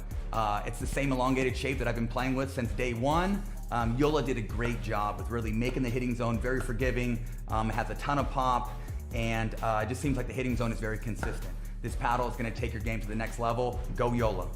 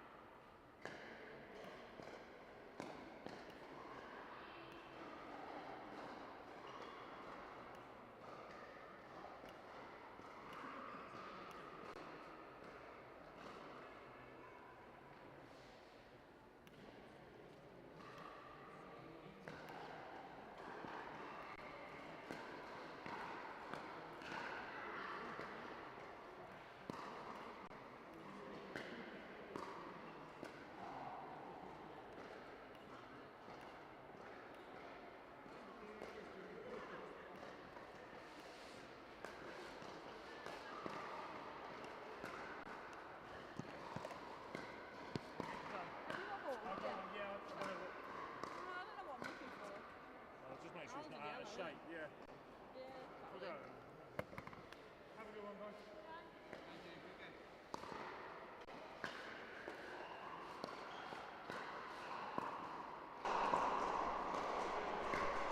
Welcome back to Tunbridge Wells here in Kent for pickleball.co.uk, sorry.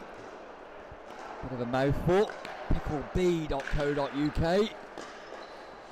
We're pleased to be able to bring you another group game from our 4-0 division, featuring a familiar face back from this morning, Chantal Griffiths, who's standing in for a late withdrawal. She's playing with Spencer Smythe. First time we've seen Spencer on court today.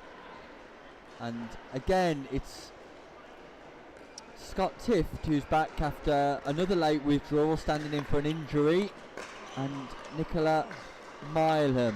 So competitive action all the way in this one. I expect this standard to be high, Tim, with two 4.5 players potentially playing in the 4-0 division. Absolutely, I think we're in for a treat.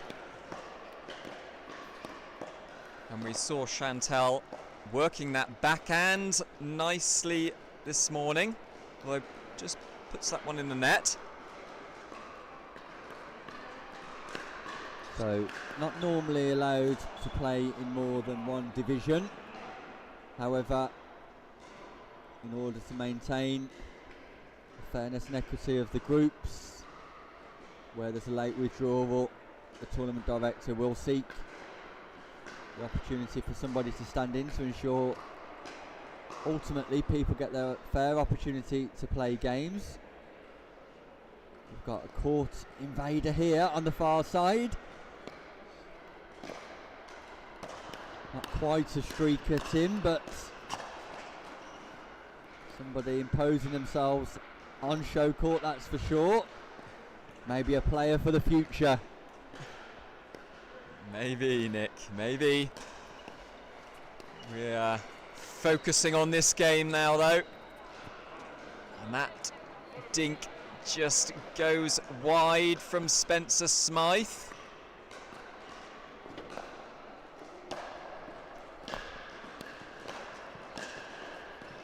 And big power hits from both teams here, and it's Chantal Griffiths who makes the error. Very much forced into that though, Tim. The advances of Milam and the power of Tiff just putting under pressure. Oh, and what a great pick-up, Spencer Smythe. That's an unbelievable pick-up, because let me tell you, the chop and the cut and the backspin on that ball from Tiff would have made that difficult. Low down to his ankle. Spencer Smythe, great pick-up. And Spencer Smythe, I believe, Nick, played in the 4-0 gendered yesterday, so he'll be nicely used to these balls as well.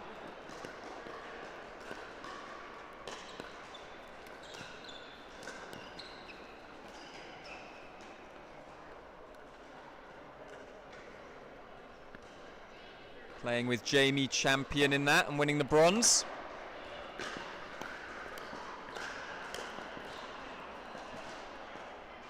Tiff frustrated with himself there, but it's the first point on the board for Griffiths and Smythe. They half the deficit.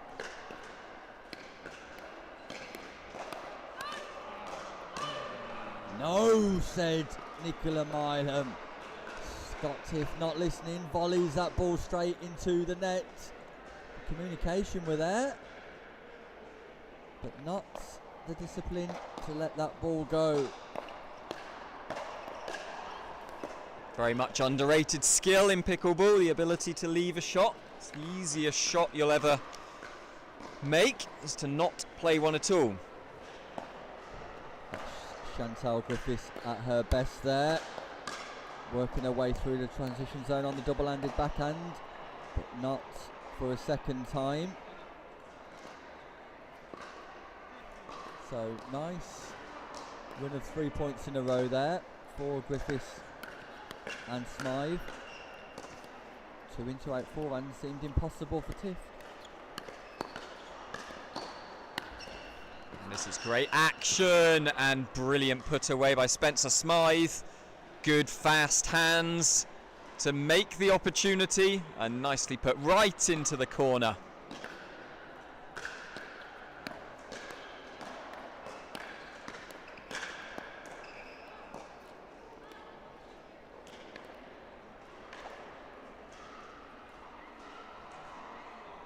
Three, two, one. And closely contested match, this one. Just coming off the hand of Chantal Griffiths there. Oh, and just wound up a little too much, did Nicola Milam. Which means Chantal Griffiths and Spencer Smythe take a 2-point lead in this game. Well left. And we're 4-2-2. Spencer Smythe to serve. And he serves long.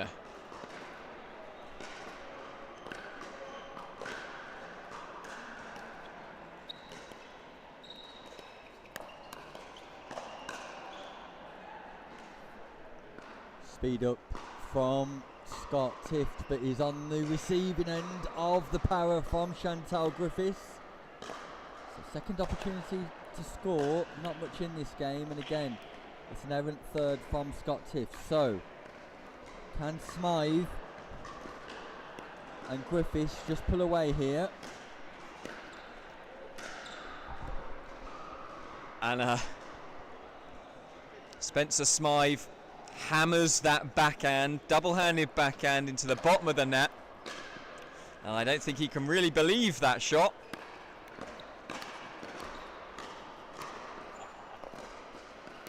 Some good defence here from Griffiths and Smythe. And a really good defensive shot from Spencer Smythe. And it pays off for him. Tiff turns away in disappointment. Just forced to play a couple of extra smashes there, and it means that Griffiths and Smythe have pulled away to a 3-point advantage in this game.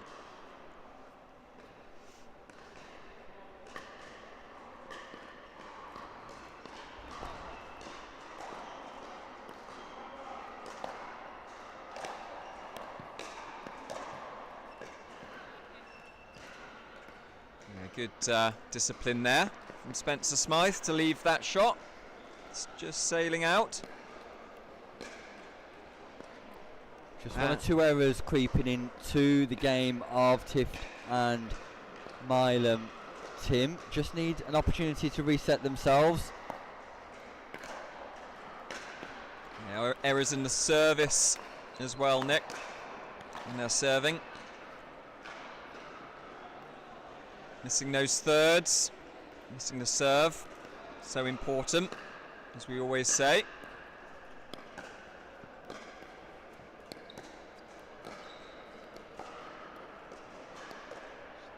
Lovely dinking action here.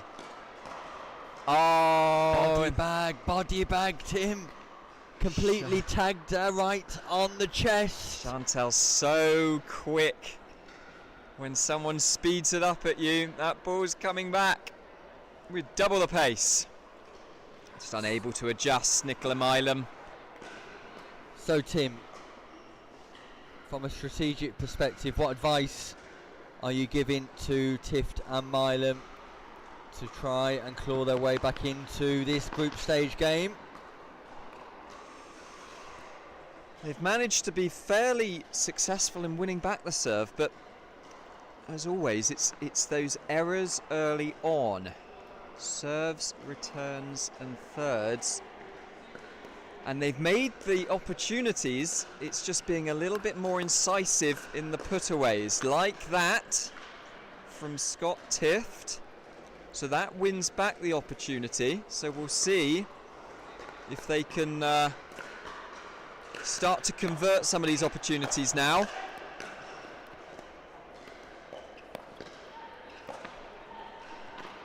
And that's one on the board. Mistake from Chantal, but a forced mistake.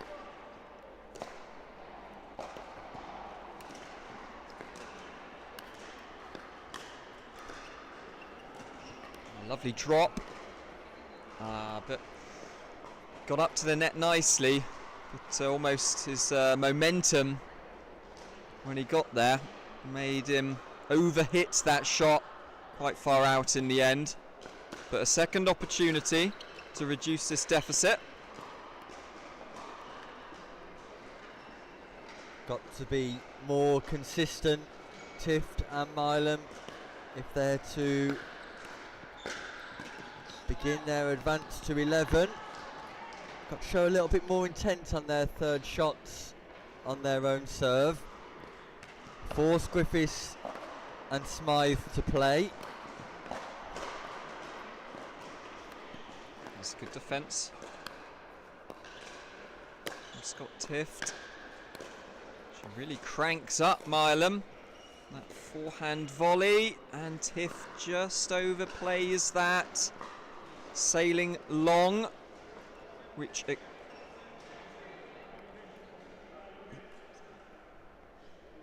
say 4-point lead now.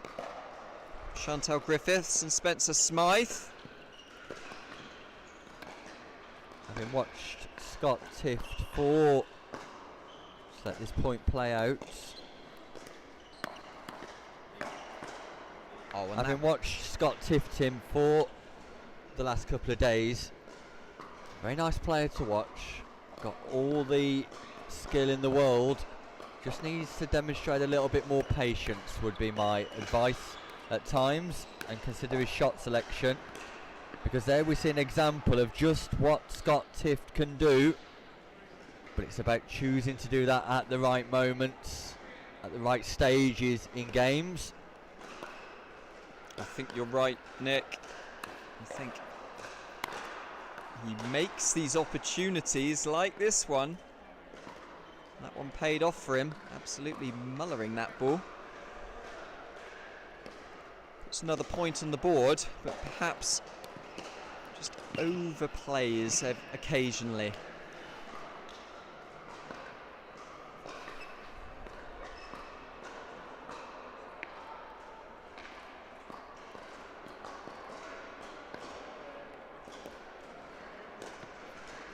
Slice return, nicely handled by Milam, but then the pop-up,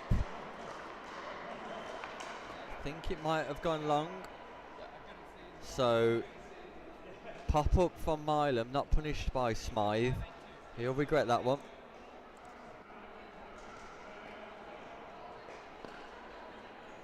Yeah, it's definitely 5-8-2.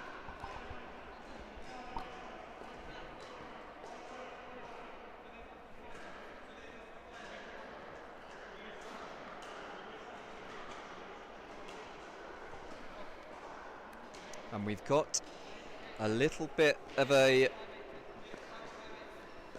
confusion over whether it was 1 or 2, and it is 2, and Nick doing a sterling job there of just communicating that to the players. Just make sure we've got some levels of accuracy here in our group stages. It's easy for players to get caught up in the moment. Sometimes just need a bit of support and assistance. No match referees this weekend, but some of the Pickleball events that players will be coming to this year, there will be match referees on the show court. We saw referees in Weymouth at our first tour event this year. Just those last couple of points, Nick, they were very much in those points, Scott Tift and Nicola Milam, but just making errors at a critical time. They've managed to bring it back within 3 points, but some fantastic defence on display, and that does bring up our first match point for Spencer Smythe after some really good defensive play. That catches the baseline. And again, Smythe on defence, just making his opponents play one more shot. Really good at keeping the ball in play. And here comes the attack from Griffiths, forward and back. Smythe stuck on the baseline, couldn't quite get that one back. It was Griffiths who was advancing from the baseline.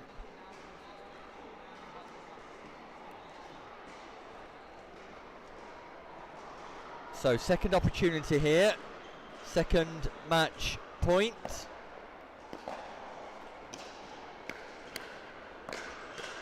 Nice backhand drive from Smythe.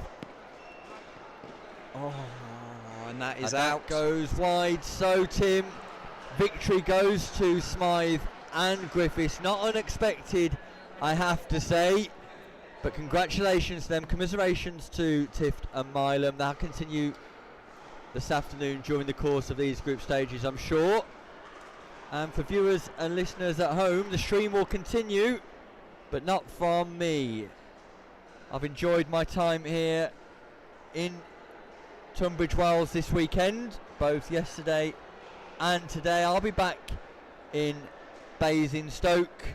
It's been a great weekend of action here for pickleball.co.uk and our head sponsors, JOOLA Pickleball, our footwear sponsors, Skechers. Big thanks to our technical director, Colin, who's worked alongside me this weekend. And Tim, from you, thanks very much for joining me in the comms box. I'm going to leave the commentary in your capable hands for the rest of the afternoon with some sterling action to come. Thanks, Nick.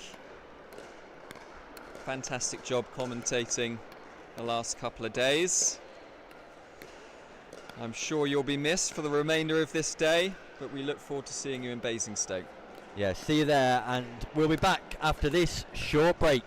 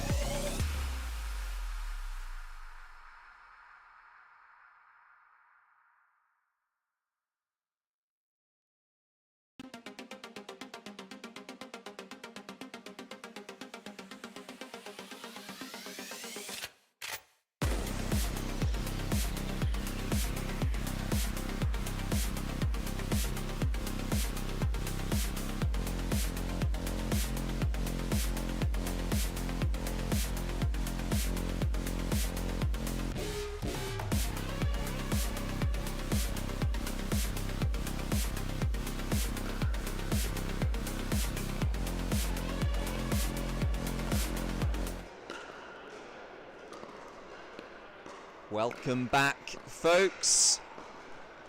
Tim here, after the departure of Nick, did a fantastic job talking us through action the last couple of days.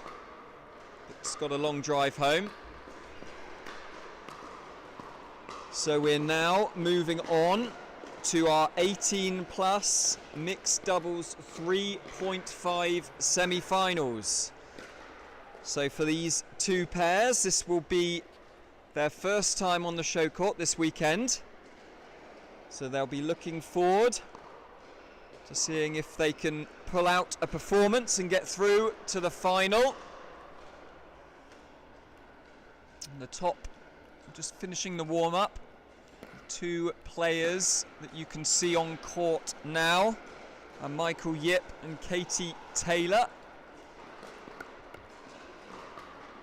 And the other two, just to the left of your screen, are Kirsty Coles and Rich Payne. So both pairs have done really well to get this far in the competition.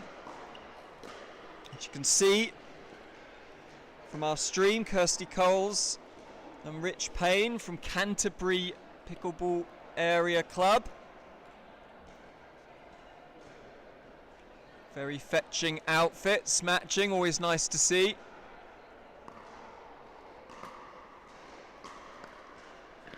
Michael Yip and Katie Taylor to get things underway.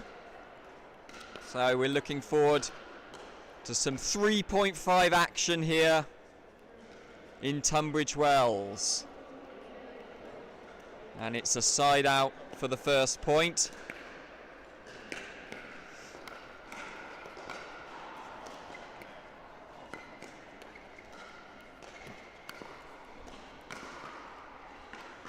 A nice speed up there from Rich Payne. Brings our first point of the match. 1-0-1. The serve just wide. Kirsty Coles, probably a few nerves jangling around. Show court always increases the pressure for these players. And some nice fast hands at the net from Katie Taylor and Michael Yip gives them their first opportunity to score.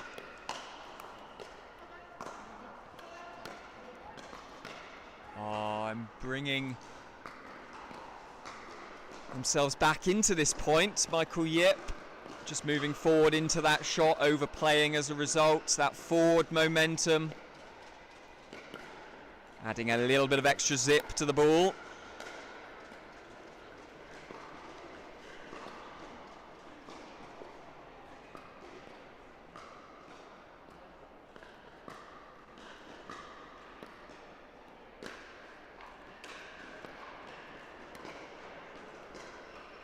And that is just out.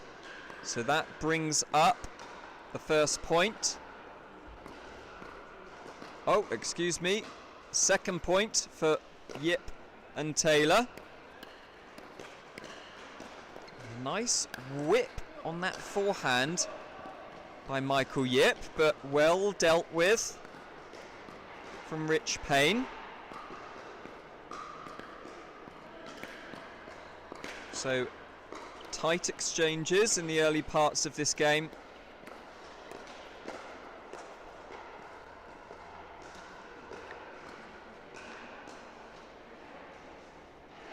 And levelled things up at 2-2-1. And that's a lovely drop from Rich Payne. And some good defensive play, but unable to get that last smash back.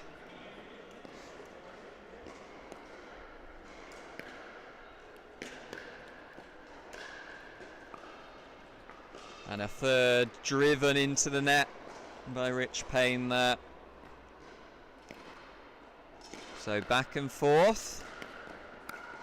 Neither team able to get the ascendancy in this match. Mr. Coles trying to find the line, but just missing.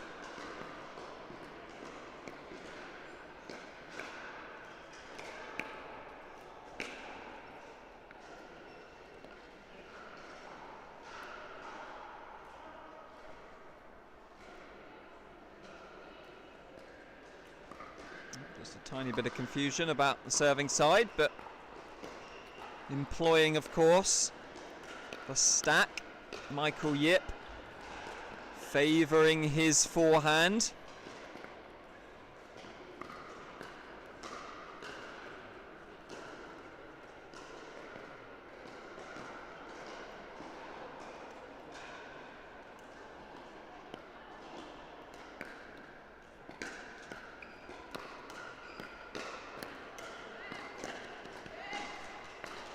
Yeah, and a good low drive there, forcing Casey Taylor to ping that ball out low enough to cause her real problems.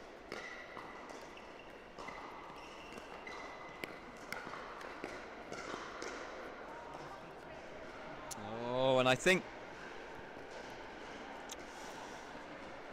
Kirsty Cole's wanting to call that ball out, putting her finger up, but realising that no call was coming from Rich Payne meant she had to play on and ultimately lose the point.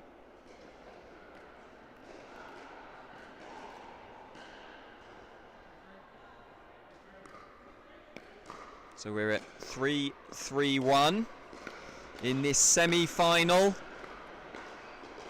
the 3.5 division here in Tunbridge Wells for Pickleball. Events all over the country throughout this year. And we have some discussion about, I think possibly the side that the players are meant to be on. Sometimes they get slightly disorientated, particularly if it's a long point, and then they have to return to their position. But a great lob there, fantastic get by Rich Payne, but a lovely put away by Taylor, and Yip moving forward to attack after that lob went over Rich Payne's head. Yeah, and a good drop there. Katie Taylor. And the no scoring side out, exchanged from both pairs. Every point being closely fought. Oh, and Michael Yip digging that ball out from behind him. Launching it up. Maybe it was going in, maybe it was going out, we'll never know. It's Kirsty Coles missing the shot.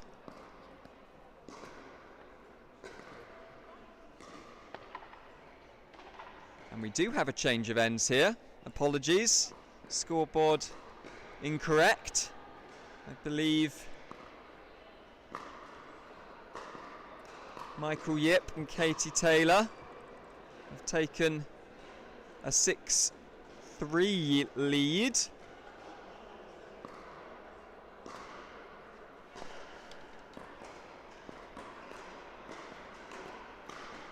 It is indeed 6-3. A couple of points not added to the score there. And Yip is really getting that forehand working for him now. Another point, employing the stack again.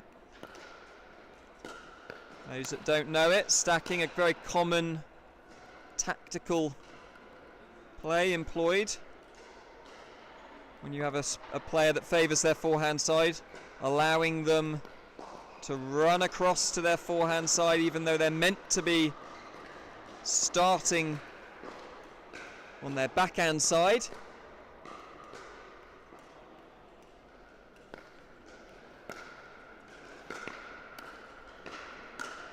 And as we can see there, Michael Yip getting his forehand going again.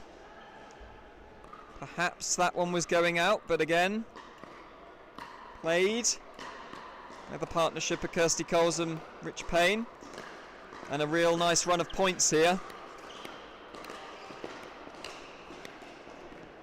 And some good defensive play.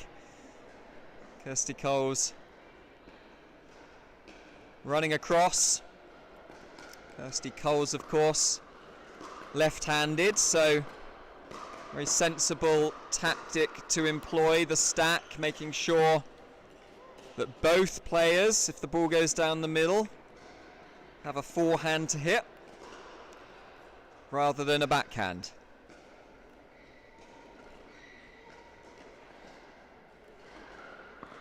So we are at 3-10-1.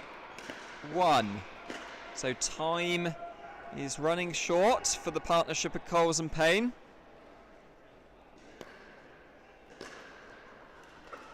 And it's not going to be helped when you hit a serve a good few feet out. So looking like a fairly comfortable victory for Katie Taylor and Michael Yip. Able to convert that match point. So, but another opportunity to come. And when Michael really gets that forehand whip going, just launches himself off the ground. And he didn't need a third. A good win there for Katie Taylor and Michael Yip. 11-3 in the end.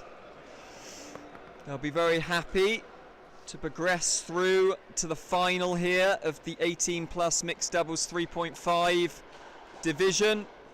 Confident display of agility and skill. Well done to them. Commiserations to Kirsty Coles and Rich Payne. It's not over for them, of course. Being a semi-final, they will have the opportunity to play for a bronze medal. We will be back shortly here in the Tunbridge Wells Sports Centre to bring you more action. Join us after this break.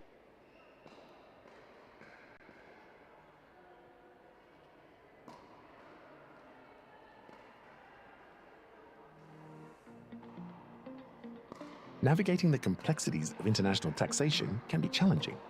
Partnering with a tax consultant from ICXO offers numerous benefits. Our experts provide tailored advice on corporate tax structures, intercompany financing, and tax-efficient cross-border transactions, ensuring compliance and optimal financial outcomes. Specializing in Middle East tax planning, we offer in-depth guidance on regional regulations and negotiations with tax authorities. Additionally, our team assists with transfer pricing policies, aligning with OECD and local regulations, and managing tax risks across multiple jurisdictions. Trust ICXO to navigate the complexities of international taxation effectively. ICXO Tax, less taxing.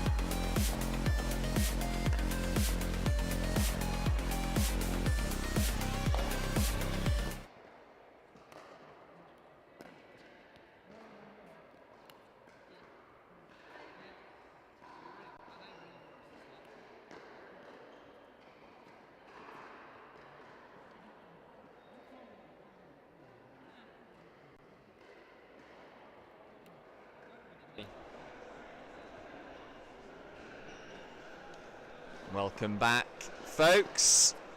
Happy to bring you the next group stage match in our 18 plus mixed doubles 4.0 division. Players that you will no doubt recognise: Chantel Griffiths and Spencer Smythe on the bottom of your screen, and Jose Gonzalez and Anastasia Kotkudaka on the top. We get us underway in about halfway through the group stage. Just 4 teams in this division, which means that each team plays each other twice. So even if you lose the first one, you know you've got the opportunity to get revenge. This is their first time playing each other though, so we shall see how they get on. And that's a lovely down the line volley.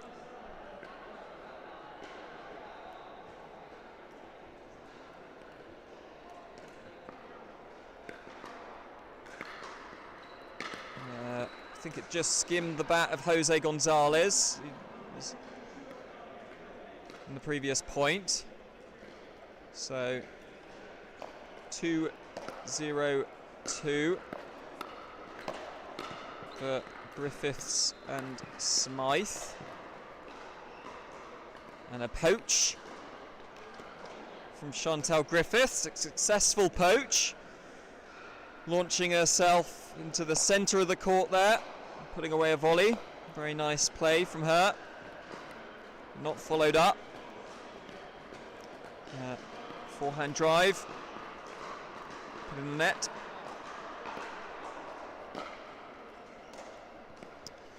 So both teams coming into this game with wins under their belt. Gonzalez and Kudaka with 1 win, and Griffiths and Smythe looking very confident in their first 2 games, winning fairly comfortably in both. Not so confident on that shot, Spencer Smythe trying to just put the ball over the net. And another volley into the net. So a no scoring side out gives Gonzalez and Kudaka the opportunity to win a point. Yeah, and good fast hands there from Chantel Griffiths. Kudaka scrambling forward to pick up that drop, but in the process leaving herself open to a quick volley from Chantel Griffiths. And speaking of quick, she's got that pace on her serve as well, and that heavy top spin working to her benefit again. So opening up a 3-0 lead. Looking like a very comfortable partnership. That one sailing wide. Chantel Griffiths.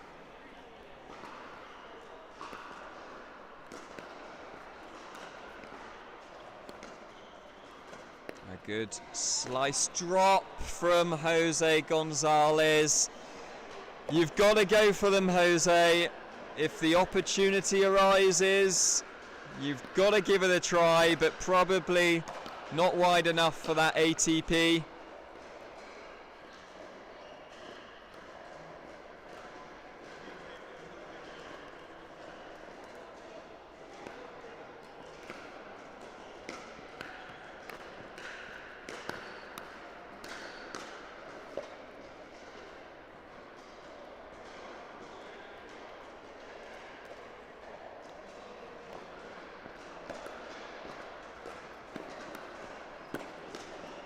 Good backhand elicited a pop-up from Jose Gonzalez, but couldn't be dispatched from Spencer Smythe. Yeah, and a lovely forehand from Jose Gonzalez. Not sure if you picked up on that on the stream, but you just heard an almighty yell in the arena. Obviously some exciting action happening on one of the outside courts, but we have exciting action here as well. And apologies to Gonzalez and Kokudaka. I've scoreboard falling behind slightly, and at the change of ends,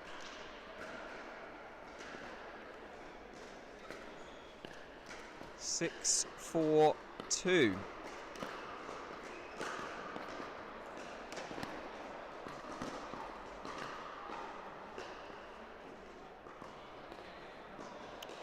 Jose Gonzalez there, just asking his partner whether that ball was in or out.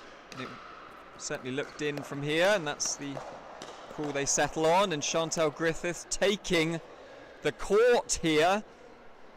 Spencer Smythe standing back and watching in awe. But unfortunately for Chantal, she just plants a backhand, a nice double-handed backhand, technique-wise, put it in the net, but she makes up for it with a lovely forehand into the space, forehand volley from Chantal Griffiths. And we're at 5-6-2, so a very close game, and an absolutely cracked forehand there from Spencer Smythe. Jose Gonzalez unable to react, tying him up. Nice shot again from Spencer Smythe, and that means they take the lead in this game. 7-6-2. Lovely deep return from Kokudaka. And that's a great smash from Jose Gonzalez, kissing that far line. He can move Spencer Smythe, but he can't move that well. Good play from Jose Gonzalez.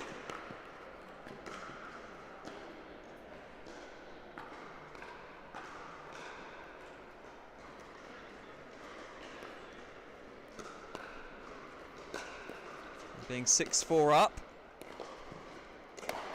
Gonzalez and Kokudaka find themselves falling behind 7-6, and a really vicious smash from Chantal Griffiths there, apologising afterwards, but a very good shot from her.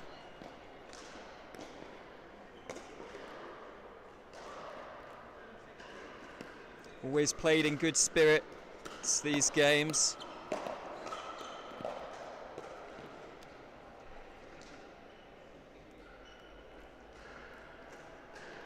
And a good serve there from Spencer Smythe. Opens up a 2-point lead. And another one. And this is what you can find in pickleball often. You can get that serve working, put pressure on the opponents, and get some quick points nice and easily.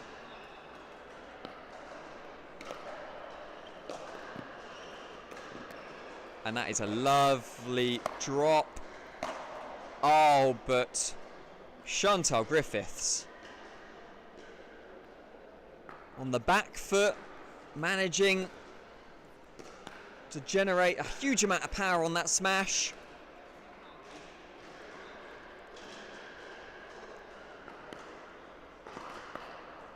It's 7-9-2 here, and a missed return. And there's been a few missed returns from both teams at the closing stages of this game.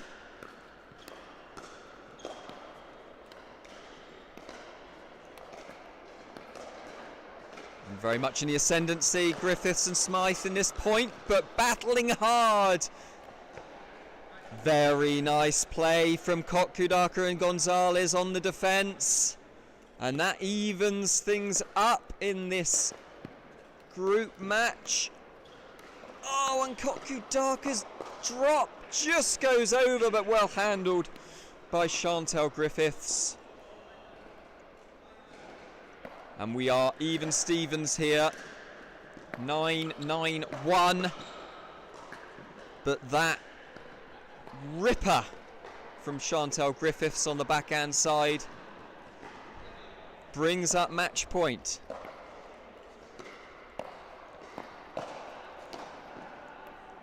And there it is. Ultimately, a good couple of power shots was the difference in that game. A good win in a tightly contested encounter. Griffiths and Smythe, they'll be happy. Third win on the trot for them. Gonzalez and Kotkudaka put on a good display. Commiserations to them, but as we know, it's a 4-team group.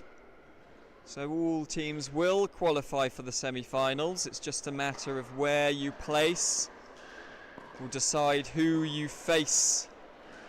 But a couple more group matches to go in the 4-0 mixed doubles 18+ division, and we'll be bringing those to you later on this afternoon.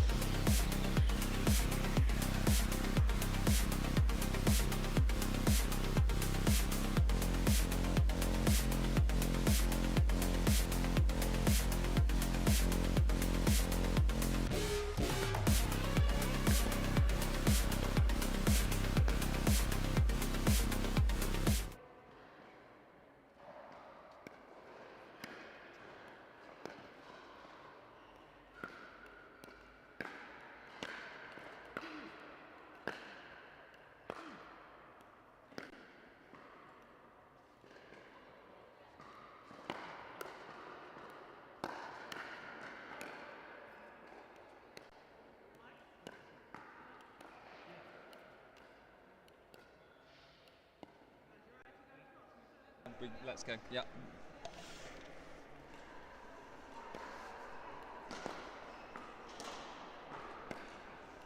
Welcome back, folks. We're bringing you action now from the 18+ mixed doubles 3.5 final, where Michael Yip and Katie Taylor are playing Alex McCauley and Pippa Solhara. So we've seen Yip and Taylor on a couple of occasions already. Got used to this centre court here. But it'll be the first time for Alex McCauley and Solhara. So we'll see how they get used to these conditions, but what a time to be putting on your best performance. They'll be hoping to impress in this 3.5 final. So we're just in the closing stages of the warm-up here. The players practicing their serves and returns.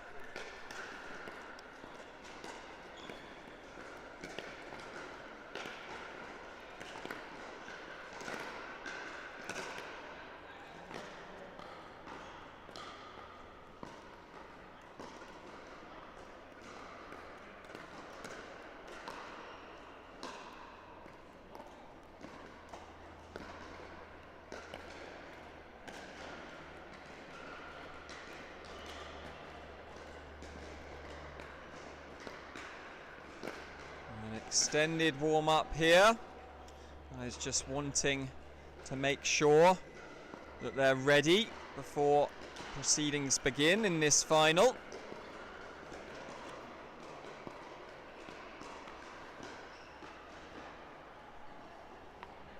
We saw the trademark forehand of Michael Yip earlier, whipping that ball up, bringing him a lot of success in his previous game. Which turned out to be a comfortable win. So he'll be hoping that forehand brings him more success in the biggest of stages here.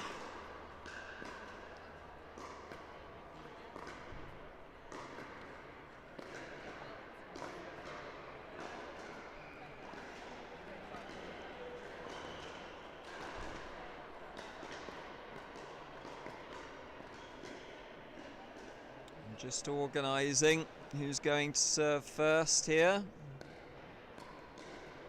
Perhaps discussing the rules of this final. Best of 3 games.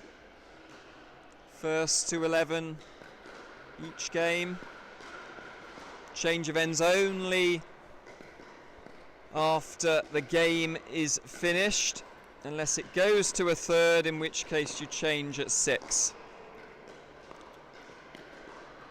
So Katie Taylor and Michael Yip to get us underway in this final.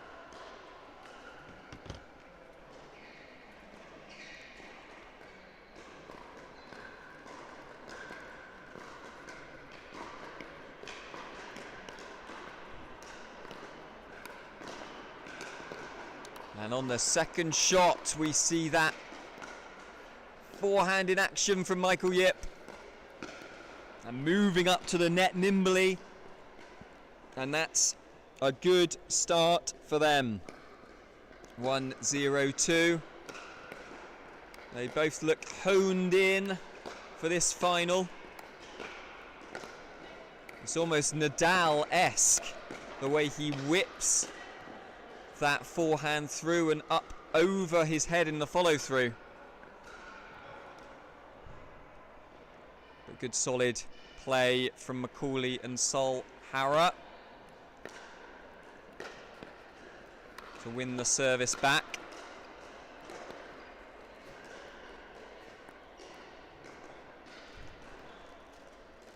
Solhara there just willing herself to come on, to putting that drive into the net. Won't want too many of those in the final, but a good move from Macaulay. Up over his head, smashing that ball away to bring up their first point of the final.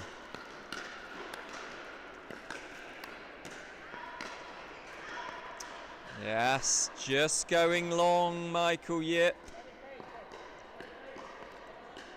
And we've got 2-1-2 here. With patient play, Macaulay and Solhara.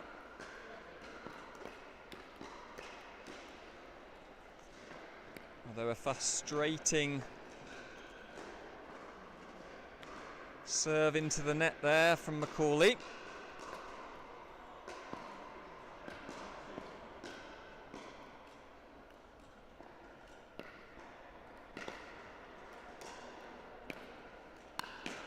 Joined at my side in this final with the fantastic Colin working the tech behind the scenes, doing a bang-up job with this new technology. As you can see, the AI tracking cam being used to great effect. Oh, and I was gonna say Michael Yip using his forehand to great effect, but that one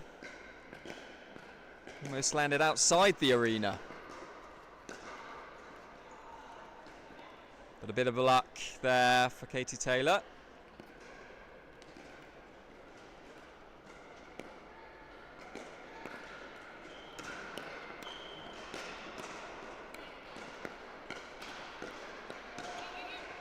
Battling hard, Michael Yip. And successfully. Good play, defensive play there from Yip.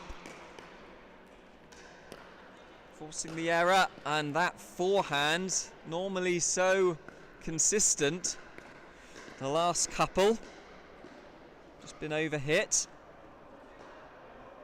And we're at 2-4-1 in the first game.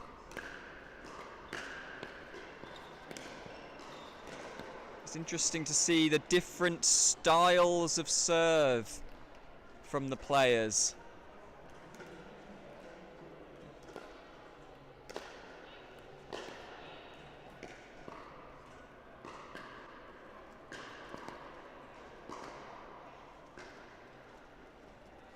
Side out. Katie Taylor and Michael Yip. And that forehand again from Yip, usually so consistent. Just trying to overcompensate, having hit a couple out. And it seems to have slightly deserted him. That's 4 errors on the trot off the forehand side from Michael Yip, giving the opportunity back to Macaulay and Solhara, but not taken. Solhara putting another serve into the net.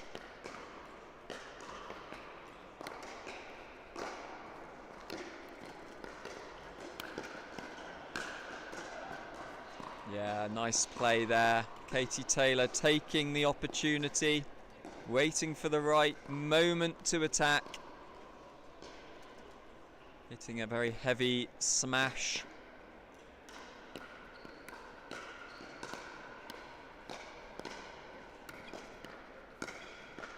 Oh, and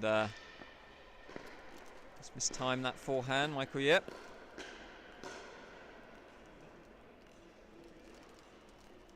And so we've had a few non-scoring side outs now.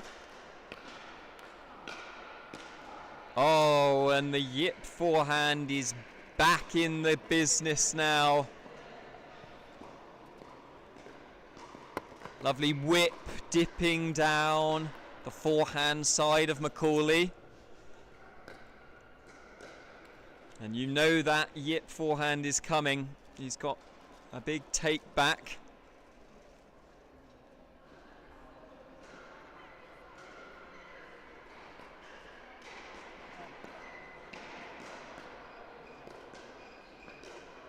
And just a discussion about the score here. They've settled on 5-2-2.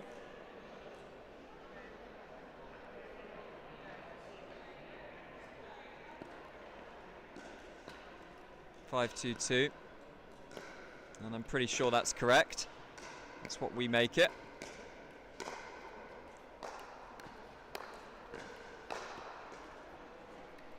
Just coming forward there, Michael Yip, unable to direct that ball into the kitchen.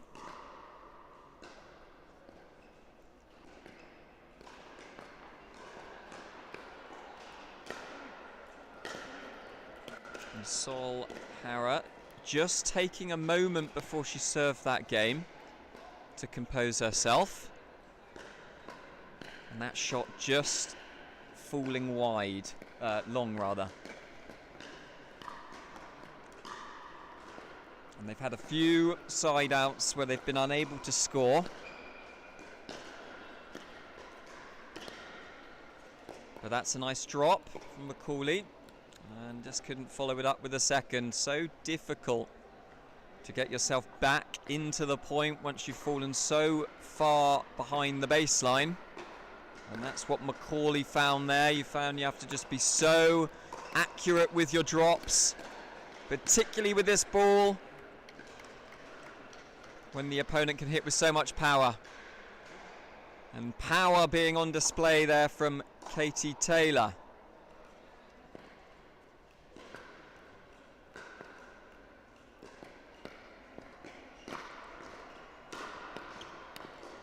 Oh, sugar.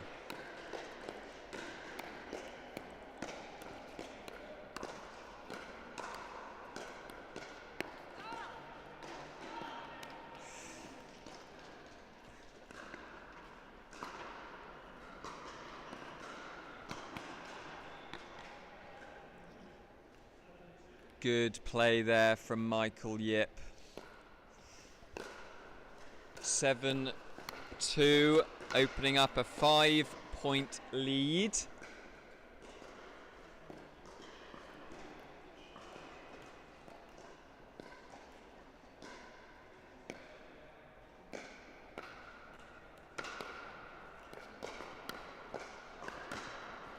Yeah, and a nice put away. And that forehand working nicely again now. So 8-2. And looking like they're cruising through to this first game. Stringing some nice points together, these guys.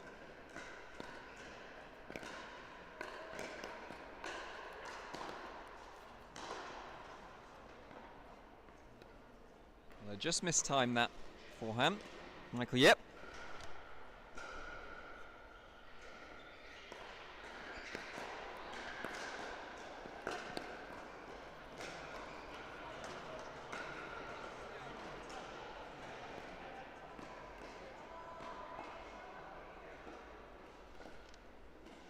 And they've had about 4 side outs and been unable to score from them. But they've broken that cycle. 3-8 now. But Macaulay disgusted with himself there. Just after winning a point. Dumping a serve into the net. It's not what we like to see.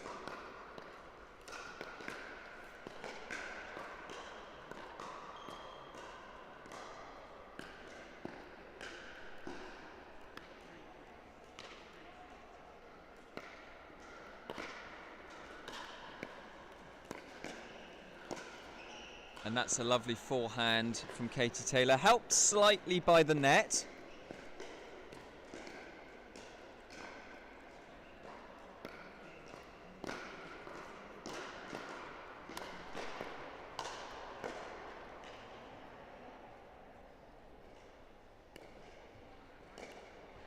So we're at 3-9-1 here.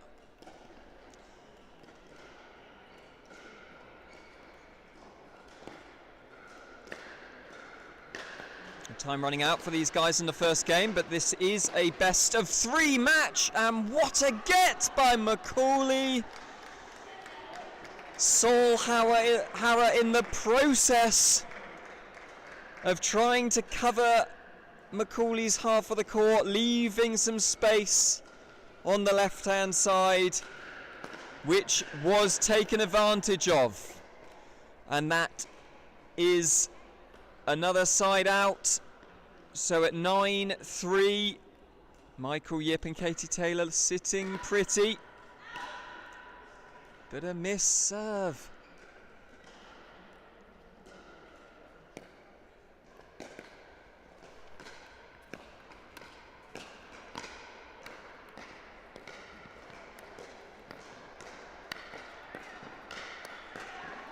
What a get! What a get by Katie Taylor. Fantastic play to steer that forehand back into the court. And that brings up the first game point in this best of 3 tie.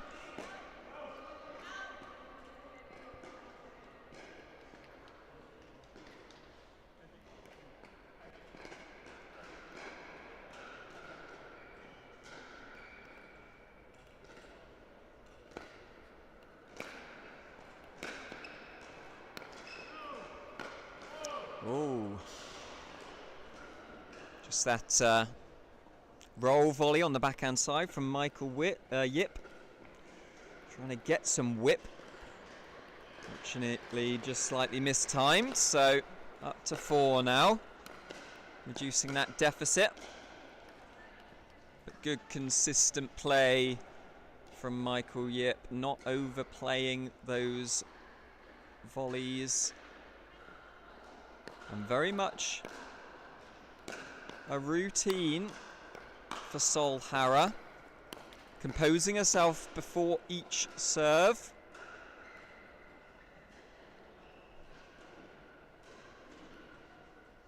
Taking a breath. But we do have another game point, which would have been taken had Katie Taylor been able to get her paddle out of the way. But we've got another one. And good defense from Michael Yip.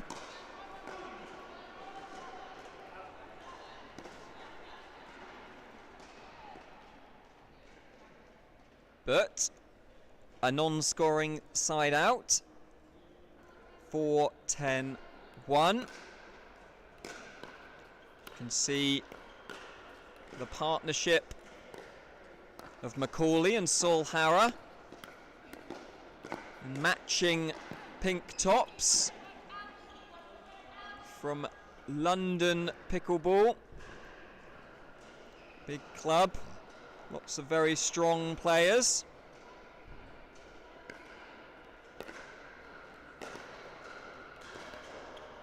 Often see them at most events. And Macaulay has pulled out a stunning defensive shot, but so has Katie Taylor. And now Taylor and Yip on the advantage in this point, and they do win it. Excellent play from both teams in that point.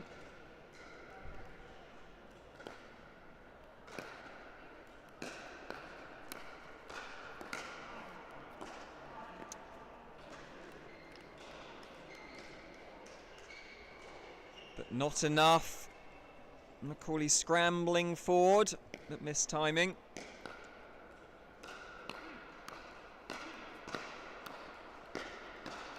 And Michael Yip putting his whole body into those two backhands.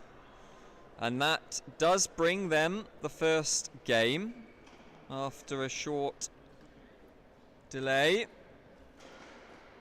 So they'll be happy to get their that first game under their belt after having quite a few game points.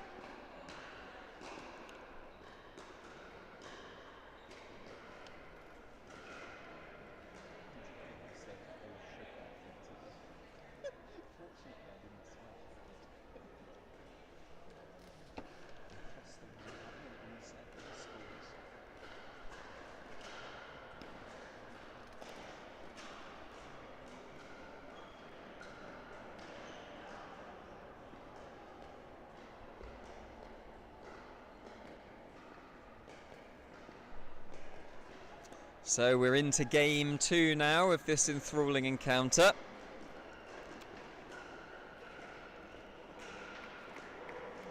Michael Yip and Katie Taylor will want to continue that momentum.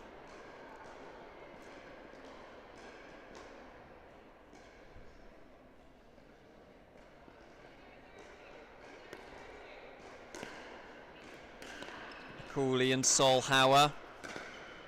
You're looking to start swiftly here and build an early lead.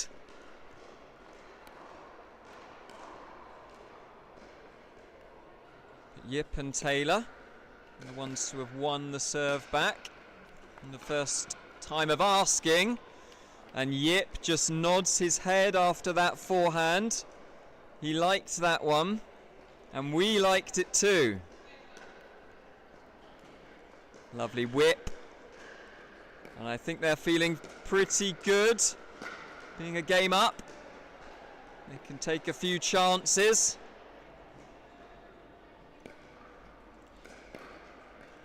An early 2-0 lead. Another nice forehand and a good half volley drop from Katie Taylor. And we've got ourselves a dinking battle and a speed up from Yip down the line. Just surprises Solhauer enough to put her off and put that ball into the net.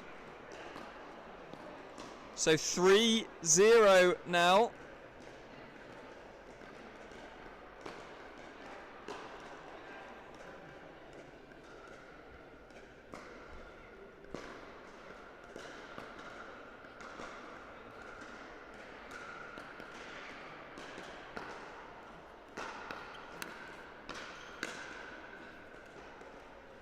Yeah, good power again, and they've opened up a nice early lead. So a lot to do now for Macaulay and Solhauer. Game behind and 4 points behind.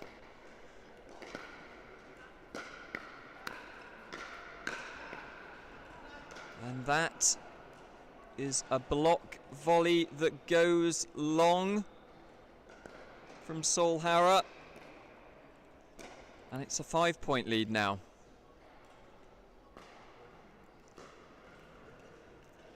I'll be trying to put the hammer down and end this tie as quickly as they can. Katie Taylor and Michael Yip.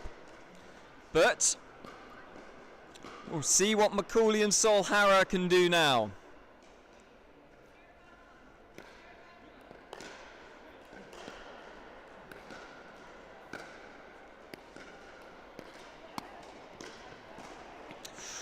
And that is their first point of this second game.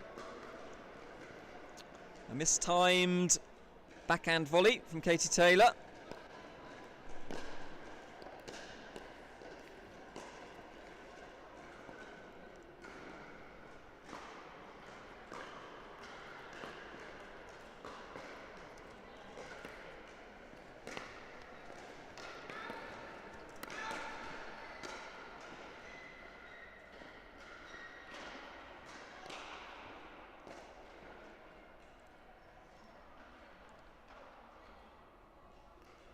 So that reduces the deficit now to 3 points.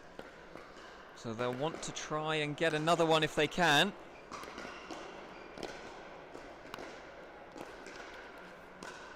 Yeah, good controlled play from Michael Yip and Katie Taylor there. Making sure that ball went deep. Not trying to overplay. Putting the pressure on. You know your opponents are at the back of the court, and that's where you want to keep them. Michael Yip, you knew that forehand was coming. But he just put it into the net.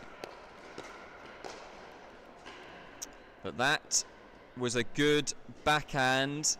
And that 4-point lead now restored. Katie Taylor serving.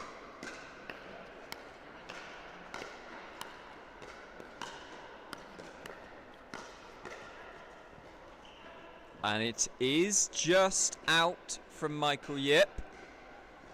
I think Michael Yip thinks it was in. Looks across to the players watching. It is the players' call, regardless of what the spectators say. If the players on court say it's out, if it's on their side, they have the final say in a non-refereed match. To get down nicely, Sulhara.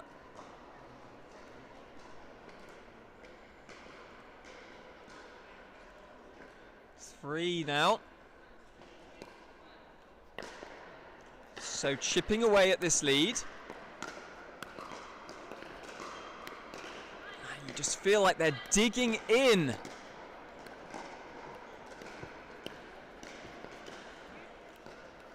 What a get!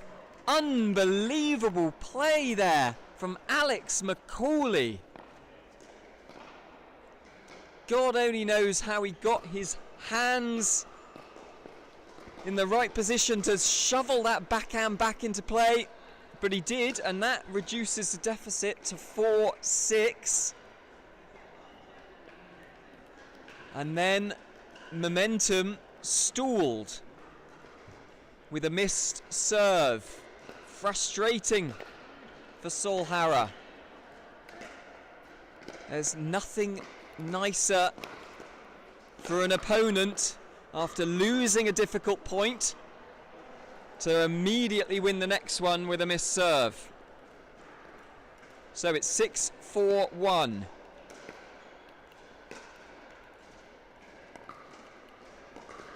And a missed return.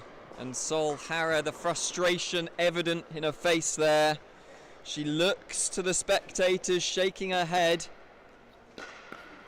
At this point in a game, you can't afford points there. And a fantastic get from Katie Taylor, but Michael Yip just steering the backhand wide.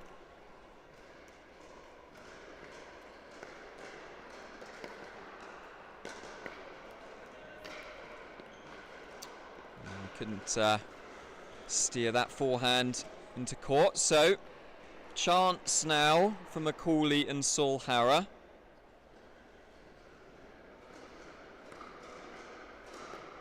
We'll see that service routine of a deep breath and then the serve.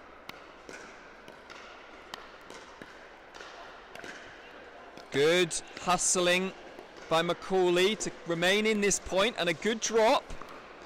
A nice drop from Alex McCauley. And it does bring the point 5-7. They are knuckling down in this second game.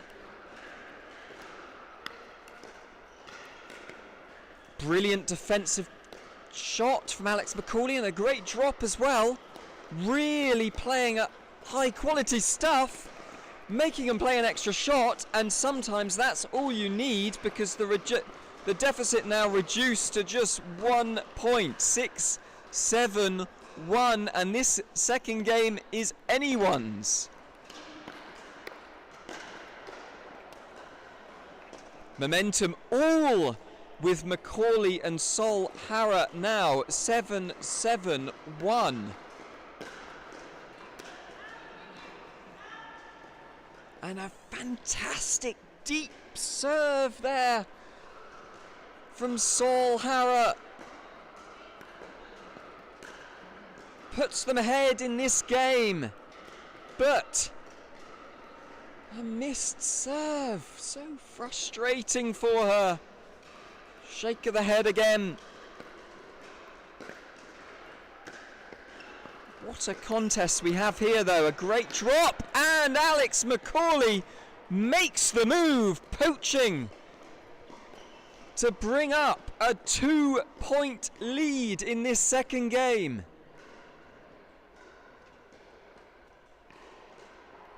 So 7-9-1 in this second game.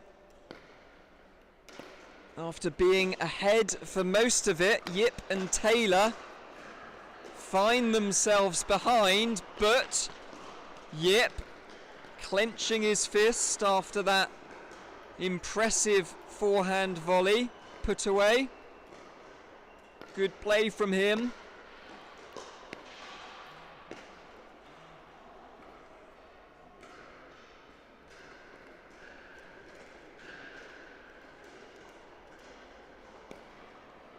And just 1 point in it. Good block volley from Saul Hara. Brilliant play. Means they're now serving at 9-8-1.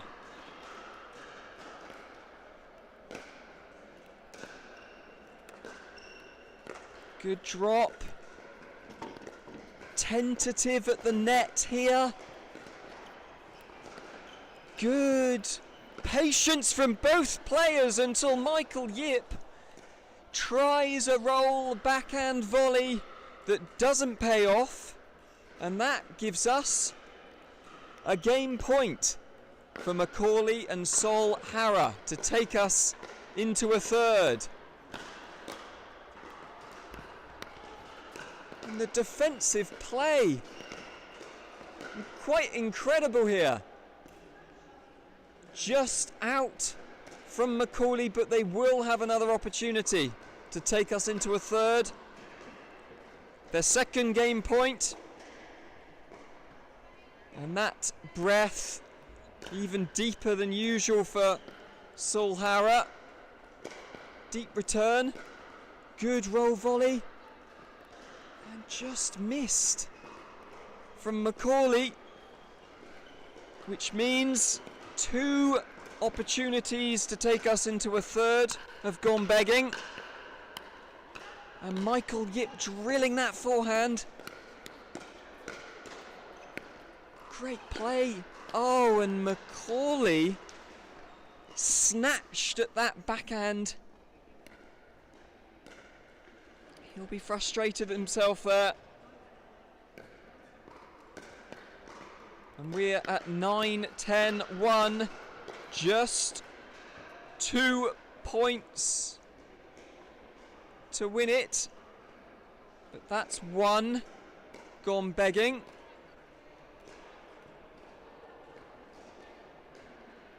And there's no 2 points ahead in these games. It is first to 11, a ruthless format.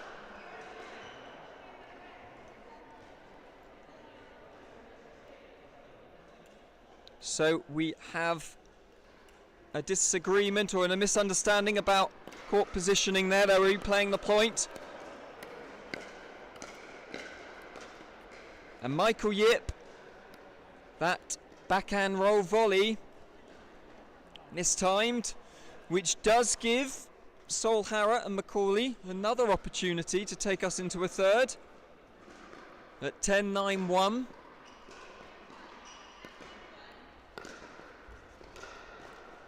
And they do it. 11-9. What a cracking second game there.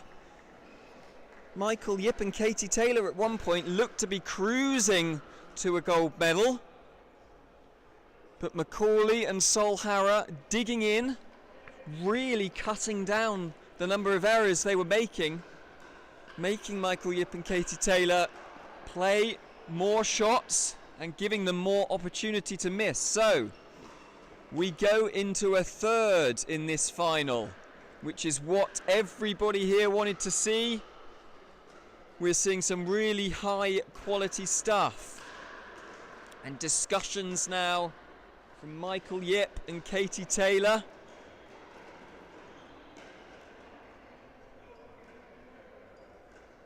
It's really dug deep, Macaulay and Saul Hara, to come back from that second game deficit. And Katie Taylor gets us underway, and a good drive volley there from Katie Taylor means they take the first point in this third game. Drop. And Macaulay opened up the opportunity but couldn't take it. And they race to a quick 2-0 lead. And all that hard work in the previous game is quickly forgotten about.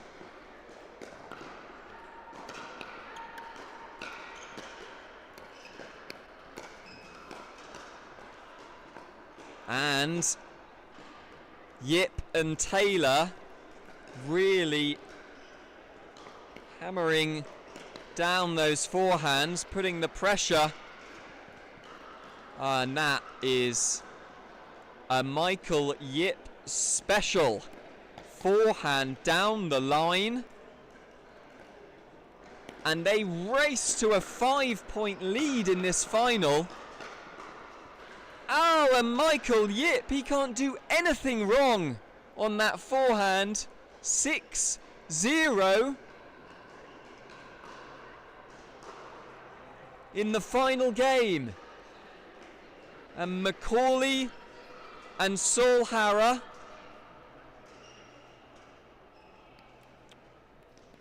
find themselves having to climb a mountain.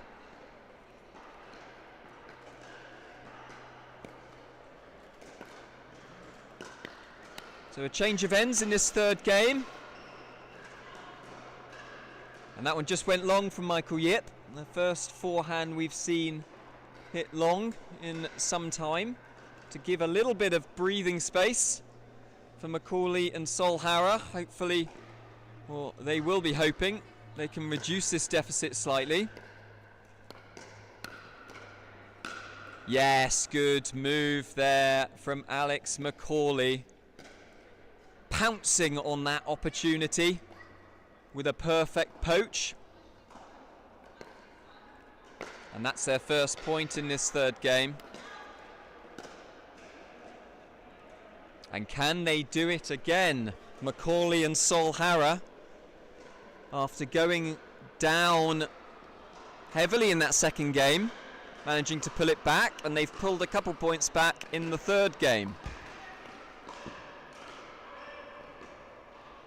And a brilliant serve there from Solhara.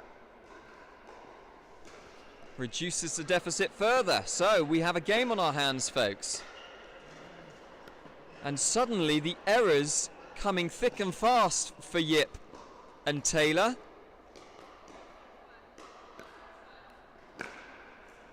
Short serve. Mid-court return. And just doing enough in that point, Yip and Taylor, to stop that run of 4 straight points. And the nerves will be going now, folks. Third game, tight exchanges and a good attack from Yip. That will give him some confidence.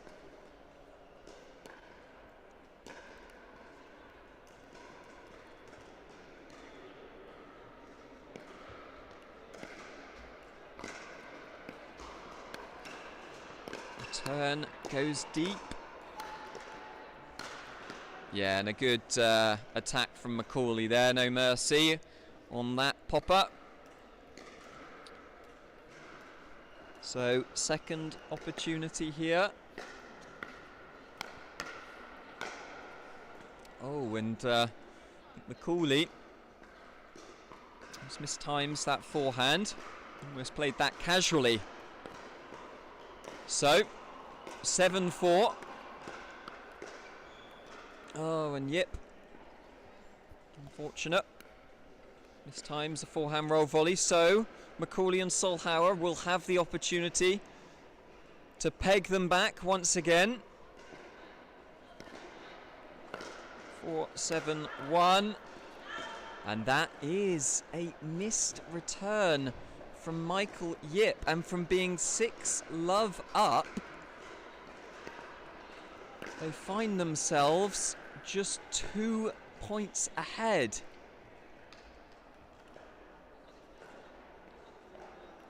And this could be a cracking finish to this match.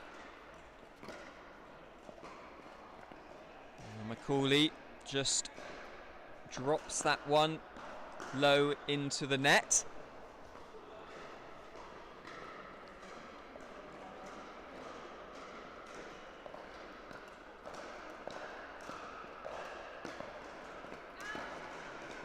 And a miss serve from Michael Yip, and I think the nerves are going for both teams here as we reach the conclusion of this final.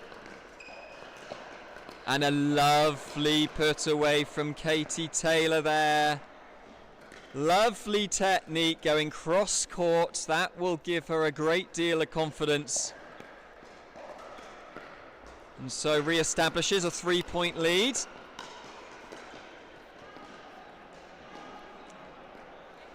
And now we have a disagreement from team members here. Macaulay calling that ball definitely in, and Saul Harrer calling it definitely out. There's general rule, if there's any disagreement, the ball is in, and that is what they've played. So Saul Harrer overturned, and suddenly we have a match point at 10-5.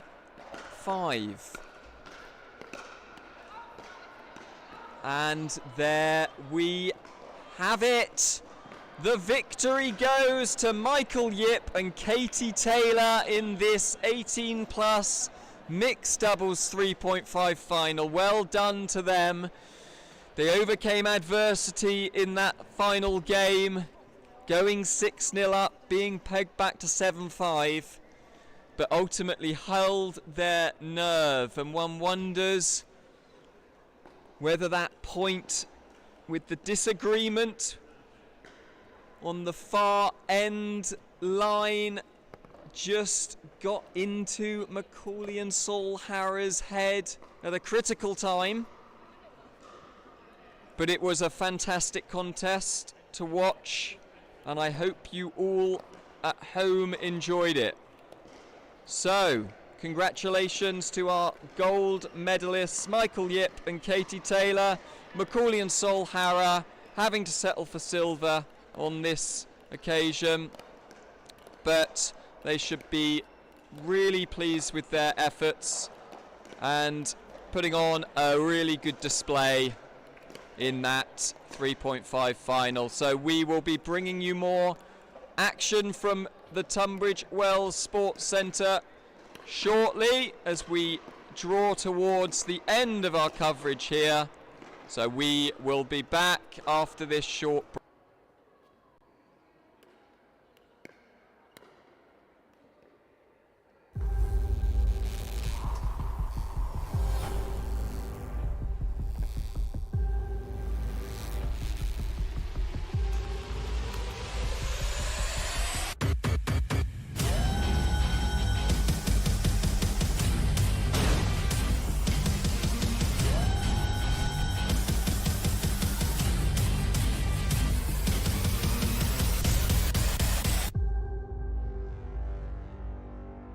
Tyson McGuffin here with JOOLA Pickleball. This is the new Magnus Lion CAS paddle, stands for carbon abrasion surface. Carbon abrasion on the surface here. It's a double frame carbon fiber construction, great for performance, very durable, and it's edgeless, it's lightweight, it's aerodynamic, and it looks the part, I'll tell you what.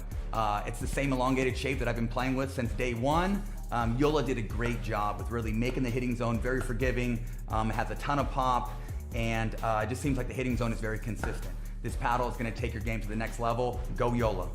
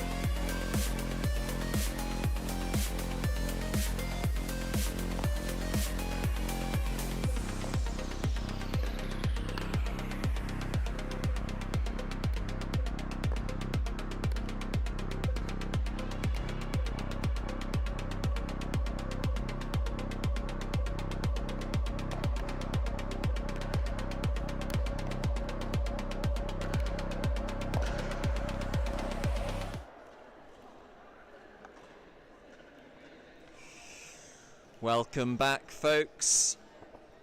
And after a cracking final and a 3.5 mixed, we've got more action now from the 4.0 mixed.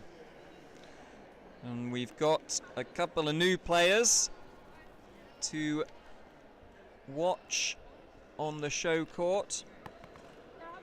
So, Sheena McLean-Bell and young Will McLean-Bell will be providing some entertainment. They'll be playing Chantel Griffiths and Spencer Smythe. Will just 10 years old. Looking forward to see how he performs on this show court. And a good finish there though from Spencer Smythe. That's the first point in this encounter.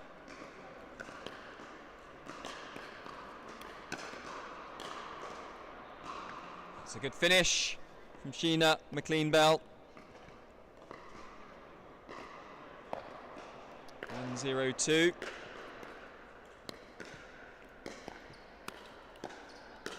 Oh, and that's unfortunate.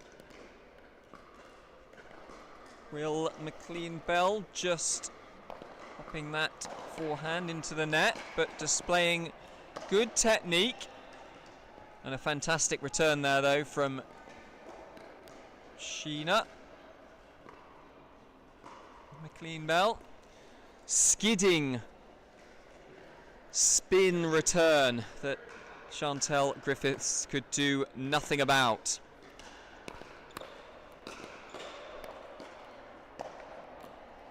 And well played, Will McLean-Bell.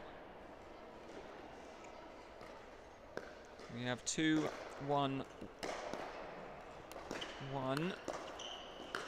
Oh, and he created the opportunity, did everything right. Did Will McLean-Bell, apart from that final shot which he puts into the net. And displaying really good technique here. And movement coming forward on the court, and brilliant play from Will McLean-Bell, peppering Chantel Griffiths' backhand side at the net.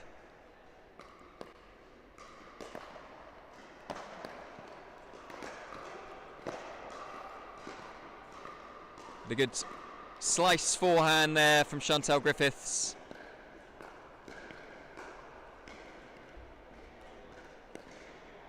So we are 2-2-1. Honours even. And that's unfortunate. These nets can be unforgiving. And Spencer Smythe, Chantel Griffiths, the beneficiaries of that net cord. Good play from Sheena McLean-Bell, but coming up short on the put away, creating the opportunity again though. And we're seeing some good play from both partnerships here. And just overcooked that forehand, again creating the chance, but it was a fast hands battle.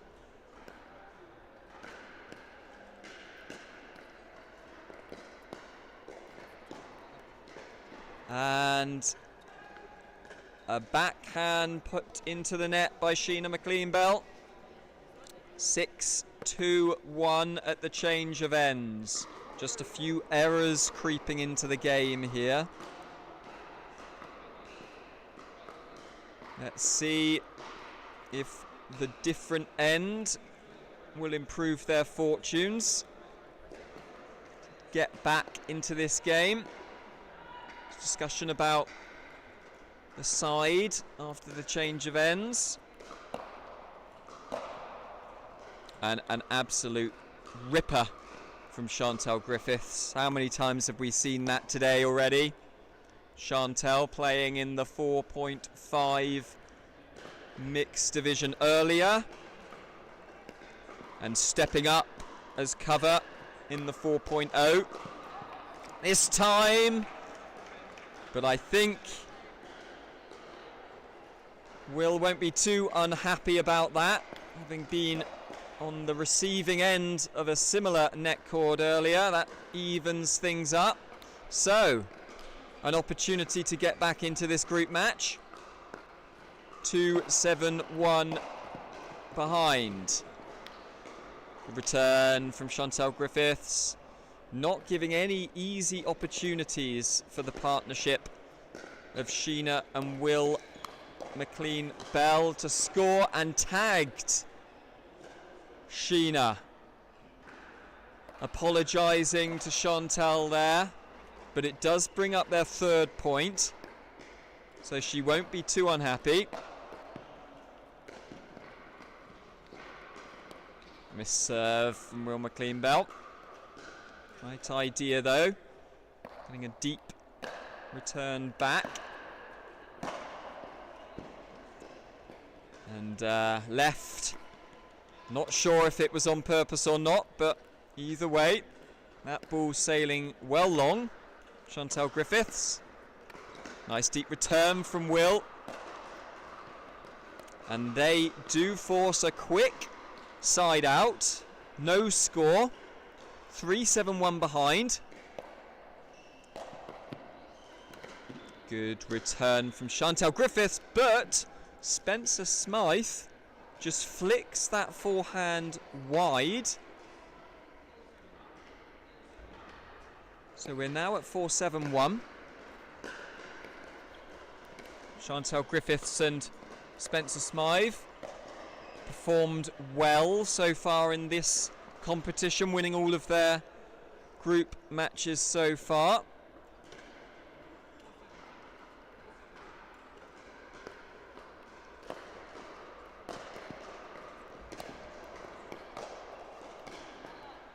Oh, and that drop off a heavy double-handed backhand from Chantal Griffiths just didn't creep over the net.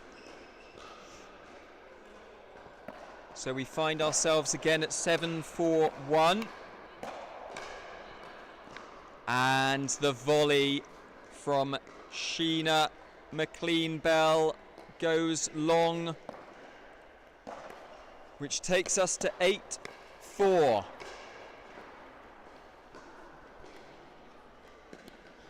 Make that 9-4, folks. Chantal Griffiths, Spencer Smythe looking now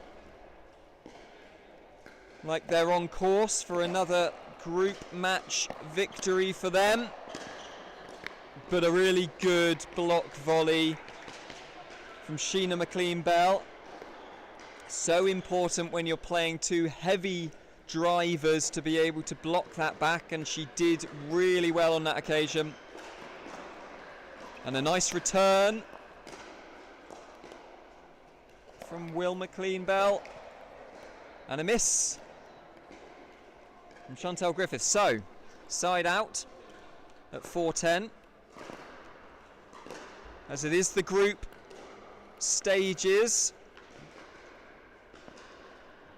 the McLean-Bells will want to score as many points as they can to put themselves in the best position, so they're not meeting the stiffest opponent in the semi-finals. However, through 2 missed thirds give Spencer Smythe and Chantal Griffiths the opportunity, which they take. And a good match there. We saw some competitive points and a valiant performance from the McLean-Bells, especially young Will displaying his technical abilities there. We look forward to seeing more from him in the future. However, well done to Spencer Smythe and Chantal Griffiths. Another group stage match win for them. We'll be seeing them later on in the competition. But we will break now and bring you more action here in Tunbridge Wells shortly.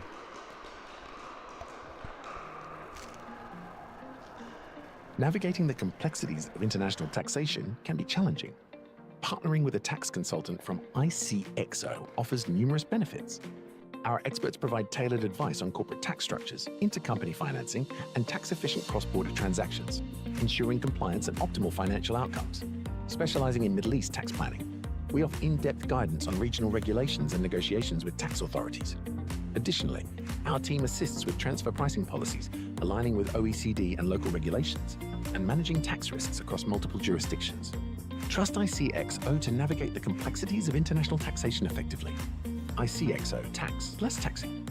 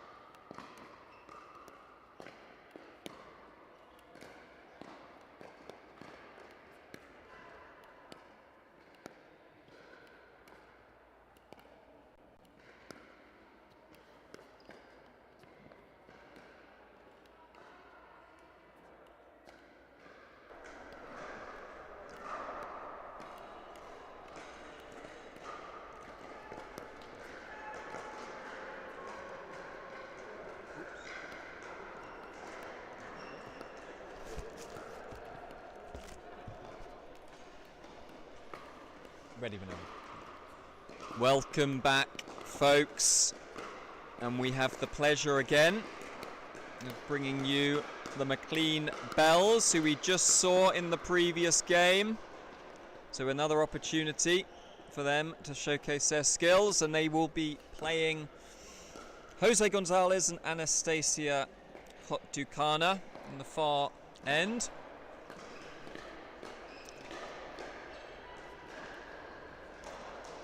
So another group match here.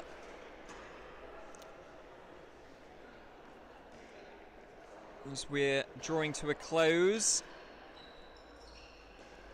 in this group stages of the 18 plus mixed doubles 4-0 competition.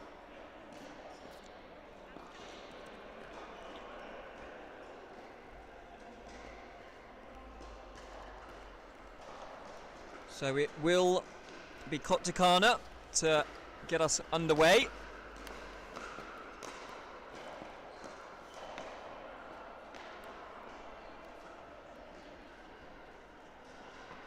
And a good start from the McLean Bells.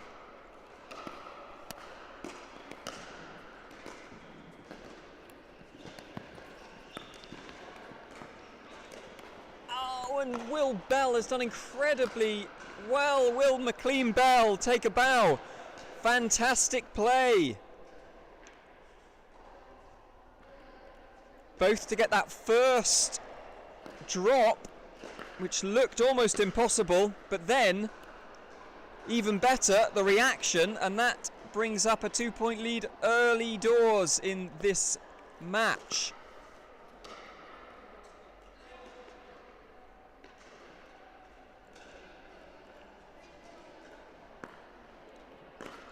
Make that 3 now. And the serve just going wide. We're at 3-0-2. Good drop from Will McLean-Bell. And some fast hands at the net as well. Moving well on the court, and Sheena McLean-Bell just overcooks that forehand drive. So, a side out.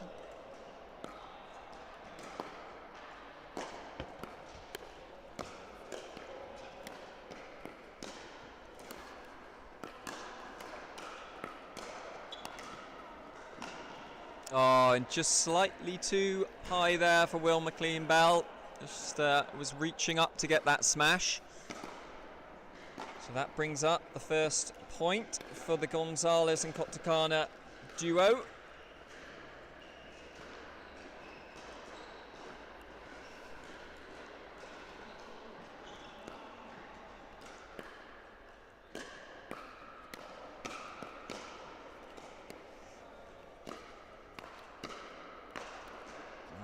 We'll just that forehand volley into the net. So another point. And both teams will be looking to win this game. McLean-Bells still looking for their first win in the competition. 4 losses. 1-10. So they'll be looking to go 1 extra and get that win in this game.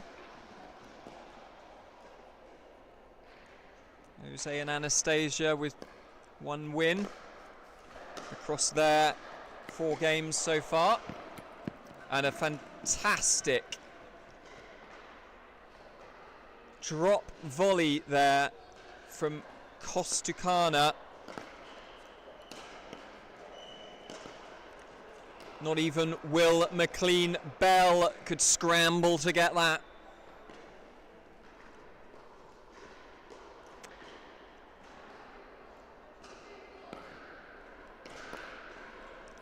Two for 1. And just overcooked the volley there. Sheena.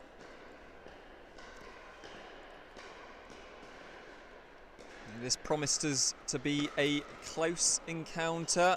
Both teams very closely matched in terms of ability. Getting a bit of luck with the net cord there, Kotakana.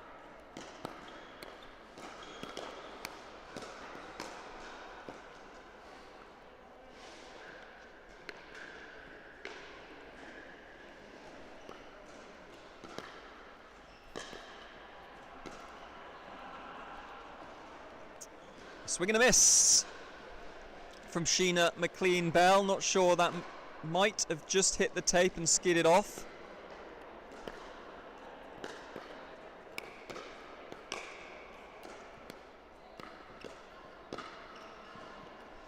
Yes. Out. Cool from Will McLean-Bell. Absolutely correct there.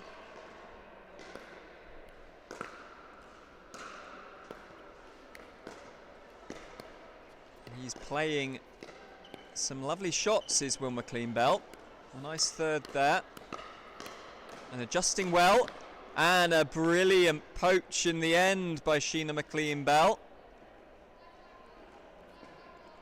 Evens this tie up at 5-5-1. And a nice serve from Will McLean-Bell. And he's directing the play is young Will McLean-Bell.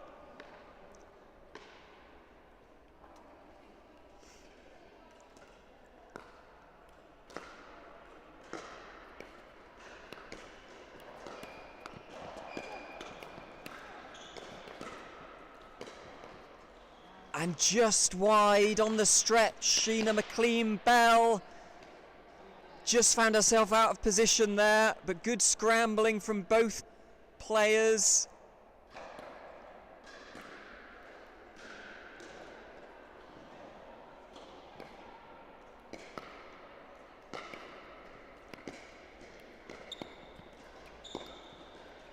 It's a good recovery from Sheena McLean-Bell, and we're into a dink rally, and it does get her the point.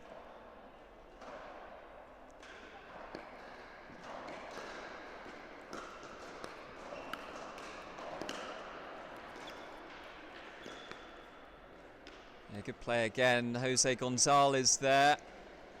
Just think about his shot selection.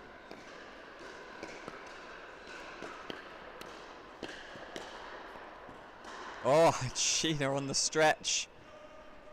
She could have done with just a few more inches. Just out of her reach. And that one was in her reach, but just hit the top of her paddle.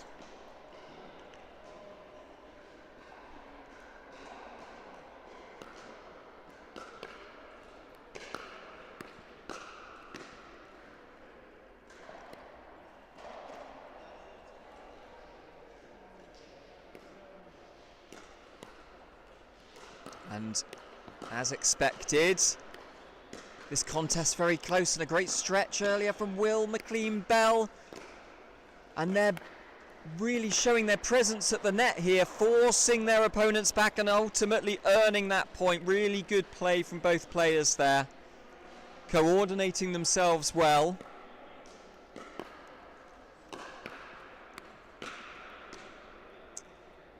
On the stretch again though, Sheena McLean-Bell. Seen a few errors where she's just stretching across on the forehand side and mistiming that shot. And an incorrect leave. Gives a narrow lead for Gonzalez and Kotakana.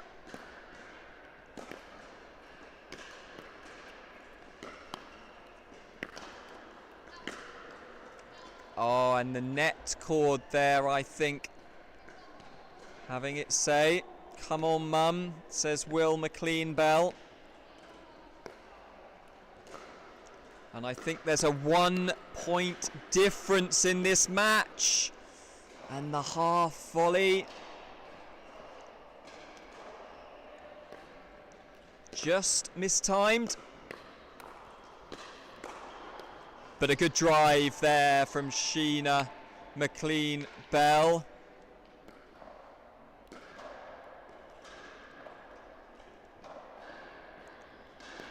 And we are all level here. Barely been a point between these two teams. And well done, Will McLean-Bell. A lovely backhand volley into the centre of the court. And that brings up a game point.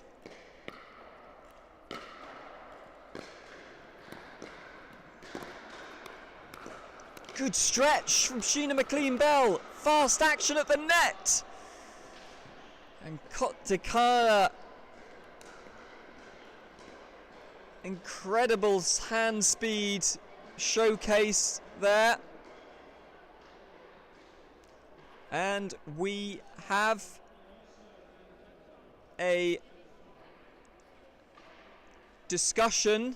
I made it a side out, but I'm not always correct on these things.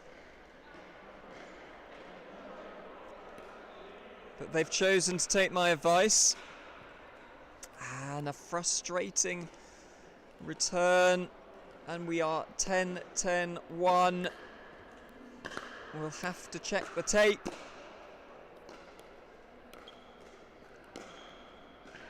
And a good play from Will McLean-Bell.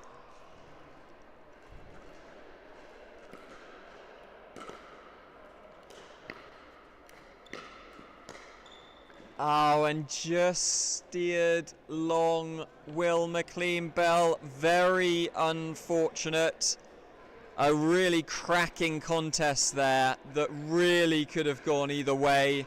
Congratulations to both partnerships there for putting us on a really good show.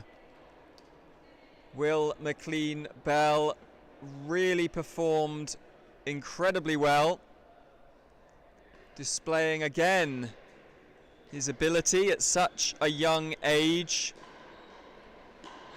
So, mustn't be too disappointed. Everyone from this group will qualify for the semi-finals, but people will want to get as many points and wins as they can to improve their chances. So on we go. We will be back shortly with some more action from the mixed doubles 4.0 group stages shortly.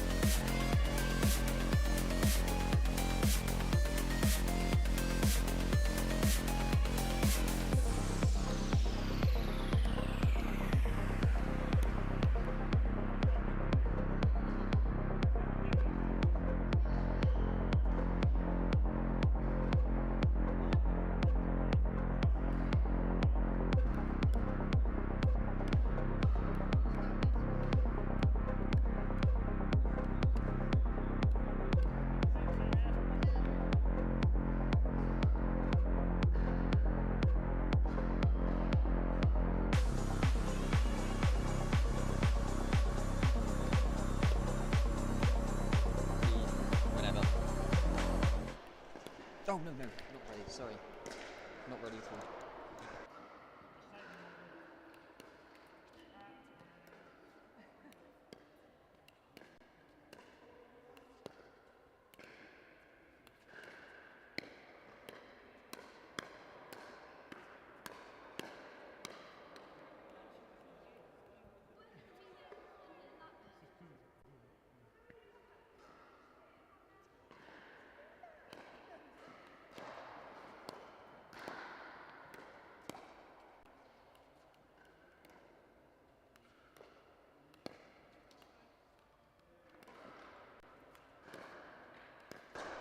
Yeah. Welcome back, folks. We're playing another group match here. The 18 plus mixed doubles, and we are treated again to the McLean-Bells, who are almost glued to this centre court here in Tunbridge Wells. Sponsored by JOOLA Pickleball, a Steve Beale Pickle B event, and Simon Farr.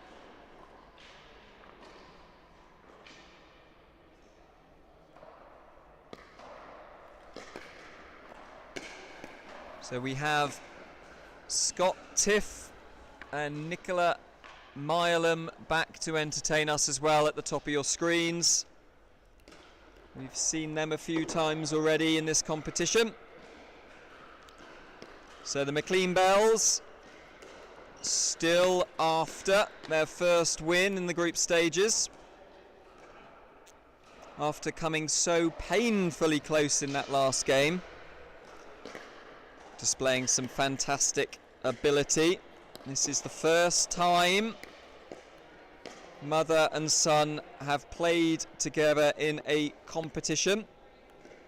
They're doing a sterling job. Going in at 4.0 as well. Will was saying it's his first 4.0 competition.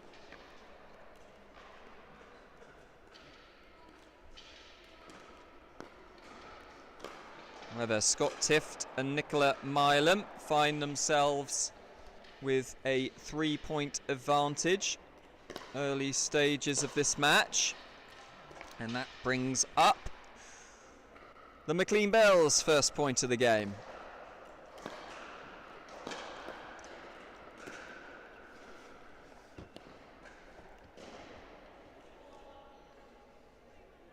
We've had a long day's play here at the Tunbridge Wells Sports Centre. We see, and you might see, people in the background putting away the nets as most of the categories have finished play and the centre empties out. Fantastic play, Will McLean Bell. Lovely put away, that will give him some confidence. And we are side out, 1-3-1.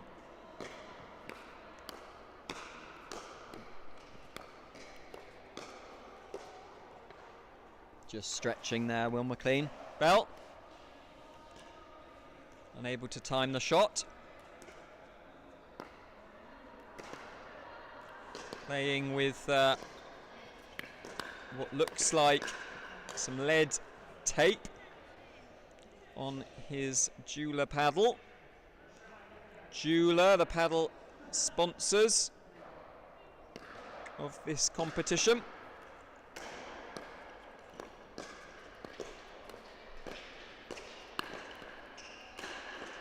Skechers, the footwear sponsors, but a great forehand volley there from Sheena McLean Bell.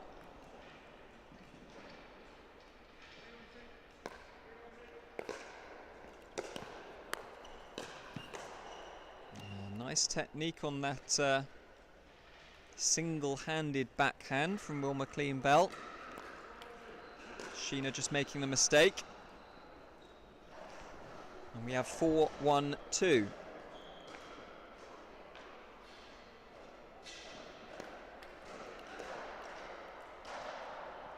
And a service error from Sheena McLean Bell. A nice easy point. Scott Tift, Nicola Milam.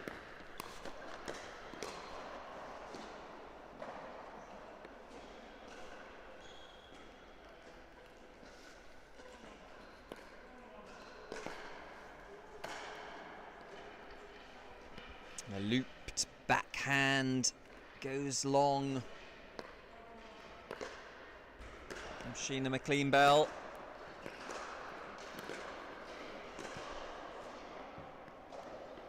And a backhand volley goes long, and that means that we are 6-1 at the change of ends.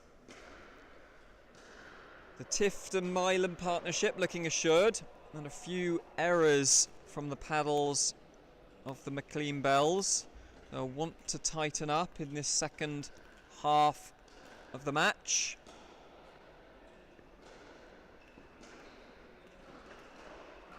Make them play more shots.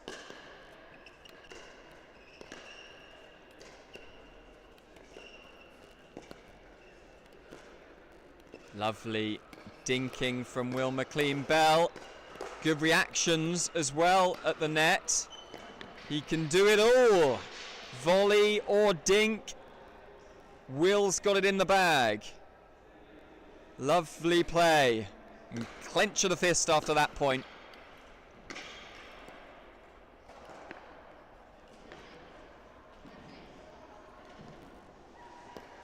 So we are at 1-6-1. Doing well to win the serve back. Just checking himself. Oh, and Sheena just couldn't shovel that backhand over. But reads the game exceptionally well. As Will knows when he should be moving forward. Although they're slightly out of position there. And a good put away from the Tiff-Milam combination.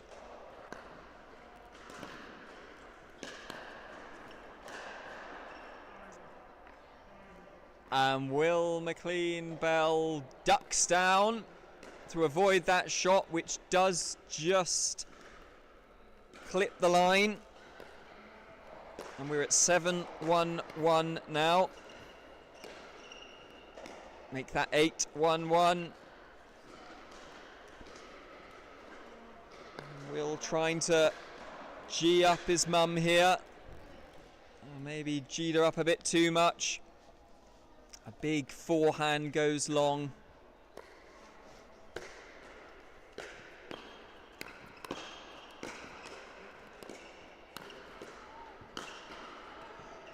And well left from Scott Tift. And that brings up a game point for the Tift-Milam combo.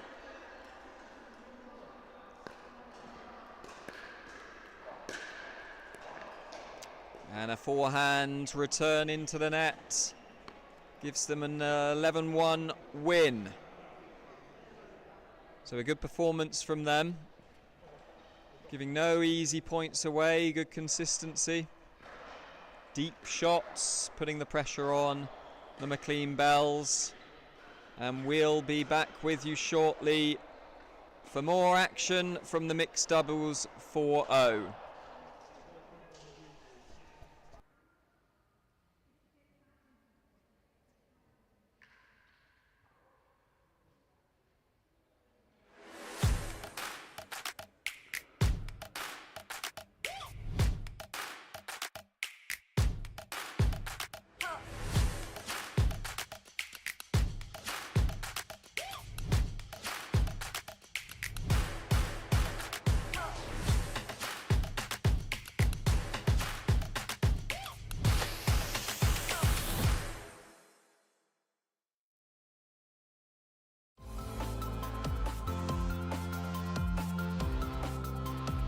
IT landscapes are increasingly complex, with evolving security threats and the growing demand for seamless service delivery.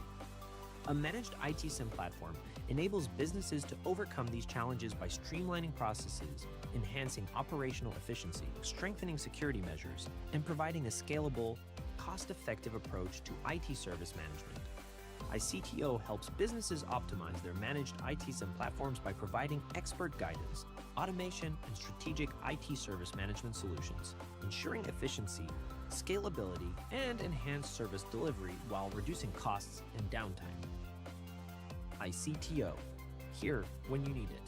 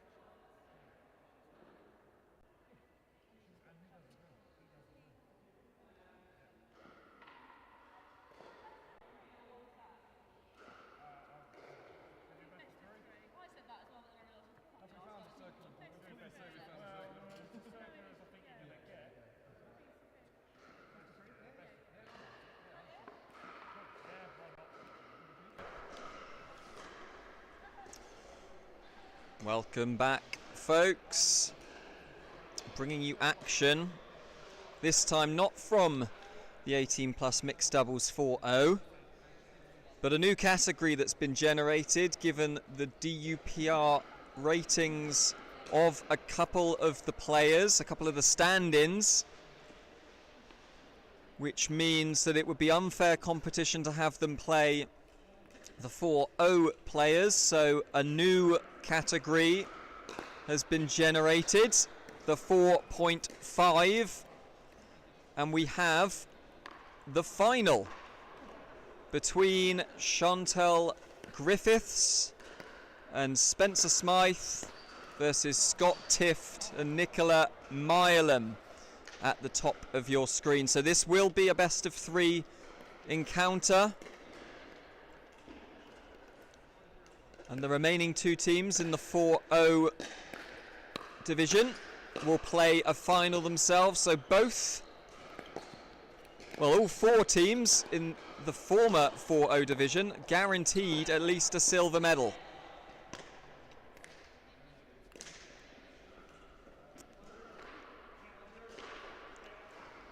And Chantel Griffiths and Spencer Smythe performed very well so far in this competition.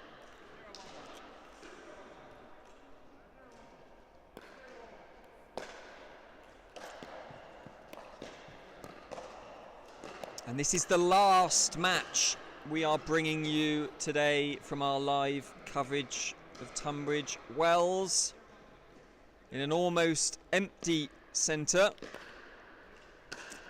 The last 2 categories to play out. We've got a lovely dink rally developing here on the backhand side, and it looks like Spencer Smythe can dink on that backhand all day long with the nice whip he generates. But fantastic patience from Nicola Milam to cope with that spin and then tag Chantel Griffiths with a power forehand.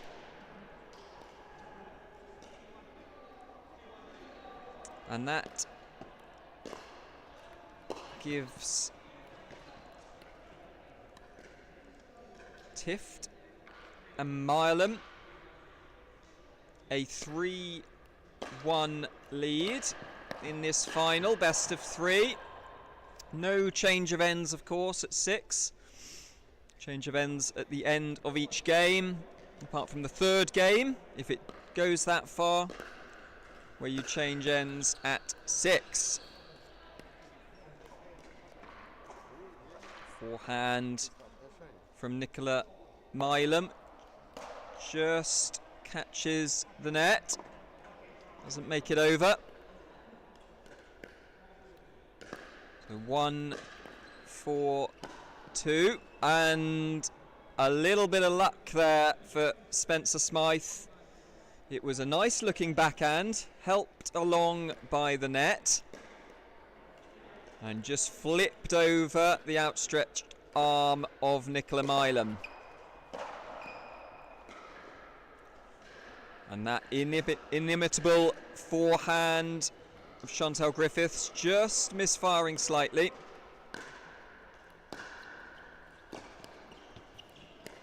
Nice drop from Nicola Milam.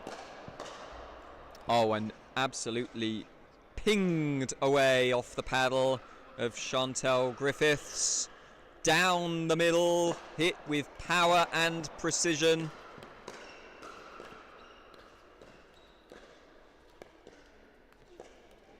Oh, some good dinking there. Just didn't make it over the net. But some good all-round pickleball play from both partners. And this should be an enthralling encounter, dealing with the power of Spencer Smythe. Scott Tift. Power, power, power, and brilliant finish by Nicola Milam. Spencer Smythe just unable to get that one back.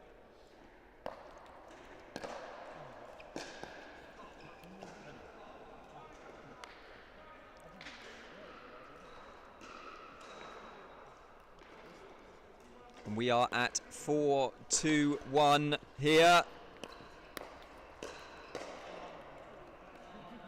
Treated to a high quality encounter in our last game here in Tunbridge Wells after a fantastic weekend of pickleball.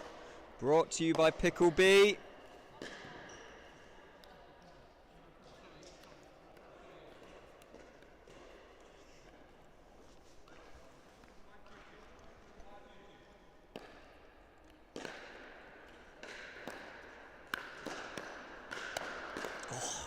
Power again from the panels of Spencer Smythe and Chantal Griffiths, not letting up.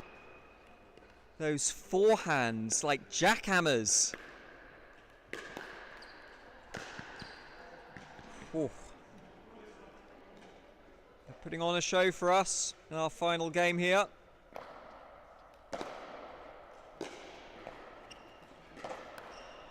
Good return. And Scott Taff just changes hands to play that shot. We get a no from Nicola Milam. But the point continues. And a classy finish from Chantal Griffiths. Another one pinged down the middle. Taking her chance with the pop-up.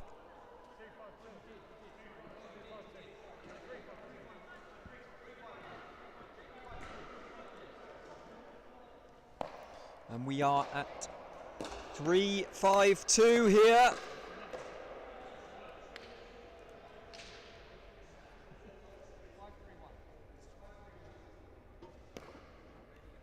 Already a high quality encounter with some lovely long rallies.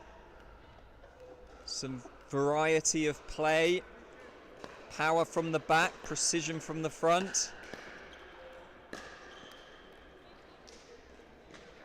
Having said that, a couple of missed thirds there gives Chantal Griffiths and Spencer Smythe the opportunity to reduce the 2-point deficit. But another missed third.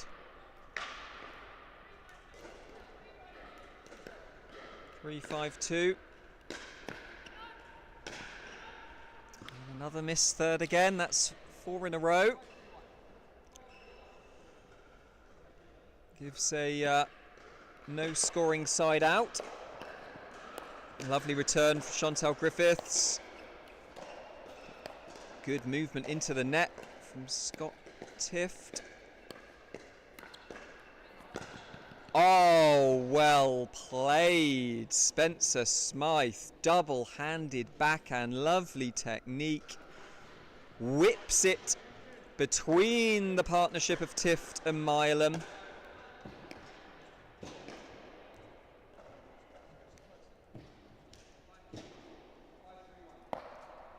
And we have another no-scoring side out.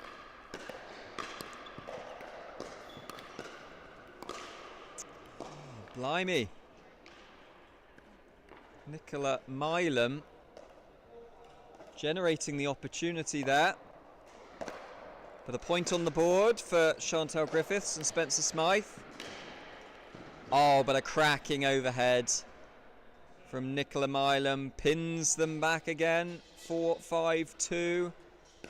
It's nip and tuck here in this first game of the 4.5 final. Oh, and that backhand again from Chantal Griffiths on display. Great power and precision down the middle.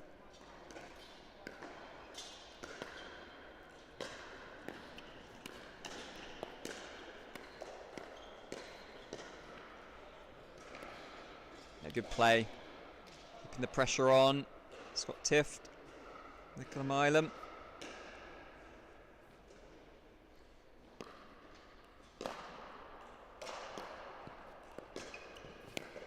Great drop from Nicola Milam, and Scott Tift comes into poach. It looked like a difficult shot, but he flicked it down the middle of the court.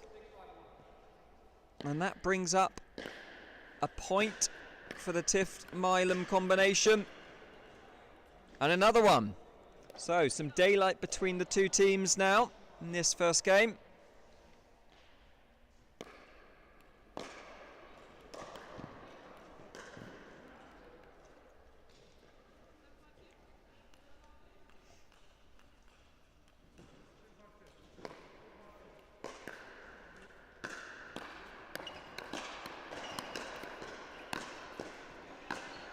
Oh, fast hands. Scott Tift, lovely finish.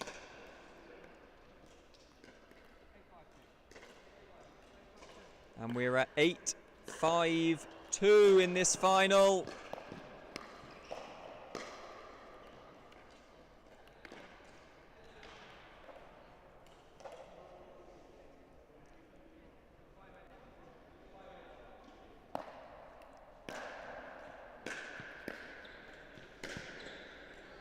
Yes, really well judged from Scott Tift. It was loaded with topspin, that backhand, so it was dipping. But he gets the call right to leave it.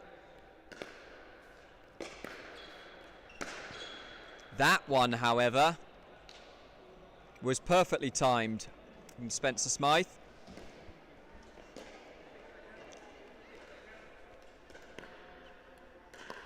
And this is a fierce competition between these two pairs. And Spencer Smythe is just overhitting a few of those double-handed backhands. Speaking of overhitting, we've got a missed serve. Scott Tift.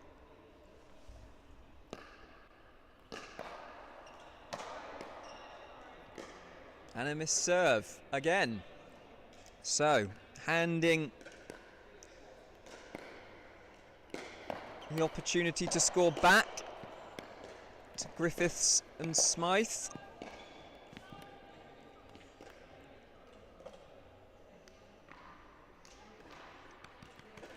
And they take advantage and reduce the deficit to just 1 point now. And this could, oh, lovely finish from Chantel Griffiths, poaching across the middle.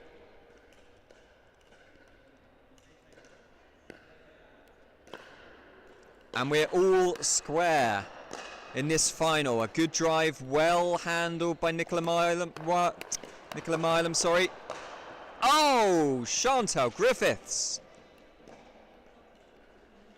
suddenly springs to life in the last few points.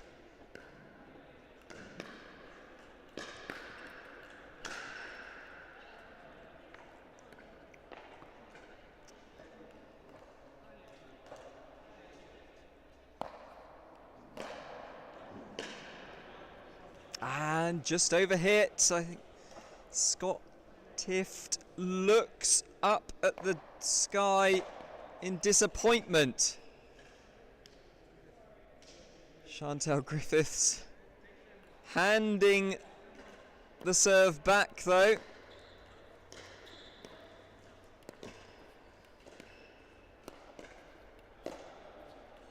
Lovely dink.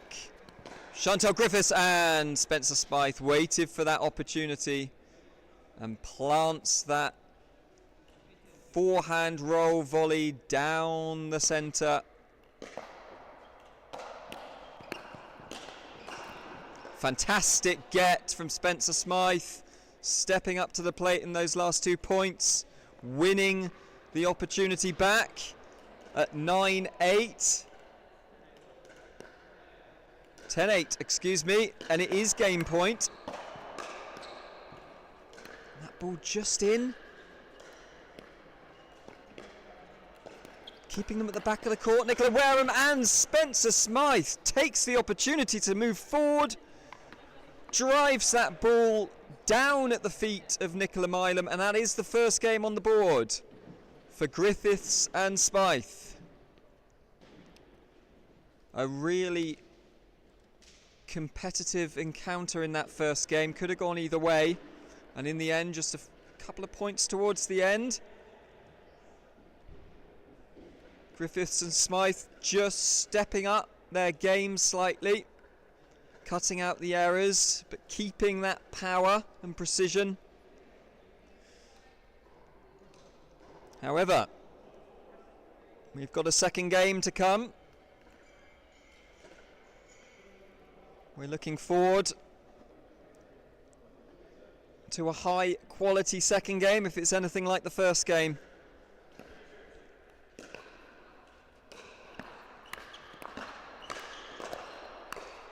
What a get! Incredible stuff and brilliant play. Point of the match so far. Some incredible defensive shots displayed by both Chantel Griffiths and Spencer Smythe. And it was in, called in. Fantastic shot down the line, shoveled out from so low on the court. And we're at 2-0-2, a quick 2-point lead for Griffiths and Smythe.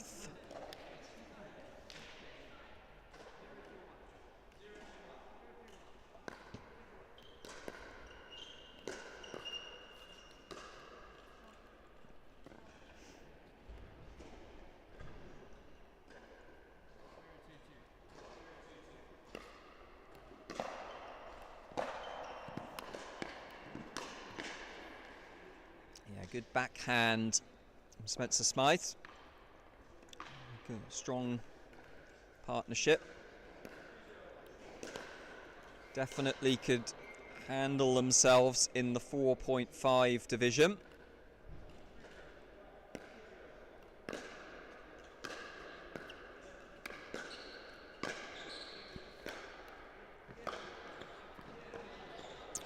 Yeah, just shortened up that volley. Nicola Milam.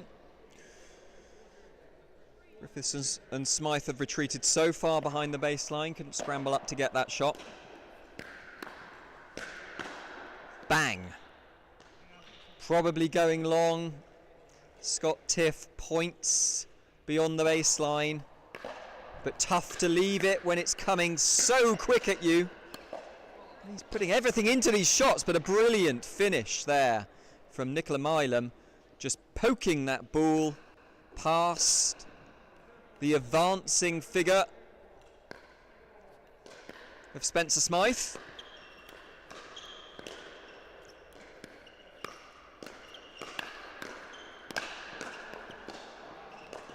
Fast action at the net. Good play from both players. So we are 1-4-1 in this second game. And a shot there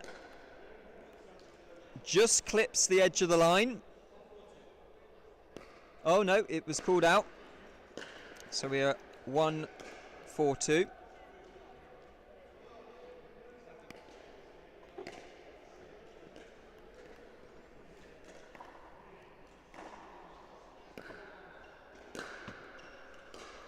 Nice deep serve, and Spencer Smythe calls that one out. And they've opened up a nice 4-point lead in this second game. But good power there from Nicola Milam.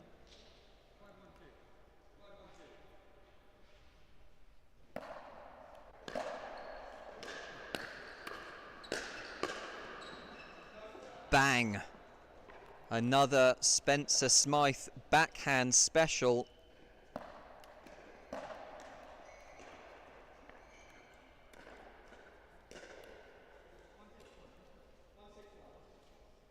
One 6-1, 5-point deficit to overcome if they want to remain in this final, and that's going to help things. Nicely placed there from Nicola Milam, going down the centre, opening up the space, and to pierce a volley down the line.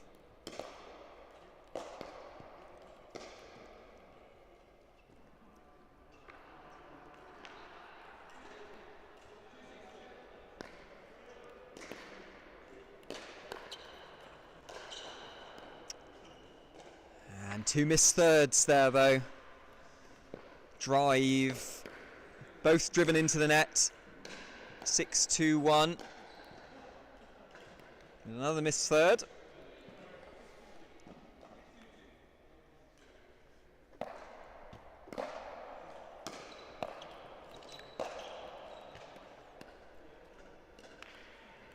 And that's 2 non-scoring side outs.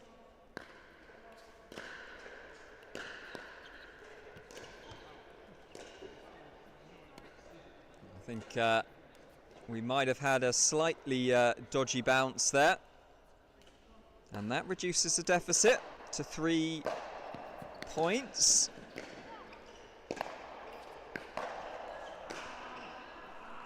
Oh, and a yell of frustration from Scott Tiff there. That ball sailing wide. But they've managed to chip away at that lead. Coming back from 6-1 down. And now it's a 2-point deficit after a missed return. And things can change very fast indeed in pickleball.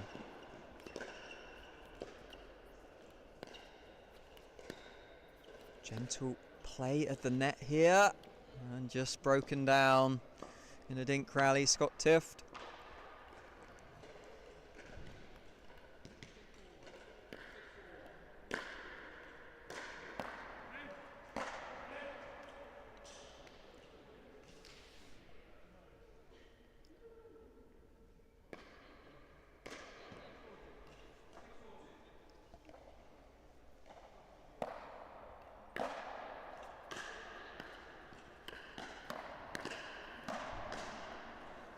Yeah, good play, Chantal Griffiths. Re-establishes a 3-point lead in the second game. And nails a lovely serve as well. Scott Tiff taking a double look at that. Thought about calling it out, but didn't. I think it was in. Oh, and Chantal, I think a slight mishit there. Adding a heck of a lot of spin that Nicola Milam couldn't handle, and it is 8-4 now. On course, Griffiths and Smythe.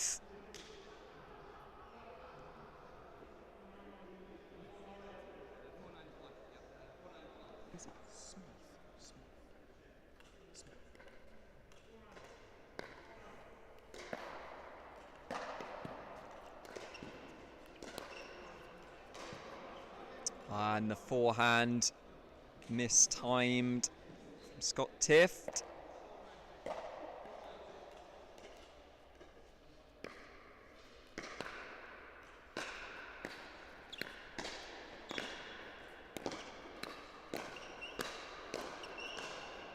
Ah, lovely play there though. If they can repeat that, they can get back into this game.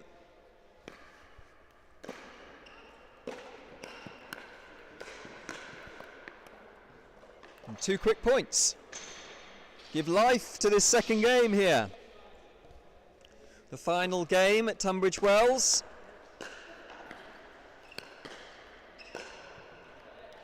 But that is a lovely put away, delicately guided into that corner.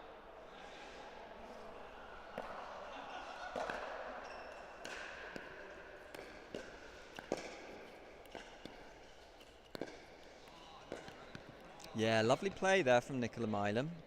Just a nice bit of top spin on that cross-court dink.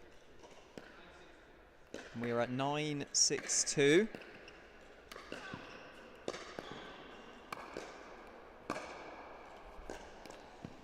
Oh, and it just kisses the top of the net. Oh, fantastic play, Nicola Milam. Pounced on the opportunity when the ball popped up.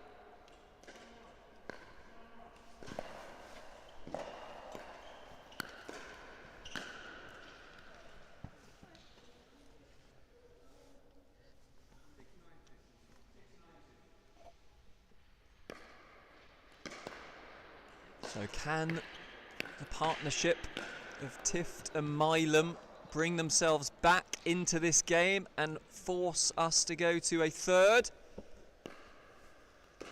There's just 2 points in it now. Ah, good defence from Nicola Milam. Stretching across. Good backhand. Taking the chance. Fantastic defence from both teams here, helped by the net, but a fantastic point. And that takes us now to 8-9 in this second game.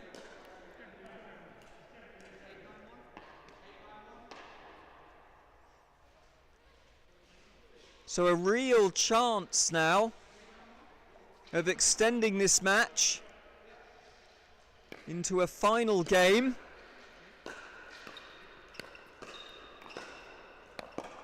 Backhand working well for both players, Griffiths and Smythe. But a second opportunity at 8-9 behind. Oh, apologies, it is a side out.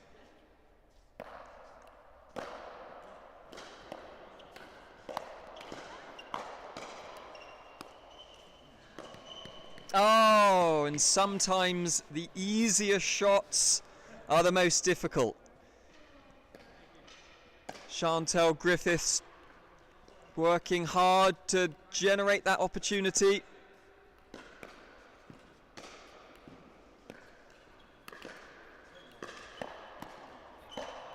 Oh. And that means that we have our first match point. And it is taken. The ball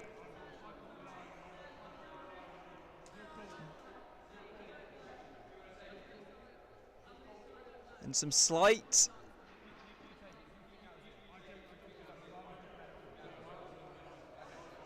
I called it too soon.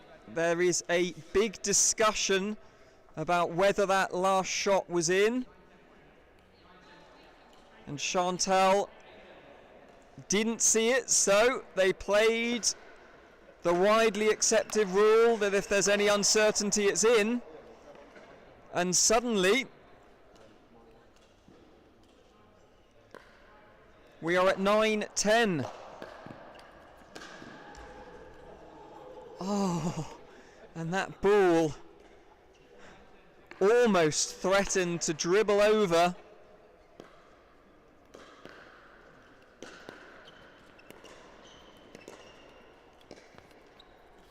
Oh, and that one does.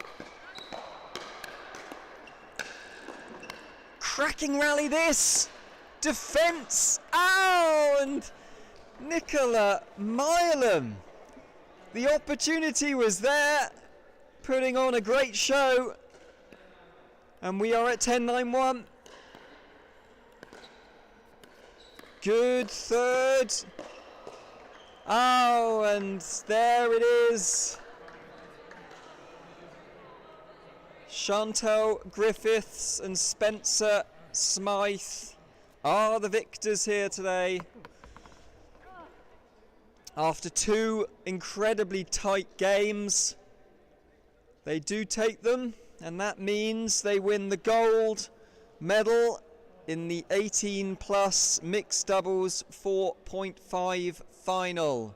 Congratulations to them. Scott Tift and Nicola Milam were close.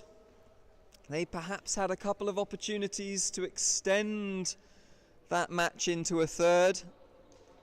But ultimately, Griffiths and Smythe, I think the most consistent performers across the group stages, and deserved their win. They'll be delighted. A gold medal for them to take home. And that brings coverage here in Tunbridge Wells to a close. I'd like to thank Nick Hobbis for his fantastic commentary over the course of the weekend. Colin has done an absolutely sterling job behind the technology side of things. We've got some really good visuals working for us. Incredibly well run competition, some great play as well. Well done to all the competitors that medalled, and I think everybody had a good time playing. So from us at Picklebee, we bid you a good evening.